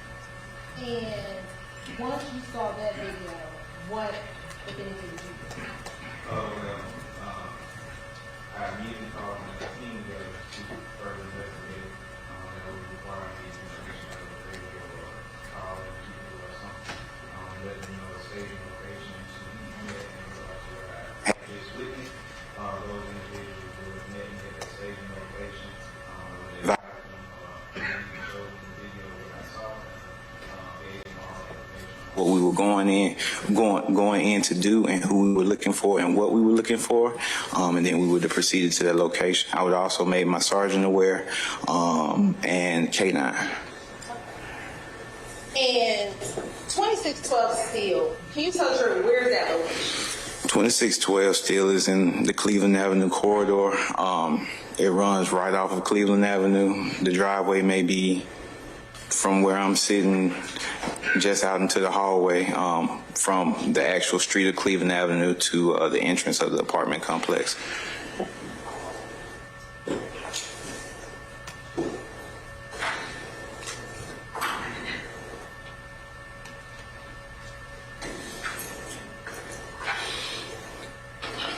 Were you able to make contact with officers in the staging location? I was. Where was that staging location? The staging location was at I'm not sure if it was open, but it used to be the Piggly Wiggly. It's right across the street off of Cleveland Avenue.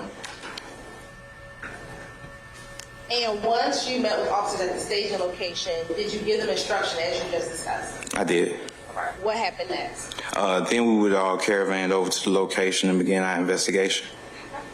And did you all go over to that location? Yes. Tell the jury what occurred as you were going over to that location. So as we made our approach, upon turning or crossing over the street, since it was literally across the street, I heard an individual yell out 12, which is slang. Basis. Lack of foundation, hearsay. I'll rephrase this to the form. You can lay a little more foundation, madam. Let me ask you this. Were you all in patrol vehicles? We were. And were they marked patrol vehicles? Yes, ma'am. And the term 12, what's that mean? It's What was your understanding? I'll overrule the objection.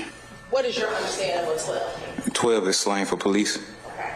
And in your experience, have you heard individuals yell out 12 previously? Yes. And in your experience, when someone yells out 12, what happened? individuals that's engaged in criminal activity that gives them like a... I'll sustain this to form. All right, you can rephrase, madam. I'll strike the last word, ladies and gentlemen, just disregard the criminal activity issue. When you heard 12, did you hear someone yell out 12? I did. When you heard 12, in this case, what occurred? What did you see? Upon entering the actual apartment and making the turn, I was able to see the suspected vehicle, which was a small Chevy, and a white vehicle still sitting next to it. As we made our way to progress, this is only in seconds as well, as we made our way to progress through the parking lot, I noticed that the door for the Chevy was locked remotely, causing the horn and stuff to beep, and the lights to actually flash to, signify that the vehicle is locked. And then we made our approach to the white Toyota Solara. And with 12, in your training experience, is that an alert that police are coming? Yes. I'll overrule the objection. Yes. Yes. Once you got inside and you saw the gray vehicle, the lights click on and off, what happened once you got closer to the vehicle? Once I got closer to the vehicles, I then exited my patrol vehicle. As soon as I began to exit my patrol vehicle, I smelled the smell of burning marijuana. I then began asking individuals outside, like, hey, who has the weed? Where's the marijuana at? I then made my way over in between the two vehicles that I saw or believed to see in the Instagram photo, and where I encountered Mr. Nichols. I asked them, did they have any marijuana, because it seemed like the smell was coming from within the vehicle. I then detained Mr. Nichols and the passengers in the vehicle, as well as the individuals standing around the gray Chevy. So let's slow that down a little bit. When you approached the gray vehicle that you saw in the video with Mr. Nichols, was there anyone in that vehicle? No, that vehicle was empty. All right. And you said that he was in another vehicle. Where was that vehicle? He was in a Toyota Solara that was parked maybe like 4 feet away. He was in like the door frame, sitting on like the where you step out of the vehicle. He was sitting right there, leaning over towards a female passenger or driver. Now, in the door, was he on the driver's side or the passenger side? He was on the driver's side. Okay, and was the driver's side of the Solara, what color was the Solara? Solara was white, two-door. Right, two-door. Was the driver's side closer to the driver's side of the gray vehicle? Yes. Okay. And describe, was the gray vehicle pointed back in? So the gray vehicle was back then facing, if somebody was about to leave the parking lot, facing to leave out, and the white Solara was parked facing the actual apartment, so they were facing opposite directions. And Mr. Nichols was crouched in between the door frames? Yes. All right. Where, you said there were two females in the vehicle? Yes. Okay, where were they seated? Both in the front passenger seats, front seats. One was in the driver's seat, the second female was in the passenger seat. When you first approached, did you see any type of keys or anything that goes to the gray vehicle? No, not upon my immediate approach. Okay. So once you approached, you said you smelled burning marijuana. What happened? I detained everybody and began my search of the vehicle for the actual marijuana. Which vehicle did you the white Toyota Solara. I began to notice small crumbs, or what is referred to as shake, of marijuana throughout the vehicle on the floorboard. Upon walking around to the passenger side of the vehicle where the other young lady was sitting, I noticed a blunt of marijuana sitting on the ground outside, just outside of the door of that vehicle. Okay. Now, once you noticed the marijuana on the passenger side door, what happened? I then collect that marijuana. I believe I got IDs from everyone, and check those IDs on our system. Okay. Once you check the IDs, what happened next?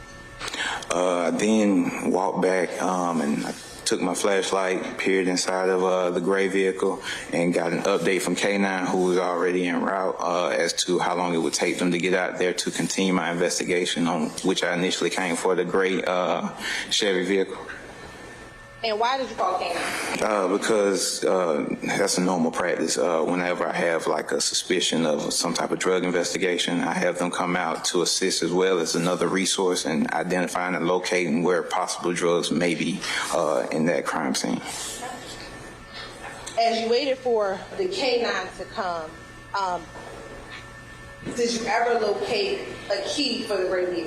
I did.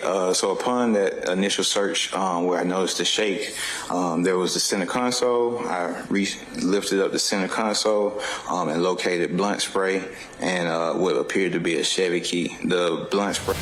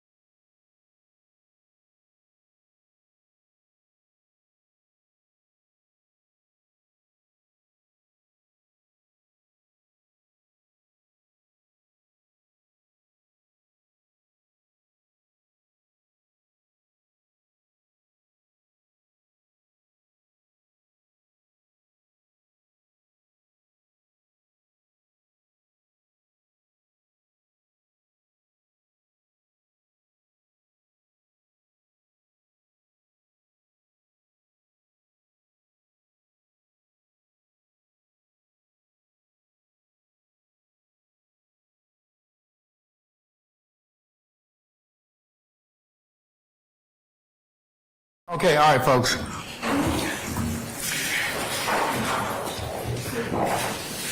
Ms. Hilton, have you got the next exhibit queued up? Okay. All right, jurors ready, sir? Yes, sir. All rise for the jury. Okay.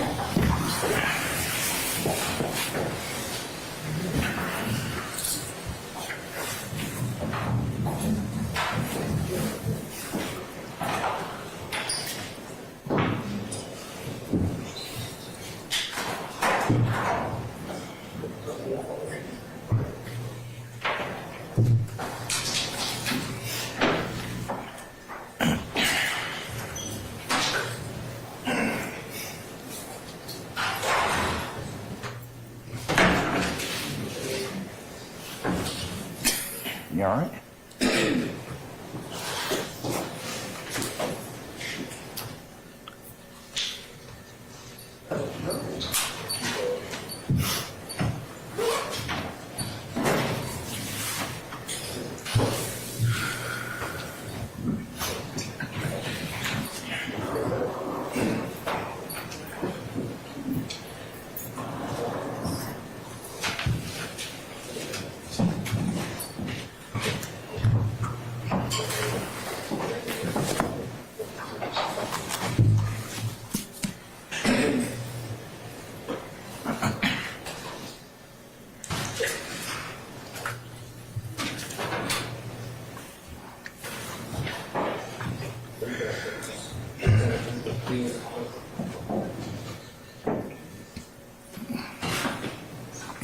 All right, ladies and gentlemen, please be seated.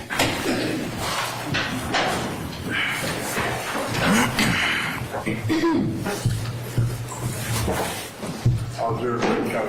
All right, thank you, Sergeant Ingram. All right, Ms. Hilton, when we left off, I think you're getting prepared to play Exhibit 68I for the jury. Is that correct? Yes, Your Honor. All right, you may publish it this time.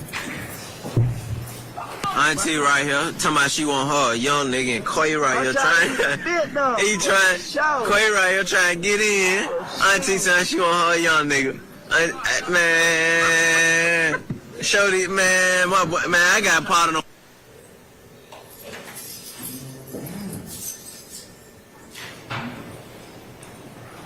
All right, Sergeant Ross. Now, Auntie right here, talking about she want her a young nigga, and Quay right here. is that the individual that you saw as Quay when you were watching this video? Yes, ma'am. And that stopped at 68I at 3 seconds? He trying, Quay right here trying to get in. Auntie saying she want her a young nigga. Man, show these, man, my boy, man, I got part of them. And looking here, is that inside the vehicle? Yes, ma'am. And is that what vehicle is that? That's ended up being the Chevy Sonic. And when you look at the side of the vehicle, do you see a red object? Yes, ma'am. Okay. I believe you may be able to, on your screen, circle where you see the red object.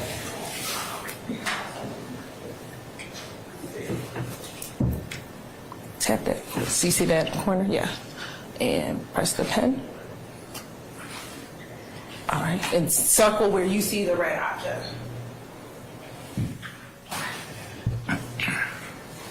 And initially, when you saw the video, did you know what was in that object?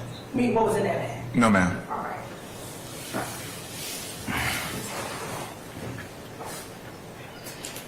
And I'm just gonna go back, and that stopped at 15 seconds and 68I.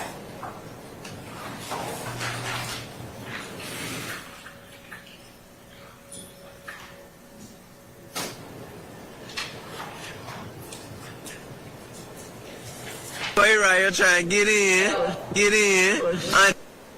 Can you see what's inside of his hand? Briefly, is what I saw is what I believe to be suspected marijuana. And where do you see what you believe to be the suspected marijuana? If you could go back, but it's right there in the hand. I'm gonna object to this video. I'm over the objection. Since you have two circles on the video, can you distinguish or cause one to go away? So it goes to the eraser, which is the second. Okay. And then you can, okay, there we go. So you erase this one and then draw a new one? Yes. Okay. And then go back to the pen.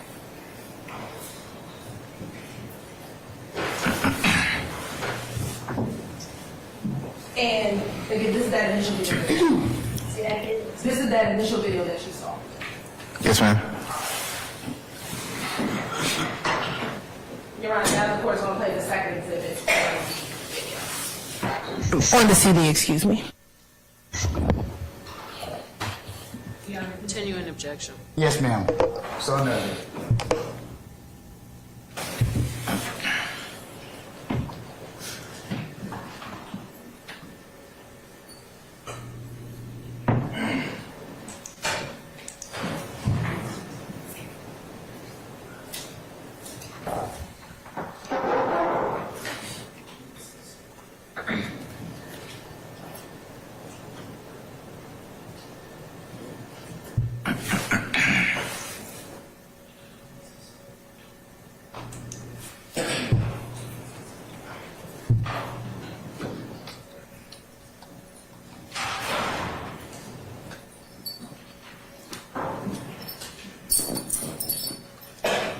And Your Honor, we're gonna fast forward.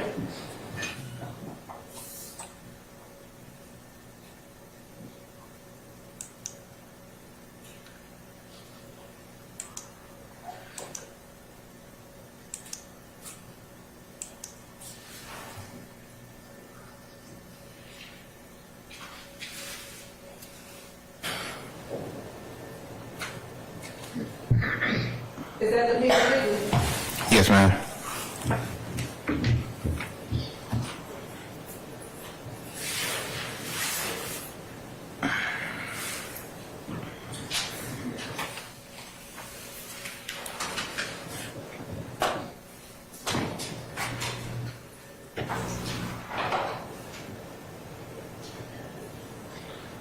And right now, where are you driving?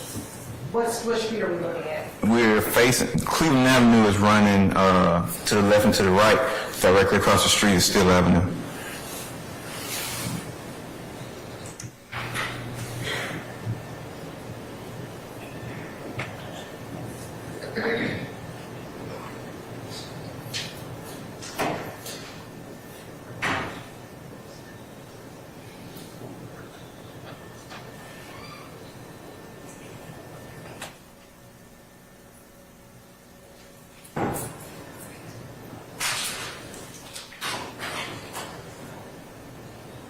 And this one is sound to your body camera. So the sound started at 2 minutes.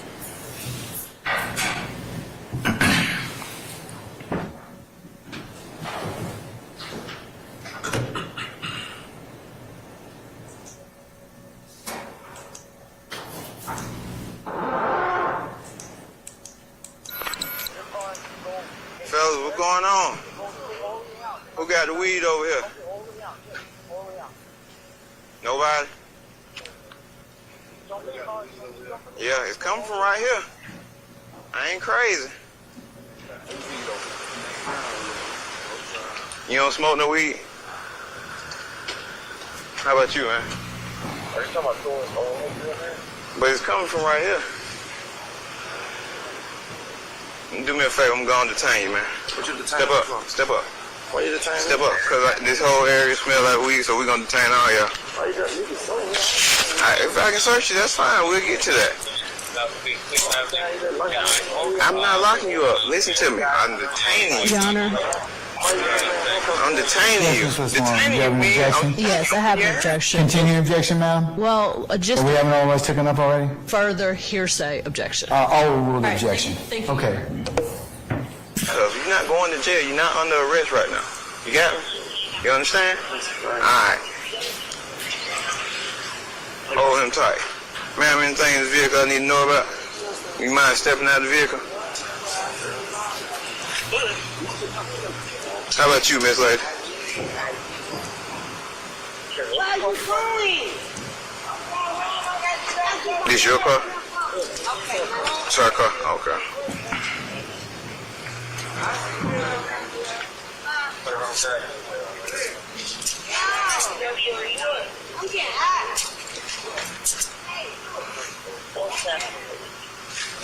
William Robert Baker.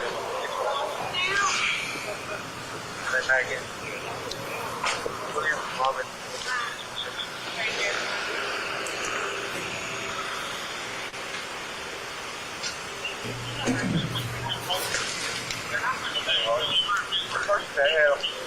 Have a buzz.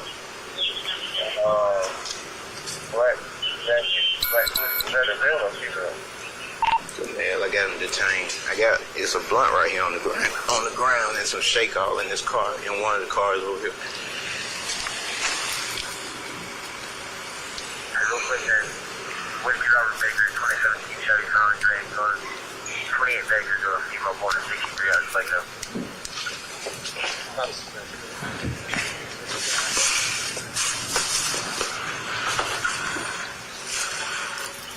Chevy, you on the ramp?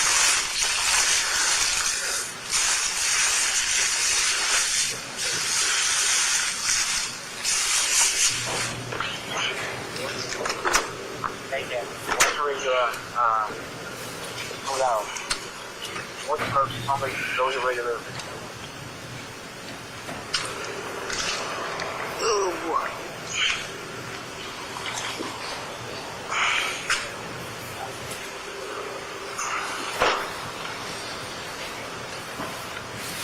Oh boy.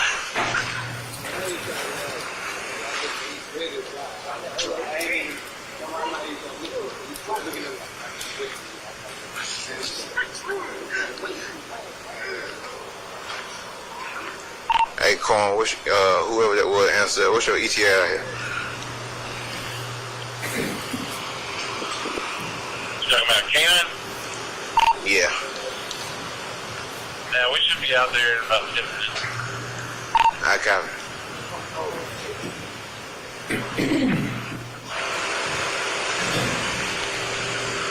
Cross y'all. Is that 2612 still?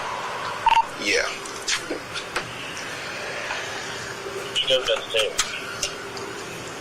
Well, I got 3. It's another group of guys, about 4 more guys that's not in handcuffs standing out around here. As soon as we pulled in, they locked the door on the car.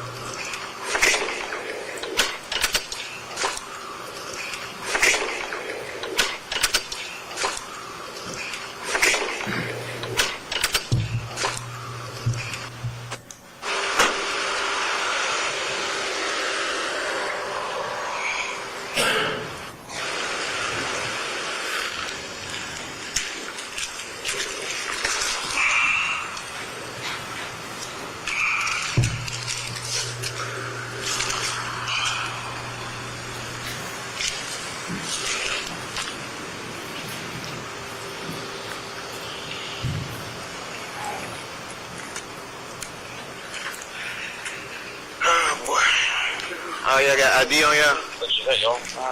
Anytime you see some stuff, Can I take you? Nah, you got hang tight right here. You ain't got no ID?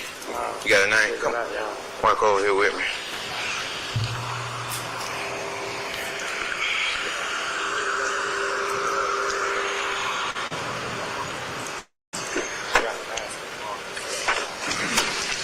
You got a license? Never had one? From what? From prison? Yeah. Okay. Spell it for me. Last name. Nichholls. First name.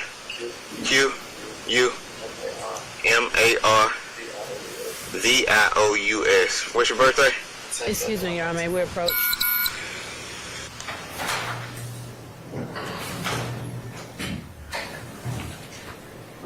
Is it about a new issue, madam, or anything?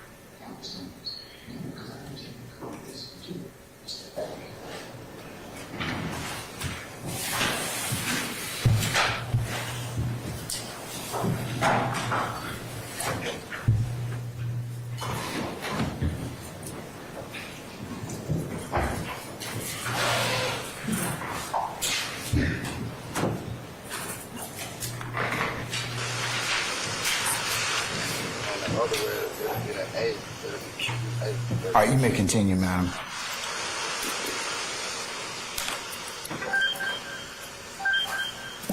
What you said? My address is 768 SK Avenue, apartment 1. Okay. 79876. That's what you said now? Yeah, that's why I was on it. Make sure you want address. Alright, cool. You just told me you were here. Man, my brother don't stay up down there. Come on, man. Come on, man. Man, I make it so difficult. I mean, why are we making it different? I'm not making it different. We told you why we would detain you. But that's my name, though. That's my name. I said, okay. I ain't say you were lying to me. Yeah. No, I was just...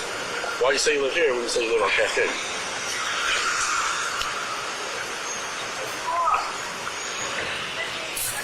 Miss Lady, you got ID?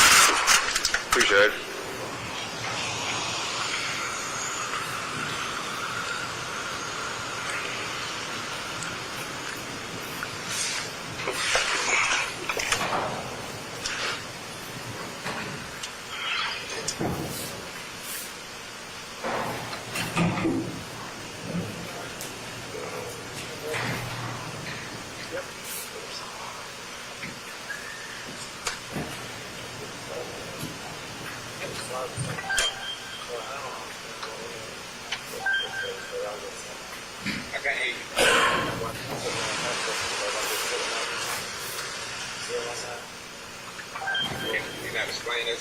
Yeah, they said that they said they don't necessarily got to like the rest, but it's that's true.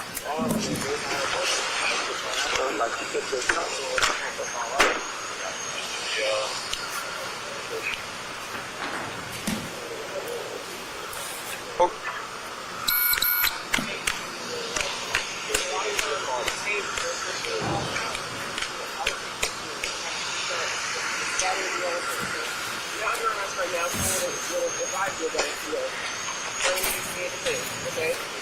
Let's see what we're talking about. Which one are you getting? This one. Oh. that way? Yeah, this is a car came out. Just 2 cars came out. Nobody. Cars? Like so homeboy, I think it was homeboy. He was right here in the corner. Like, Yeah, somebody was. Yeah, I heard. But no, it wasn't him. And then when I looked down, I swear God, I saw his shadow and he was gone. So Yeah. he was running. Yeah. So I don't know. That's why I was trying to get you guys to go. Yeah, we didn't see anybody running. All I saw a couple of guys walking this way, but I don't think they came from over here. I think they came from the gas station. Right? So that's why we were out of here. Was it Sun 60? Yeah. There's a lot of songs we came in. See what we get out of it. Got a little bit of weed right there, but that was it right now. It's shaking their car. What's calling it? They're all sitting in this block. Where's that Charger or whatever it was? So He was just saying because it like didn't want to come in. The Chevy, they locked it as soon as they pulled in. Oh, that one? Yes. Yeah. It's going in. Yeah, he said he'd be here in 10 minutes, so.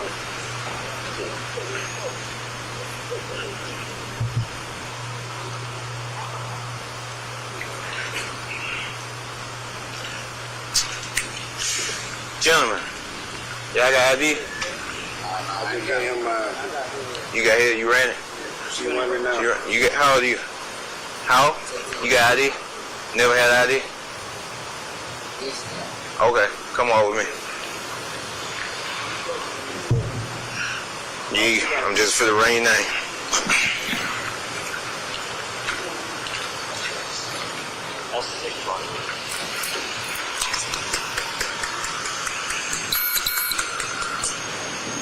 Got an extra pound for you.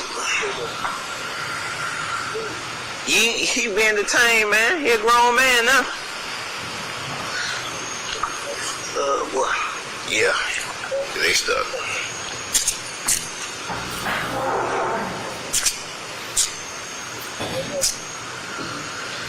Stand right here.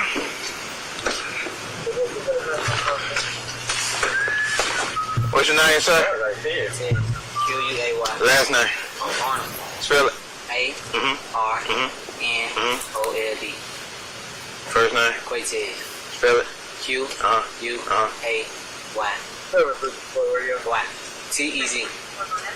Date of birth. January 29, 2001. Okay. January what? 29. Where you stay at? 40 Mile Zion Road.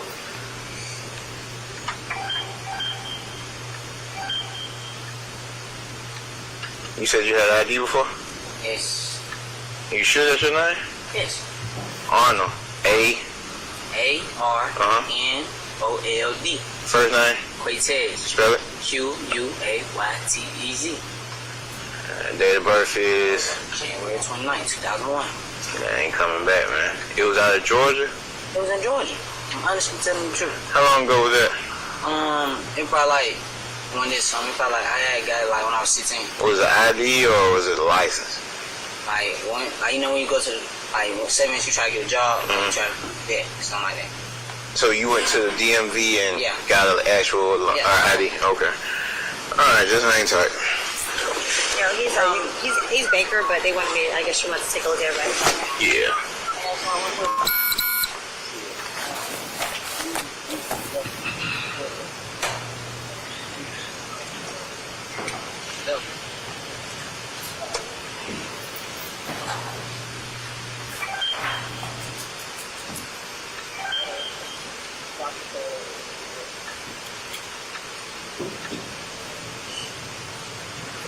Okay, appreciate it. All right, now they're here. I'll talk to them.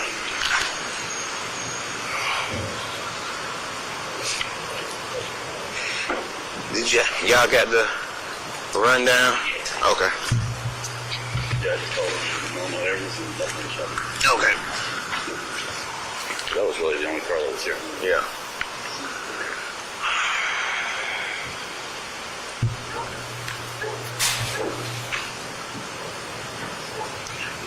The blunt and all the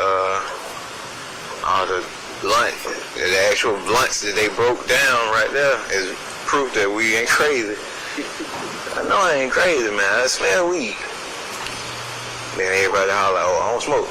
Okay. Somebody do. Yeah.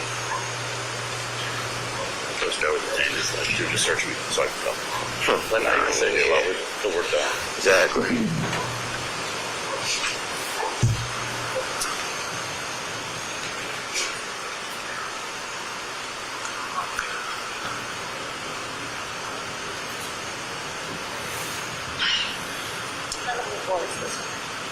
To this winter?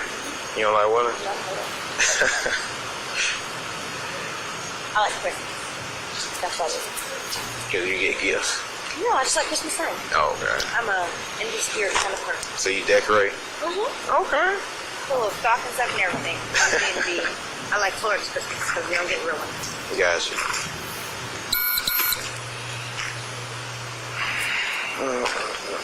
Y'all in zone 3? What's on y'all in? Y'all in 3? 4. Y'all in 4? Okay. Yeah.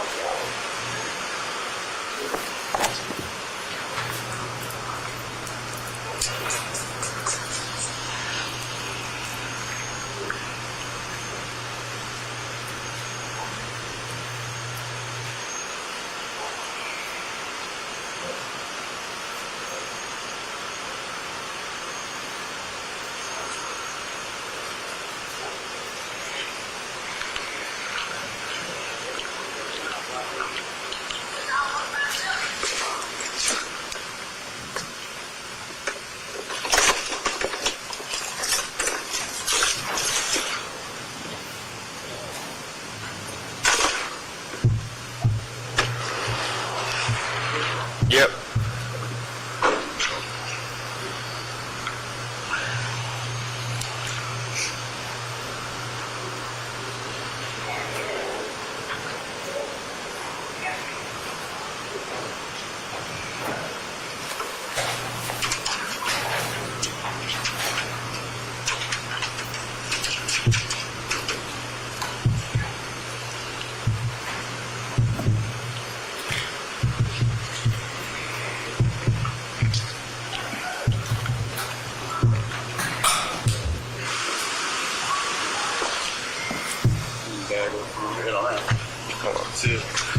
Red bag up front. Oh, yeah. In the front over here on this side.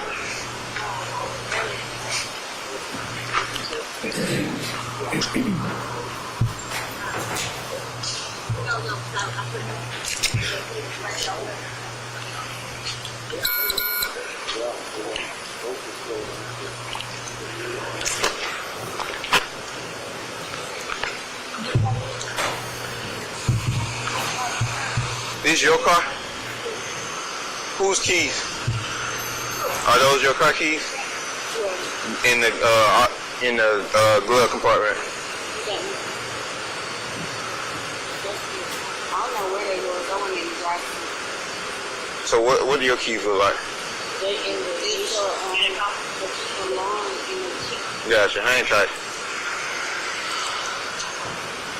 Take one step back from me, Chief. Appreciate it.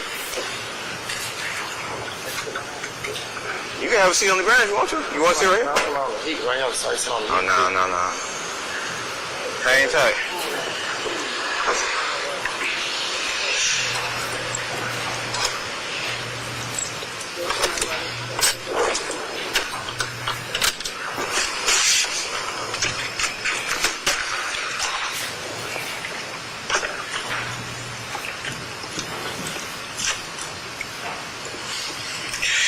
Just need to rehear these.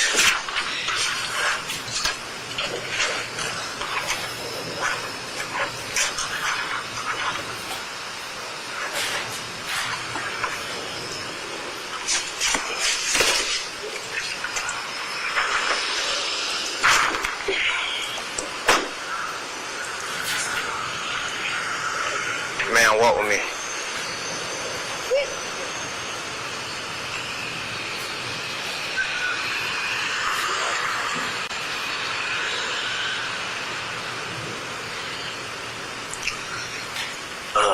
What's your name? Jessica what? Jessica Lindley, okay. This right here is a waiver to counsel. It's basically me reading you your rights and you advising that you understand and if you want to speak with me and if you don't want to speak with me. You understand? No, you're not, but you're detained. So in order for me to properly speak with you, I have to read you these rights. Now, you can say you don't want to talk. You can say you do want to talk. It's up to you. It's just what I have to do before I actually can talk to you in depth, okay? Basically, possession of marijuana. Huh? Where's the weed? I'm just saying that you just asked me what what we're gonna be talking about. The offense that this will be related to is possession of marijuana. You understand? Okay. So without delay, I'm gonna read this right. Yeah. Stand right there. That red avalanche. Oh, hey, girl, what trick is that?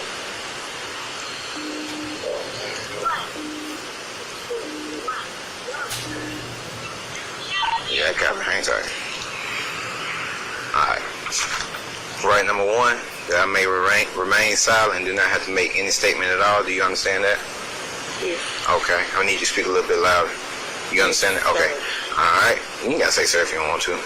Right, number two, that any statement I make will be used against me in the court of law. Yes. Alright. Three, that I have the right to consult with an attorney before making any statement and to have said attorney present with me while I'm making the statement. Yes. Alright, four, that if I do not have enough money to employ an attorney, I have the right to have one appointed to me by the courts to represent me, to consult with him before making any statement, and to have him present while I'm making any statement. Yes. Okay. Five, that if I request an attorney, no questions will be asked of me until an attorney is present to represent me. Yes. Okay. Yeah, I got you. Alright, so with all that being read, have you been threatened, forced, or coerced in any type of coercive? Like, have I tricked you or made you say that you want to talk to me? Do you feel like you've been made to talk to me? No.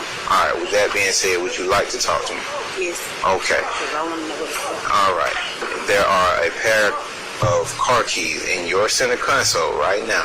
They belong to a Chevy. Are those your car keys? No. Okay. Whose car keys are those? I'm not sure who the car it is. No, I got you. But who put the car keys in the center console?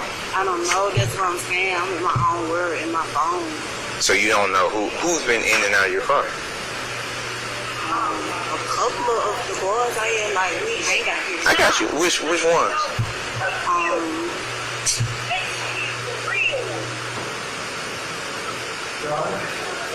The young man that's detained right Yes, there. Mr. Sharp.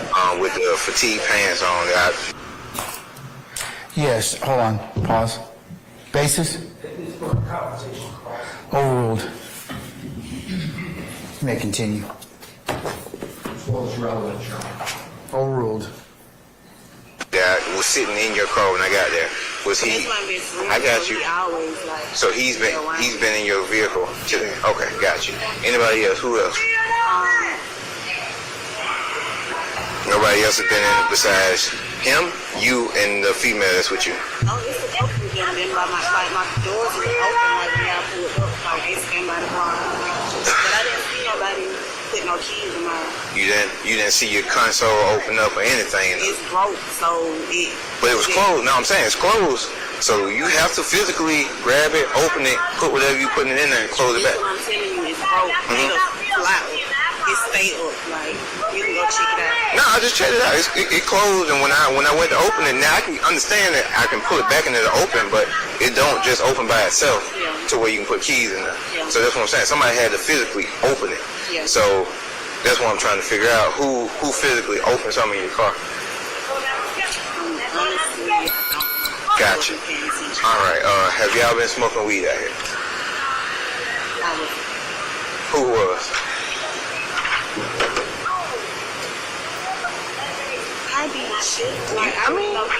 You know, because I'm going to tell you how you know, right? Because you said, I didn't, and then when I say who, you pause. You know who smoked it. I'm saying they can get in trouble for smoking weed? No. Yeah, I mean, it's illegal, but I mean, if I ain't find no weed on them, no.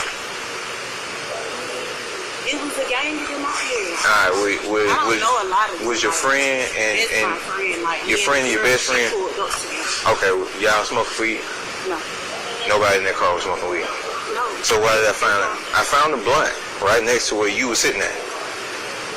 And I found the blunt right next to where you were sitting at.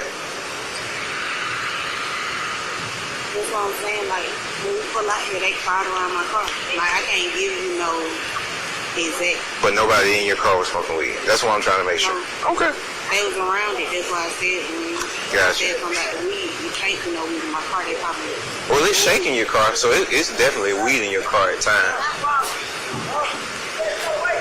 And I'm pretty sure, I mean, you know that. I mean, I'm just going out with it. So, I mean, ain't no need in all the cap. So, it's cool. I mean, it plays along into what I'm doing, but you being truthful would help out even more. I can't give you no, like, exact person. I got you, but is weed smoked in your vehicle? Yeah, I have fun. Gotcha. Is weed in that gray vehicle right there?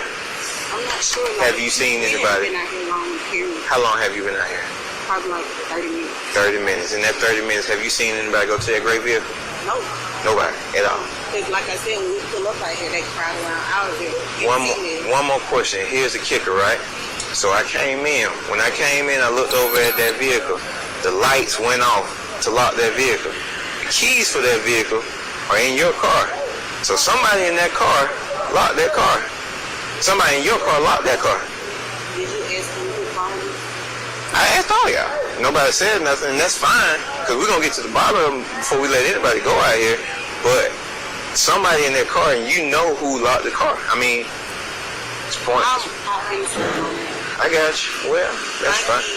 I never drive my car. But my keys are in this shit. You have a license? Yes. Who drove your car here? She don't have a license. Oh, man. She just pulled right here. No. You can't change it now. See, this is okay. That's the first lie, right? We just trying to get to the bottom of the lies. No, I got you. I believe you don't know who keys they are, but who locked the car is the question. That's all I care about. Who locked the car? And there was somebody in the car with you. So I mean, it don't matter to me, because I'm gonna hold y'all here until I find out what I need to find out.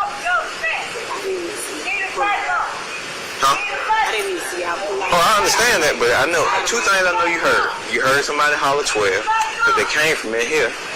And then you seen somebody lift up the thing, unlock the car. Lock the car and put the keys back down in there. So it happened right when y'all pulled in. Right when I pulled in there. It was perfect. It was like, oh, boom.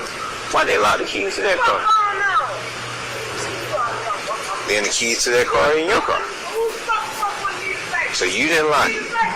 You didn't even know they were in there. Cool. Alright, you can come on, stand back over here. Let you know you're gonna be here because I gotta go do some paperwork. I'm gonna go swear out a warrant for the vehicle. So just hang tight.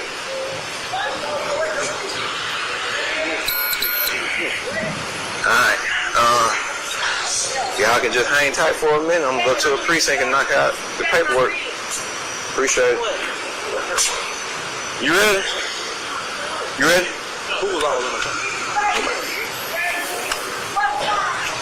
Nobody was in the gray car. They were, those three were in this car. When we pulled up, they locked the gray car. The dog done hit on the gray car. The keys for the gray car are in this car in the same car. This car right here belongs to the chick in the red hat. She said she was all in her phone. Yeah. She said she was all in her phone. She didn't pay attention if anybody let the thing up and lock the car, or if anybody was even put the keys in. The car had the keys. Had the keys to their car. Okay. The car Baker. Car Baker. It comes back to a lady. I think they said born in like 67 or something. Yeah. Out of Riverdale. Nobody claims the car. We're gonna go do the warrant. Dog done hit on it. I'll be back in like 30 or 40 minutes. Sit them down somebody. Alright, cool. They the same at this point. Yeah. We got some weed out of this car? We got weed. It was on the ground right here next to where Red Hat was sitting at. It was in the blunt. Okay. Yeah, so I'll be right back.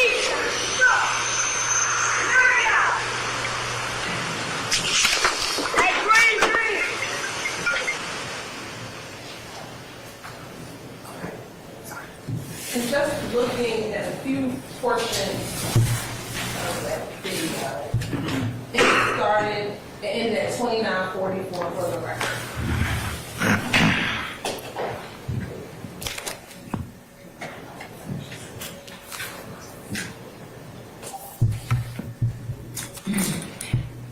Now, the white Solera that we see in the video, did you see a portion of that white Solera in the IG video? Yes. Or what I believe to be the white Solera. Okay. And moving to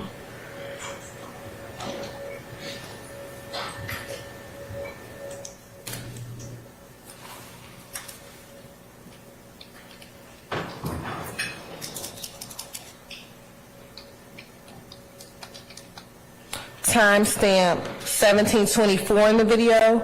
What are we observing at 1724 in the video? From what I was watching, we was observing the point where the dog started nibbling at the door handle and began, scratching on the door. Okay.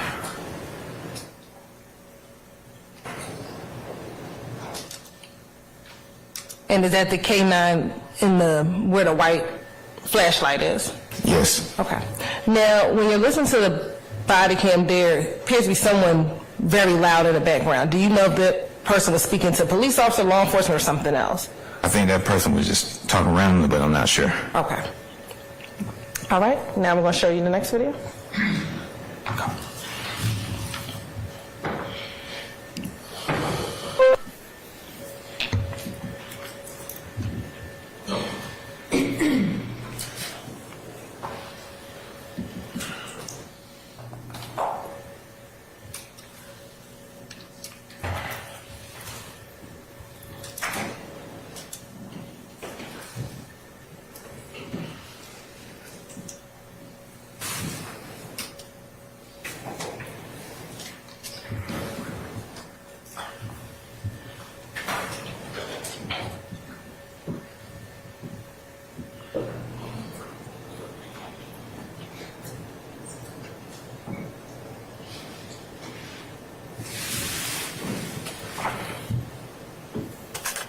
And while this is playing, where did you have to go to do the paperwork? I can't remember where I swore to one at. The closest precincts would have been probably the Zone 3 precinct, which I was in, and where we come from, headquarters. And when you say I had to go fill out the paperwork, what was the paperwork you're referring to? The search warrant that's in my hand in the video. Okay.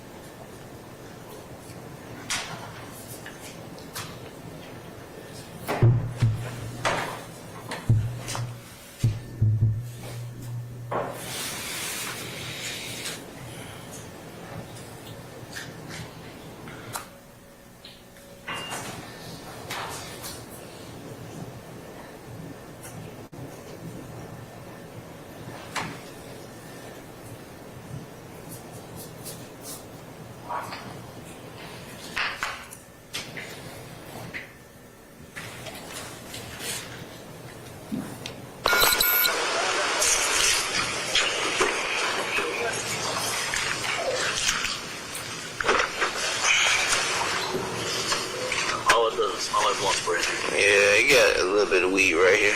That's where it was.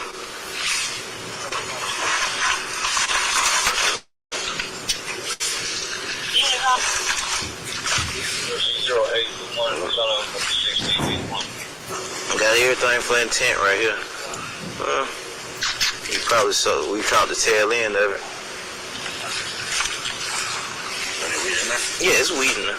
It ain't that much. Probably like 12 grams or some shit.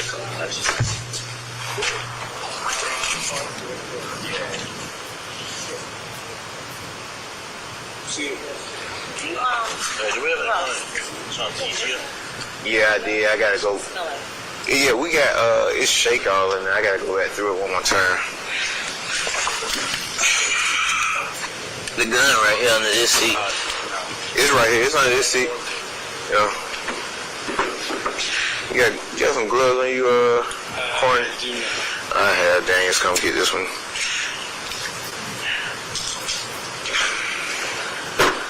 When you get a chance, grab this one. There's one under this seat, too. Oh, I got it. Oh, never mind. I was wondering, I was like, do you want gloves to put on your hands? Because I don't think you're going to fit your hands. You gotta go on the back side. It's deep underneath. Oh, it's deep. Yeah.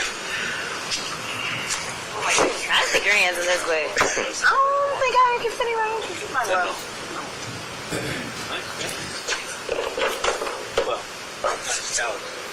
Strong in the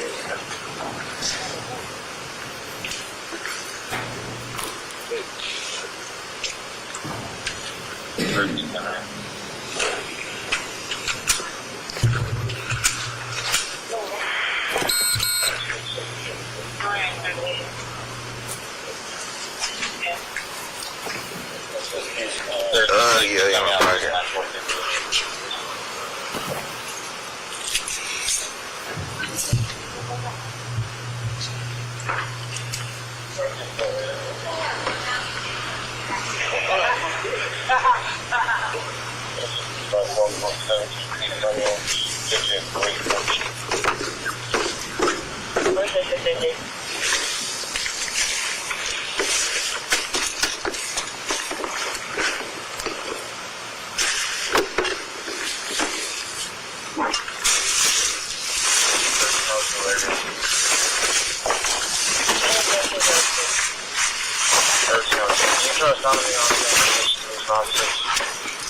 You can't reach that and pull the rest of that.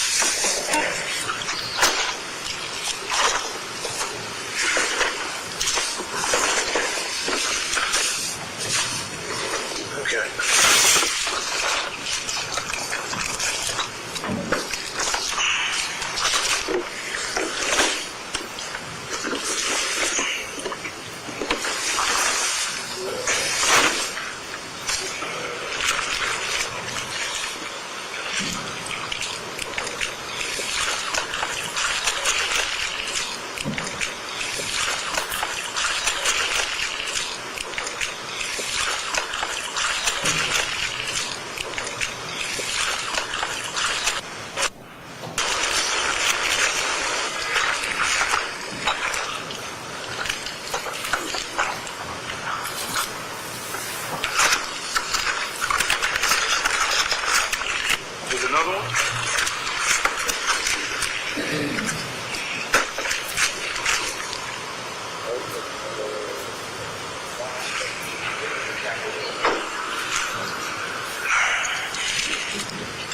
What was that on there? Under the rug. Okay.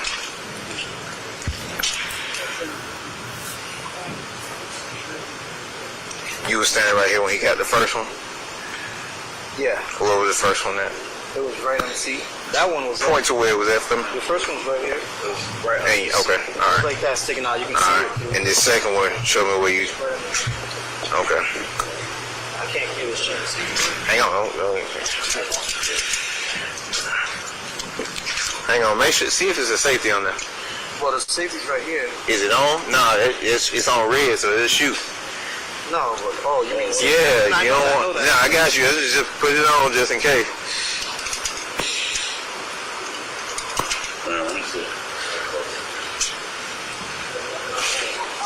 You gotta get you some too, man. What? Some rope? Yeah.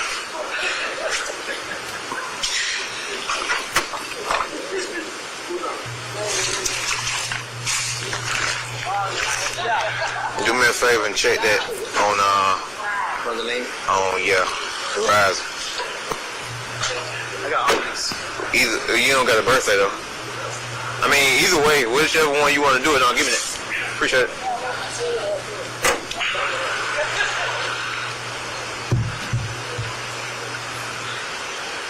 Supervisor left.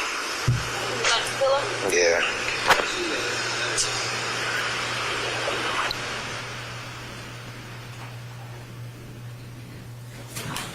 And did that conclude your 2 body cams as it relates to this particular incident? Yes. How much time passed between the time you saw the ID video and the time that you went over to see it? Excuse me, 226 Approximately 20 minutes. So after the search, what was found in the video?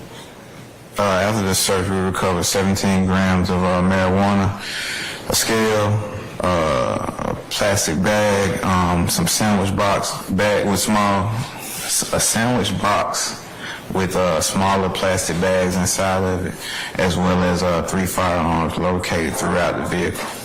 And with the 3 firearms that you found located throughout the vehicle, did you run those firearms? Yes, ma'am.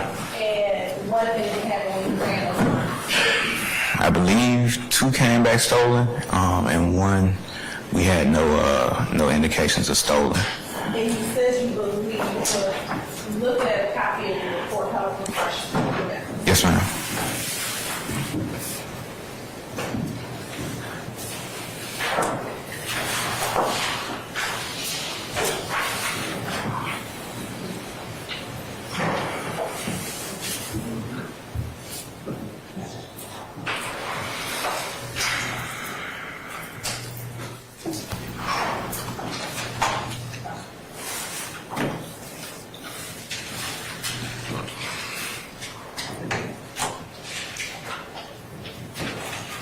I'm going to show you what's the marked States Exhibit 85R.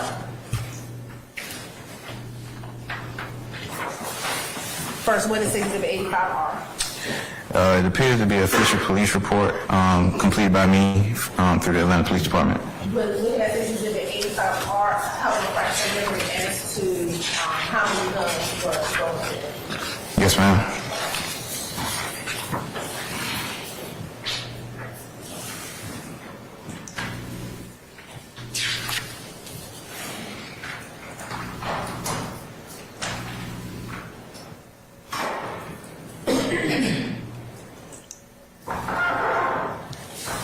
I'm ready.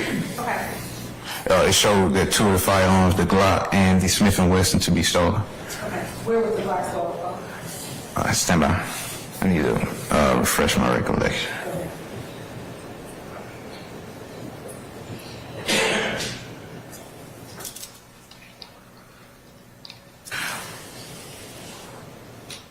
The Glock was stolen out of Atlanta Police Department.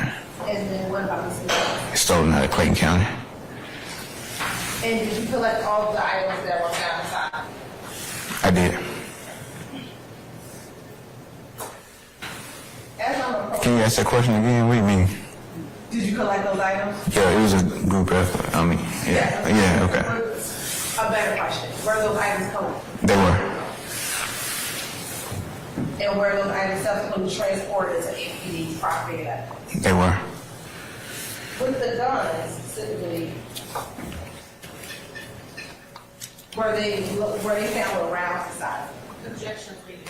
I stand the objections to How were the guns found? I believe the firearms were loaded. I'm not sure with the capacity of each firearm. Did you put the capacity inside of your report? I believe so. We're looking at your report, how refresh your memory? Yes.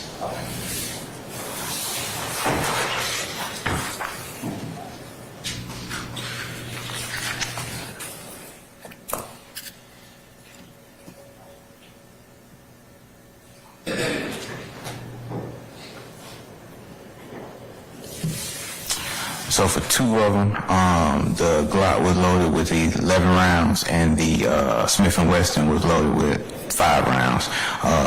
I'm not sure if the Phoenix was unloaded. I didn't see any round count for that one.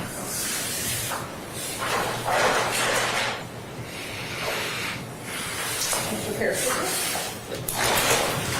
I'm going to first show you what has been shown to defense counsel and previously marked as State's Exhibit number 71I. Do you recognize 71I? Yes. And how do you recognize 71I? The bag is a property concealed bag for us to turn in evidence. Inside of the bag is what appears to be the marijuana collected from the vehicle, as well as the blunt that was collected from the ground during the incident. Now I want you to take a moment, you can look at Stacey's Exhibit 70I. And go ahead. You go ahead.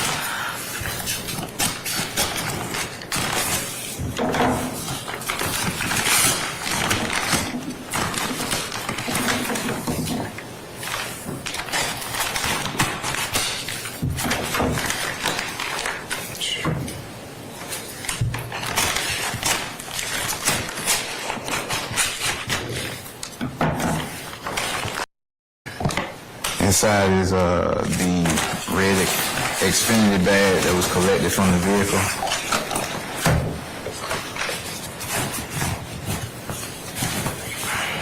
Inside the red Xfinity bag is the one of the bags containing possible marijuana that we recovered, as well as the sandwich bags with extra bags inside of it. Another sandwich bag. Scale, digital scale, as well as a third box of sandwich bag. And these items, the 3 boxes of sandwich bags, the digital scale, and this other baggie appear to be what you collected back in October 2018. Yes, ma'am. Ron, at this time, I say we'd like to tender Stacey Exhibit 71I and then Some of those. 70I with all the content within 70I. Just 70I? And 71I.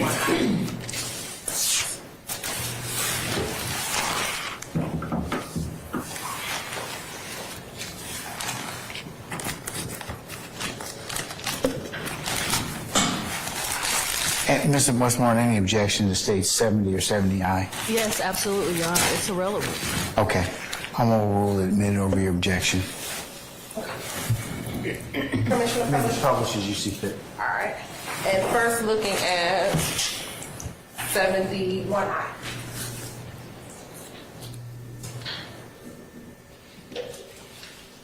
And now look at the contents within 70I. In your experience or your knowledge training experience as an officer, what is this? A digital scale. And what is it used for?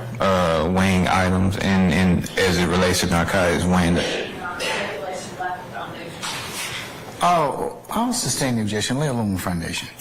In your experiences also, have you seen one of these scales as relates to narcotics? Objection, I'll stand as the form. Have you ever seen this Yes. in your job as a police officer? Yes. When have you seen this as your job as a police officer? I've seen it as in situations as like this, where you have a possible intent to distribute case. There'll be scales, various sizes, depending on the quantity of weed that's seized or that's being moved through a location, that is used to weigh the amount of narcotics being distributed. And as a police officer, when you see the marijuana, the scale, and 3 boxes of baggies, what does that indicate to you? All that is indicative of the crime of possession with intent to distribute controlled substance narcotics.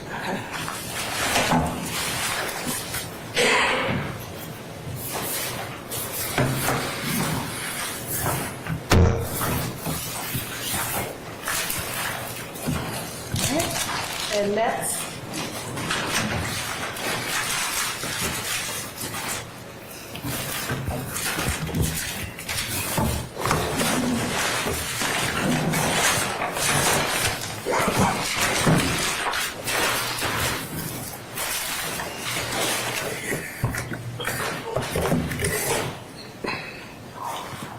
First, I'm going to show you what's been marked as 72I.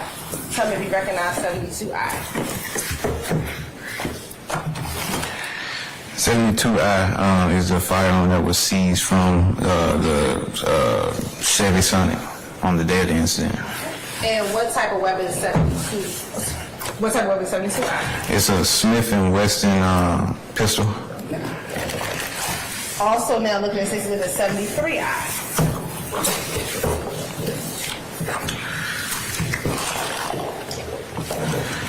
State's exhibit is a Glock 20 10 millimeter firearm with a magazine that was seized on the day of the incident from the vehicle.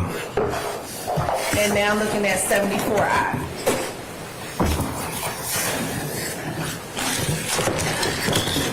.74I is the Phoenix arm pistol that was seized from the day of the incident with a magazine. And 72I, 73I, and 74I all appear to be those guns recovered from the vehicle. Yes, ma'am. Your Honor, at this time, the State Unattended States Exhibit 72, 73, and 74I into evidence. Any objection, madam? Your Honor, same objection. All right. They'll be admitted over your objection. The court will admit 72I, 73I, and 74I. May be published as you see fit. Thank you, Your Honor. And in that same fashion, when you see guns mixed around with the narcotics, what does that indicate to you? I sustain the objection as to form. In your experience, officer, have you seen guns with drugs in your experience? Yes. And as a police officer, when you see guns with drugs, what does that indicate to you? Foundation, Judge. I sustain as the foundation and speculation as well at this point in time. How often You want have to you phrase it? Sure, Your Honor. How often have you seen drugs and guns? Objection relevance. Overruled. Quite frequently during my times in Apex. And as an Apex officer, when you see the drugs and the guns together, what does that indicate to you? Your Honor, foundation. I'll overrule the objection. It's used as a tool to prevent possible. Overruled. As a tool to possibly prevent the actual stealing of the narcotics or the proceed earned from selling narcotics.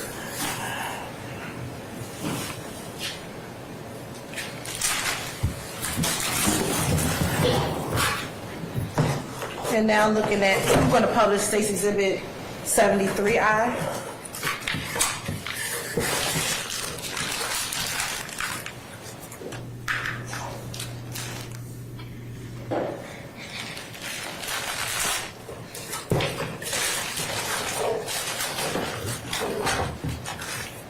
And then last one, excuse me, publish State 74I.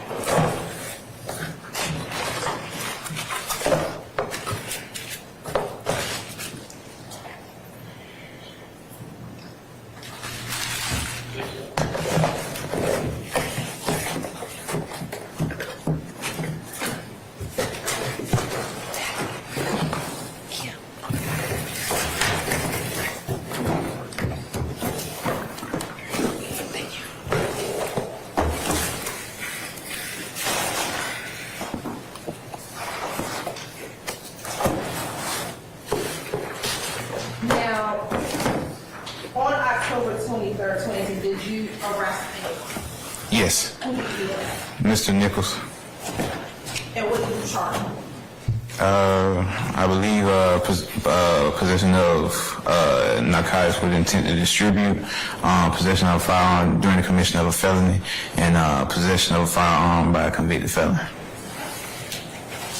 Permission to approach? Yes, ma'am. I'm going to show you two exhibits. First, State Exhibit 69I. Do you recognize it? State Exhibit 69I. Yes, ma'am. And how do you recognize Exhibit 69I? It's a social media handle that is suspected of being Mr. Nichols.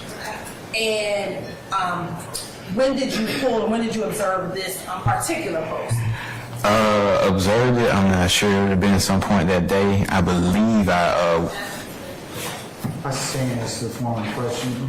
Well, first, okay, when you say that day, what day? the day of the incident. Would that be October 23rd, 2018? That or into the 24th because my body camera jumps into the 24th. Okay, so at some point in time, on the day of this incident or in the early morning hours the next day, you saw this post? Yes. Okay. And was that the same Instagram handle where you saw the video earlier that day? Yes. Earlier the day before? Yes. And does that appear to be a fair representation of the picture you saw on that post on October 23rd or October 24th, 2018? Yes, as well as what he would have been wearing that day. You said as well as what he was wearing that day? Yes. And is that in the same Instagram handle as you said earlier was the Instagram handle for Par Media's video? Overruled. Yes. Your Honor, this time the state would like to admit State's Exhibit 69I into evidence. Any further objection, madam? That's number is not relevant. She still didn't like the foundation or the authentication for the photo itself. Not that he saw the photo, but the photo. Your Honor.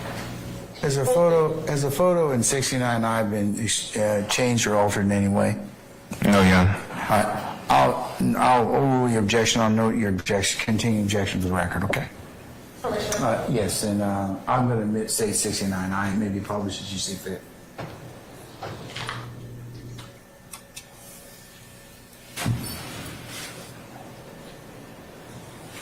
And is that the picture that you saw either late in the evening on the 23rd or early morning, 24th of October 2018?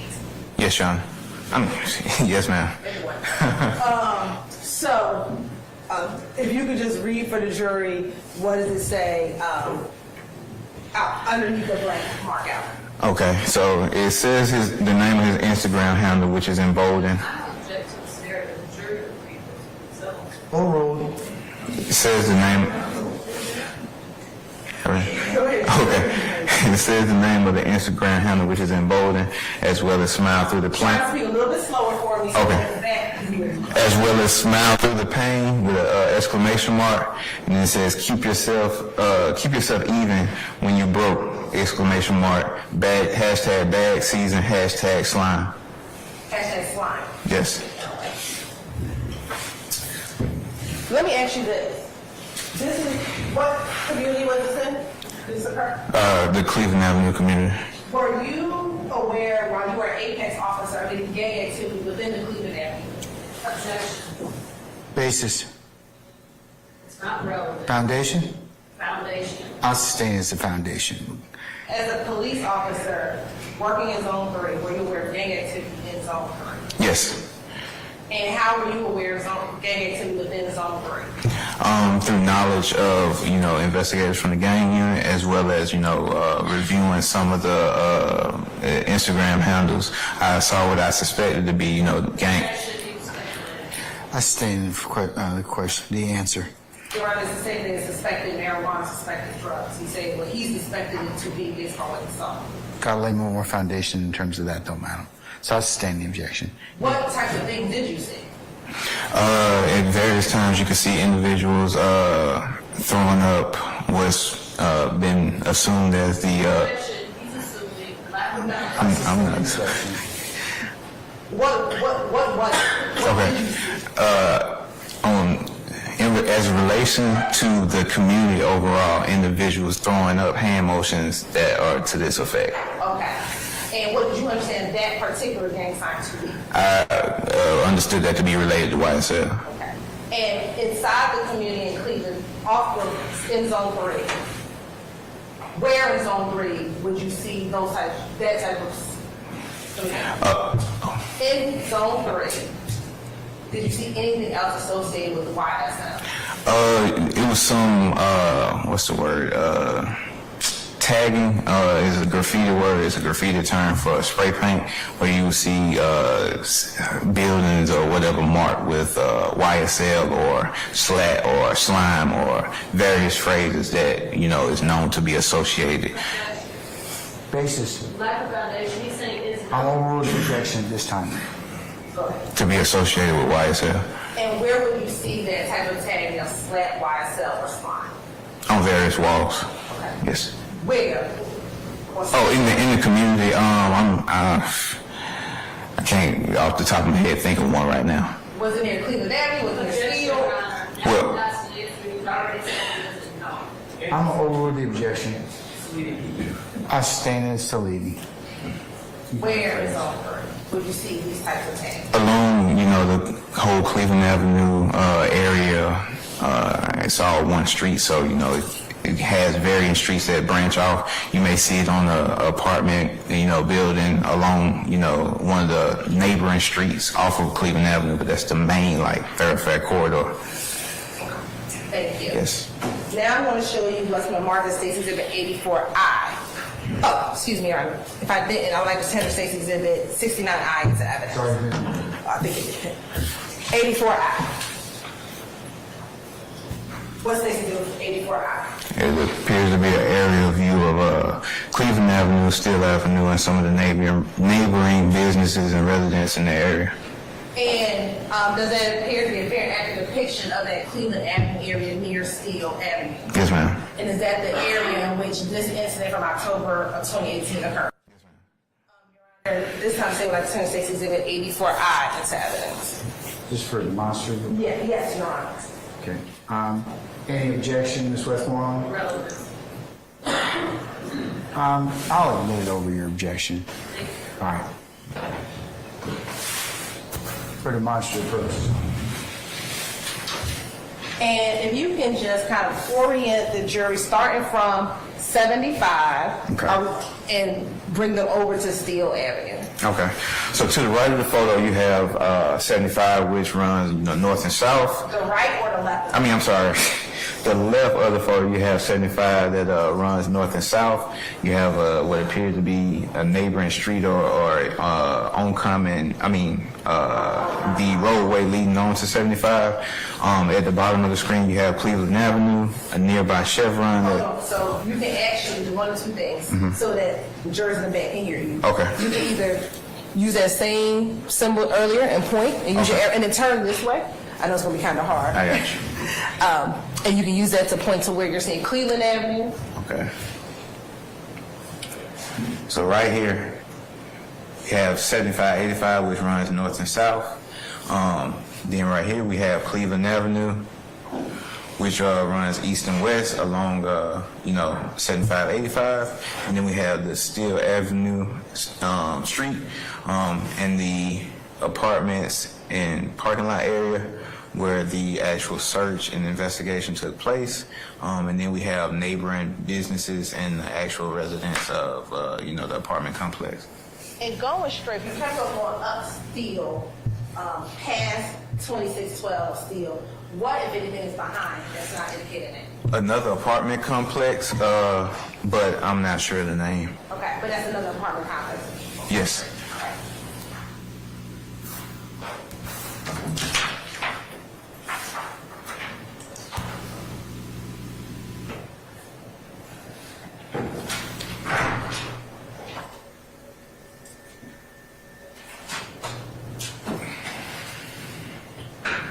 After securing your arrest warrant and taking the items to APD property and evidence, did that conclude your involvement as it relates to this particular case? I believe so, yes. I have no further questions. Cross.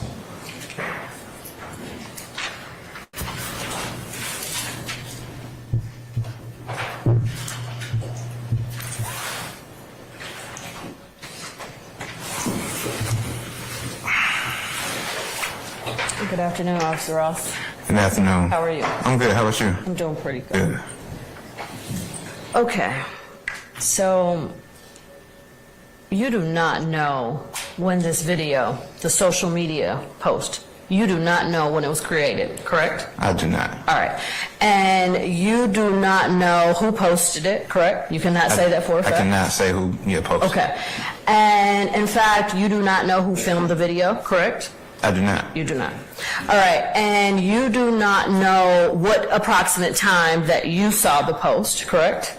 Well, in my narrative, it says 20 minutes. No, what time you the saw. timestamp. Oh. Yes, you do not know. No. Okay, and you do not know what device that you were using to see this post, correct? Nah, hang on, because you said, I don't know what time it happened. If we comparing the body camera video to when I'm saying 20 minutes of my report, it would have been roughly approximately that time. You don't know when the video was created. You don't know if it was created and posted on the same day. You do not know. We're not talking about that, though. We're talking about you saying how long after me seeing the video. That's what you just said. That is not what I said at all. Let's just go back a little bit. Let's slow down, okay? All right, right now I am just asking you questions about the post itself. Gotcha. Okay, I'm not talking about your body camera. All right. Okay, so I asked you, you do not know when the video, meaning the Instagram video, when it was created. You do not know that, correct? No. Okay, because you didn't make it, you don't know. No. All right, and you do not know who filmed the video. You weren't there. You do not know. No. Okay, and you do not know when the approximate time that the video was posted, correct? No. Okay. And you do not know where you were when you were watching this video, correct? No. Okay. And in fact, you do not know the device that you even used to watch this video, right? My city cell phone. Huh? My city cell? You're saying your cell phone? Yeah, my city cell phone. Your city cell phone? Okay. Do you remember another occasion where I asked you that question? Yeah. Okay. All right. And you don't remember saying that you did not know? I'm pretty sure I said my city cell phone at that time as well. All right. Don't worry. We can move on. All right. So you're watching this post, right? And you see what you believe to be a small bag of marijuana, correct? Yes. All right. And you see this post and you call your supervisor?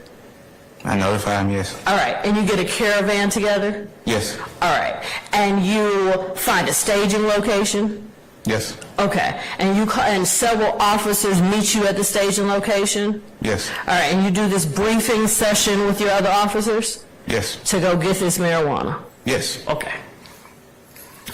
All right. So you arrive at the apartment complex, right?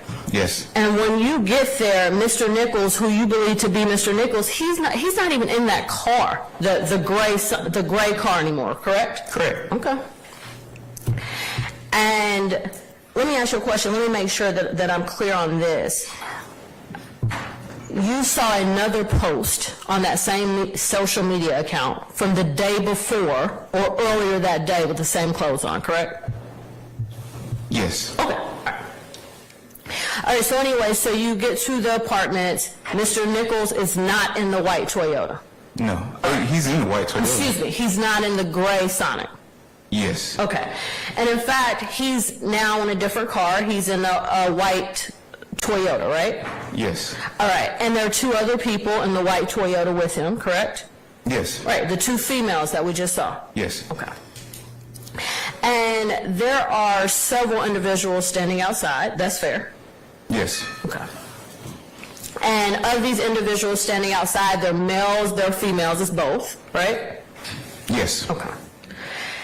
And so let me ask you, sitting on top of the gray car, okay? The gray car. Okay. You saw individuals sitting on the gray car, right?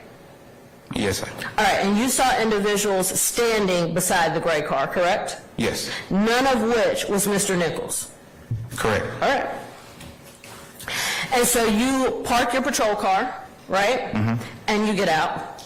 And you testify that you smell marijuana in the air, right? Yes. And specifically, you said you smell burnt marijuana in the air, correct? Yes. Okay. Now, Mr. Nichols, you approached Mr. Nichols immediately, right? Yes. Okay. And he didn't have any marijuana in his hand, correct? Yes. And you didn't observe him smoking any marijuana, correct? Yes. Okay. And he didn't have a firearm in his hand or anything of that nature, right? He didn't. Okay. And as a matter of fact, when you approached Mr. Nichols, you and the other individuals, you asked them about marijuana, right? I did. And Mr. Nichols told you he didn't have any. He did. Okay. And as a matter of fact, Mr. Nichols said, "Officer, you can search me." He did. Okay. You asked Mr. Nichols for his name. I did. He provided it to you. He did. He gave you his real name. He did. It's fair to say he was cooperative. He was. Okay. Now, several other individuals was outside. You checked their IDs, correct? I did. Okay. And you put them in handcuffs. Yeah, somebody did. Okay. And you didn't see them committing any crimes? No. Okay. And it would be fair to say throughout your whole time in this apartment complex that all of these individuals, they didn't give you any trouble, did they? No, Pretty cooperative. they were. Okay. All right, so now you called for the K-9 unit, right? Checked on the ETA, yes. Okay, and you observed the K-9 unit patrol, walk around the area with the K-9 officer, right? I did. Okay. And out of all of these individuals outside and the cars outside, you didn't observe the K-9 alert anything beside that one car, right? To my knowledge. To your knowledge, okay. All right, so out of all of the individuals that was congregating that evening, no one else was arrested, right? Correct. All right, so they weren't arrested for drugs, right? Correct. Okay, and they weren't arrested for guns, right? Correct. All right, so you didn't find, crimes out there beside the one that you said that you arrested Mr. Nichols for, right? Correct. Okay. All right, and so you based your arrest for Mr. Nichols solely on what was in the gray car, right? Yes. Okay, and the gray car that he was not in when you arrived? Yes. Okay, the gray car that you couldn't pinpoint what time that he may have been in that car, correct? You don't know, I asked you that earlier.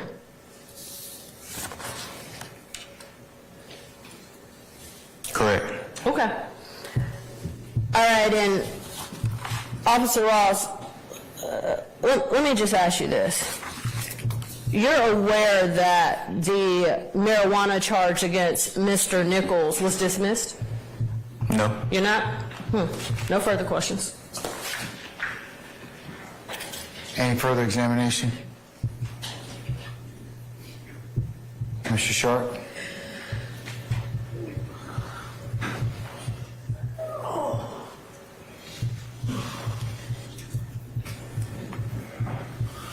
Officer Ross, good afternoon. Good afternoon.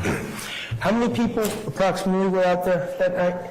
I'm not sure. Who are you referring to? Who are you referring to? Officers? No, not officers, civilians, citizens. More than 3.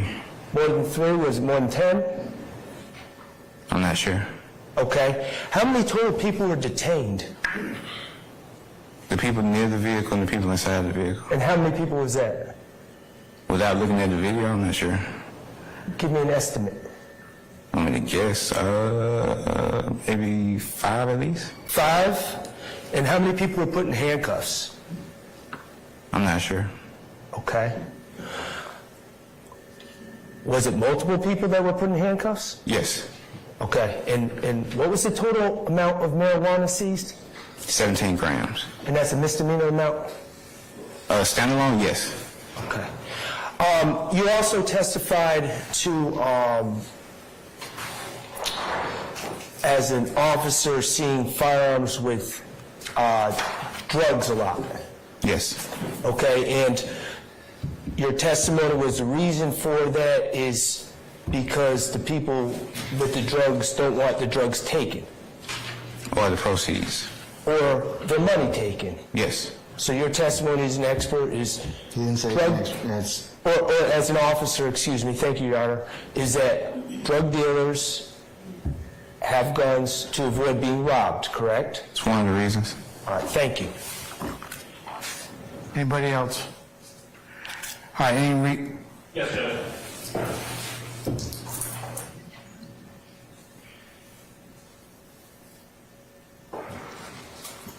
Good afternoon, sir. Good afternoon. Tell me your rank again. Sergeant. Sergeant. All right. Just a couple questions for you. I want to pick up where Mr. Shaw just left off. You started talking and you were asking questions toward the end of your direct examination about your time patrolling the area, and you said that you are familiar with that Cleveland area. Is that correct? Yes. You asked some questions about, quote, gang activity or gang whatever in that area, right? Yes. And you said that you know that there's some people who, quote, throw up gang signs, I think is what you said, right? I believe that to be a gang sign, yes. Right. Okay. Sign you threw up while you were on the stand a little while ago was something that you said, well, that's recognized as that's what I know to be a YSL gang sign or something like that. Is that what you said? Yes. Okay. So let me bring this back around to this incident. You see a video on Instagram, right? Yes. You decide based on the video where someone's got what looks like some marijuana in their possession inside of a car, that you're going to go to that location and conduct an investigation, or I guess go find the weed, right? Conduct an investigation, yes. Right. You went over there with a bunch of other officers. I think your word was caravan. Right? Yes. To go locate this weed that you saw in the car, right? To investigate the marijuana, yes. Gotcha. Right. And you were very interested in doing this because you even called for the canine before you went out there. Yes. Right? Make sure that as you go over to this, wherever this location is, where someone's got a little bit of marijuana or some marijuana in a car, you're fully prepared, you and the other officers, right? Yes. And there's a canine coming to make sure that when you get there, you got what you need to search or find whatever you got to find, right? Yes. You get there, and as we've just discussed a little while ago, there's some folks who live in the area, some citizens, right, who are there standing around, right? I don't know where they live at, but yeah. You know they're there, right? Yeah, they're there. I mean, they're not running all over the place. They're there in the location, this apartment complex where you are, right? Yes. Right? And what you do then is you all get out of the car and start talking to them, and you detain them, right?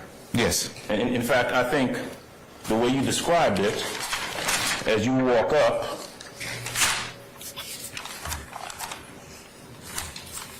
let's see, you say something to the effect of on the tape that we saw, do me a favor, I'm going to detain y'all. That's what you say, right, when you walk up to these folks who just standing there. I believe so.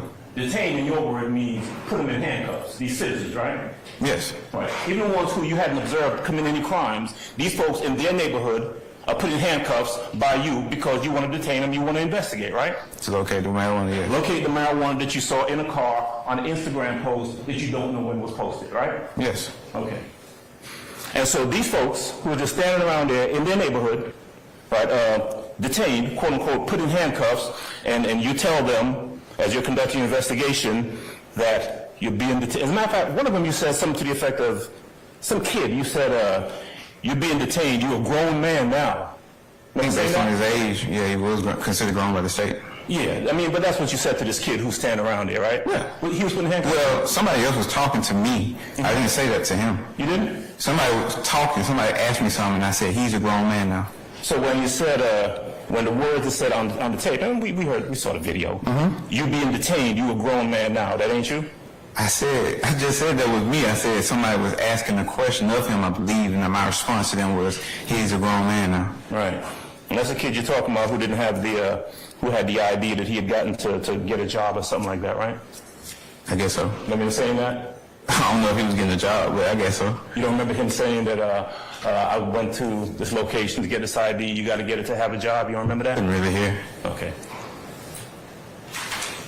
So, as you're conducting this far-ranging investigation looking for this marijuana, and you're talking to individuals who are there, right? Yes.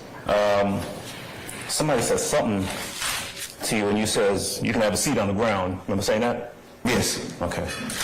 And then you conduct the search, and you find 17 grams of marijuana is what you found, right? Yes.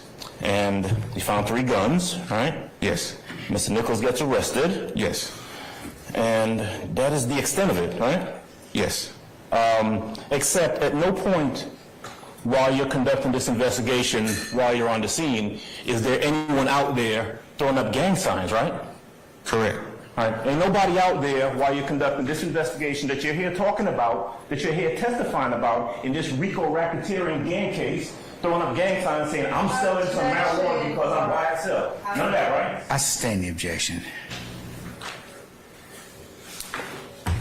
No gang signs. No gang signs. All right. That's all. All right, Mr. Matthews. Sergeant Ross, and you're familiar as a veteran police officer and a sergeant, the responsibilities that you have with documenting and reporting as a responding officer, collecting gang-related information when you go to these scenes, correct? Yes. And you didn't document that as any gang signs, any paraphernalia, any language about any gang signs that particular night, correct? That night, no. Okay, nothing further. Anybody else? All right, any redirect from the state? Yes. All right, How long you been a police officer? 11 years, How long were you with the Apex unit? 3.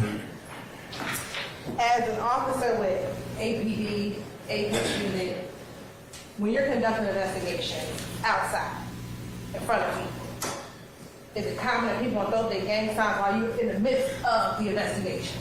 No, not when they get detained. No, yeah. Not when they're being detained, right? Okay. Everyone keeps talking about the marijuana. Were there weapons found as well? Yes. Why do you detain individuals when you first get on the scene? Oh, well, in this sense, I didn't know who actually, had the marijuana. And we were there to conduct the actual investigation.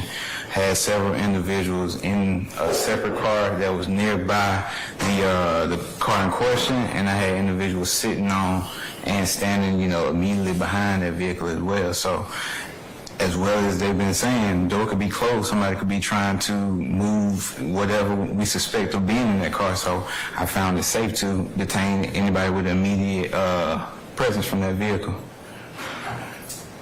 And were there others? Matter of fact, in the video, was there a woman in the driver's seat? Of the white? Yes. And from the video, did you put her in handcuffs? Yes. Was she in from the video, the driver? Oh, the driver, I'm not sure about her. Okay. Was the passenger, was she pleased? Yes. Now, there has been some conversation about time. The video, again, where was it posted? It was posted on Instagram on that page, Bitches Quay. Okay. And I think earlier you said it was posted in the Instagram stories? Yes. And again, how long are the Instagram stories last? 24 hours. All right. And I believe you testified earlier that you got to work somewhere between 2 and 3 o'clock p.m. that day? Between 2 and 4, yes. 2 and 4, excuse me. And would you have seen the video after you got to work? Yes. I stand the questions to form. What time would you have seen, approximately around what time would you have seen the video? Objection, as an answer. Overruled. After I got to work. Okay. So sometime after 2, or maybe even after 4, depending on what time? Yes. All right. If I can continue, I believe it would be closer because my immediate action after seeing that video was to start gathering resources to go further investigate. And in that Instagram video, were you able to see that white Solera? What I believe to be the white Solera, yes. Okay. And when you spoke with the owner of the white Solera, how long did she tell you she had been out there? I believe it was 30 minutes. So at best, from the time you saw the video, about how long was from the video when you saw it to when you got out there? Objection, leading as an answer. Well, she said how long, so I'll overrule the objection. If I said I saw the video, it took me 20 minutes to gather resources. I believe at that staging location, we drove across the street. That took minutes. So I would say, well, within that time frame that she's saying they had just got out there. So this isn't as if, do you know, the video was posted months prior to this? Not on the story, it wouldn't be there. Okay. And again, once you arrived and you saw Mr. Nichols, where was he? He was in. Yeah, I'll sustain that objection. And lastly, do you see Mr. Nichols in the courtroom today? I do. If you can identify him by article of clothing that he Individual back in the, towards the back wearing a gray suit. It looks like a black turtleneck with some type of jewelry around his neck. Your Honor, please let the record reflect that Sergeant Ross has identified Mr. Nichols. Yes, y'all. And last but not least, as an Apex officer, are you responsible for charging gang activity? No. Okay. Who would that responsibility fall upon? Normally, it's a gang investigator or somebody assigned to the gang unit that has a very broad basis of knowledge around the topic. All right. I think I have no further questions. Any further recross?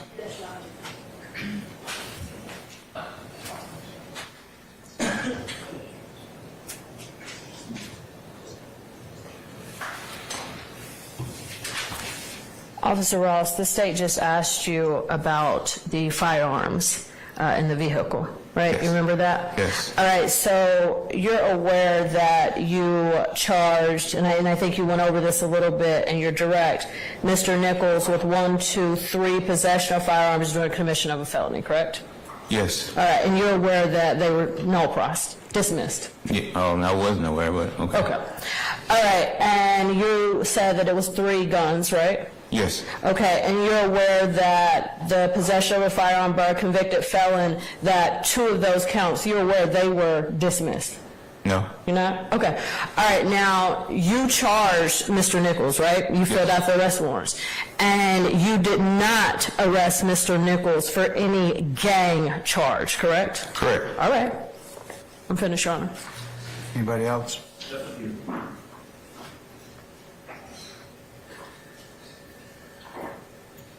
Sergeant, earlier, you asked a question that you answered about the term 12. Remember that? Yes. You said that 12 refers to police, right? Yes. You said that 12 normally is people yell out 12 to alert folks that the police are coming, right? Yes.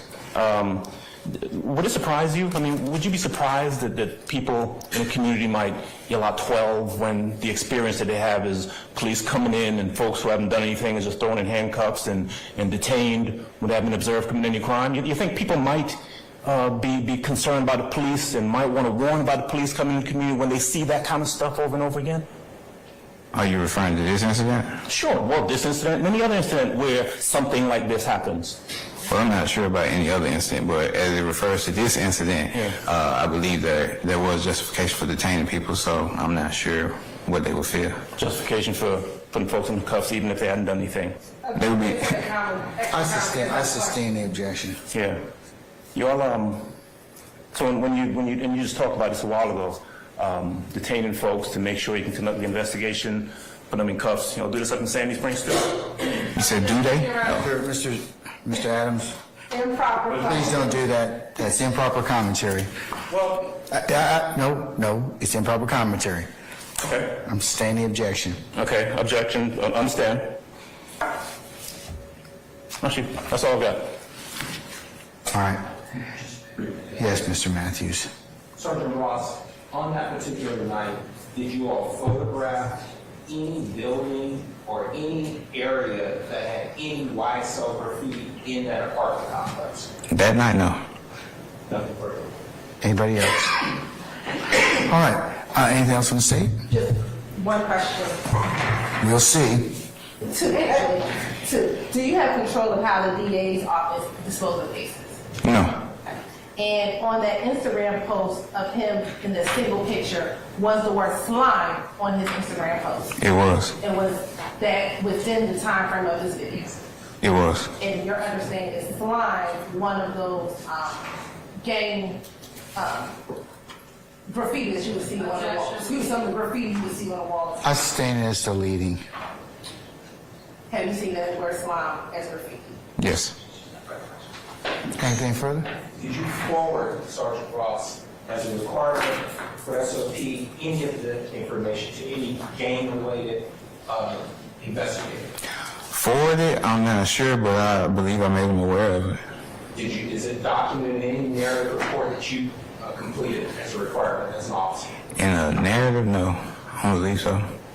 Maybe. Anything further? Anybody? No. All right. May I excuse Officer Ross, permanent or temporary?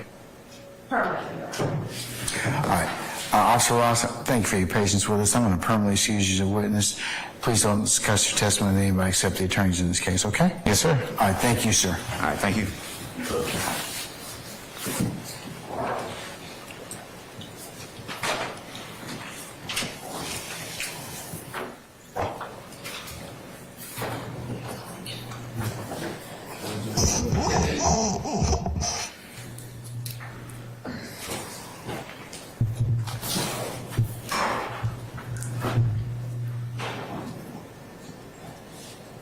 All right, ladies and gentlemen, the hour is about 5:20. How about we recess for the evening? Yes. You disappointed? You all look disappointed.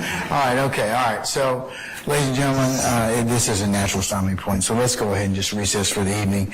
Let me go ahead and make a couple of comments to you at this point in time.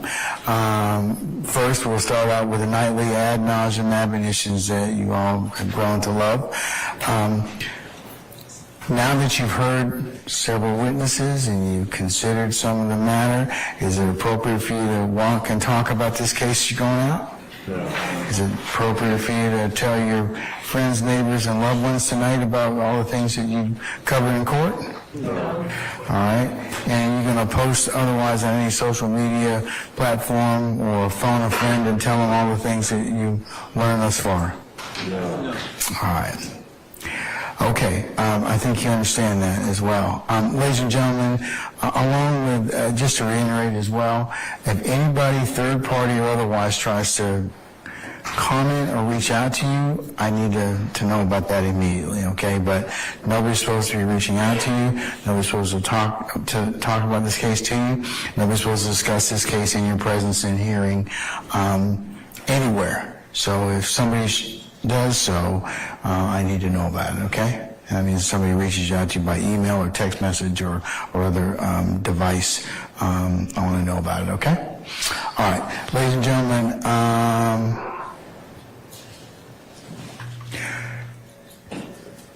any other ministerial inquiry of me at this point in time before I tell you a little bit about the rest of the week? Anyone? All right, say again? What's the question again? I said, any other ministerial inquiry of me? Okay, I mean, it's a question, if you have a question or anything like that. Okay, while you're thinking, okay? All right.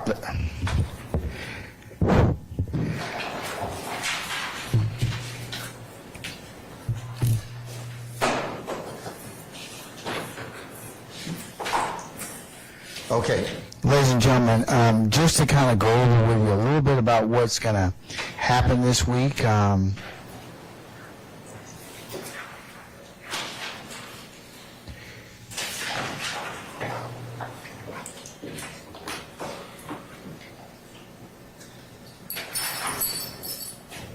right, tomorrow is the 5th Tuesday. Ladies and gentlemen, we are going to start. I'd like you to be here by 10 o'clock, and then we'll start as soon as all of you get here, and I take up any other matters, but we should start between 10 and 10:30 tomorrow morning. So that's the first thing. It'll be a regular work day. We'll probably work to, again, somewhere between 5 and 6 o'clock. So that is tomorrow, Tuesday, the 5th of December. As it pertains to the 6th of December, again, that's a regular work day. I'll have you come by report by 9 o'clock, and then we'll start around somewhere 9:30. We'll work the entire day at that point. Okay? All right. As for Thursday, the 7th, ladies and gentlemen,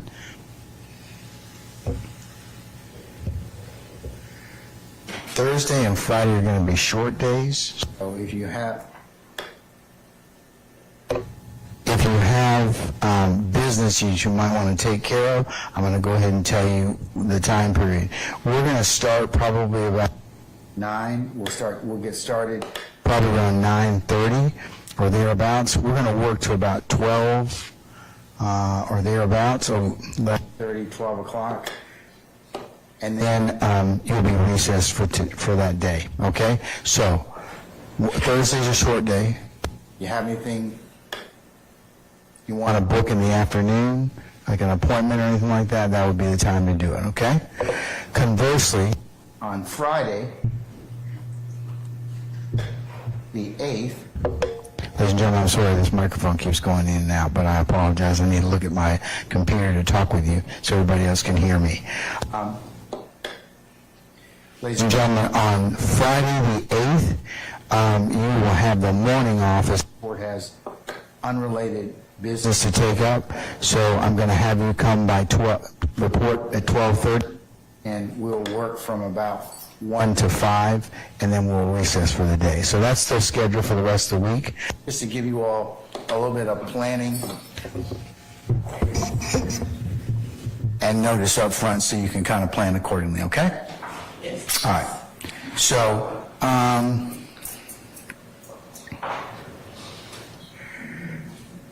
how are we doing with our facilities? We got plenty, we got coffee.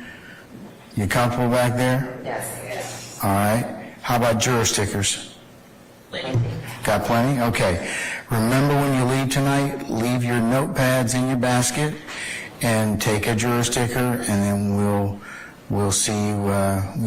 You can take that so you can get back in the courthouse accordingly. Okay. All right. So what time is supposed to report tomorrow? 10. And what time are we going to get started by? Hopefully. Okay, 10:30, that's right. Okay, ladies and gentlemen, any other questions of me at this point in time? Now that I've given you a little bit more information. Okay, ladies and gentlemen, again, as I've said to you, and I will continue to say to you daily, thank you for your patience that you've given us.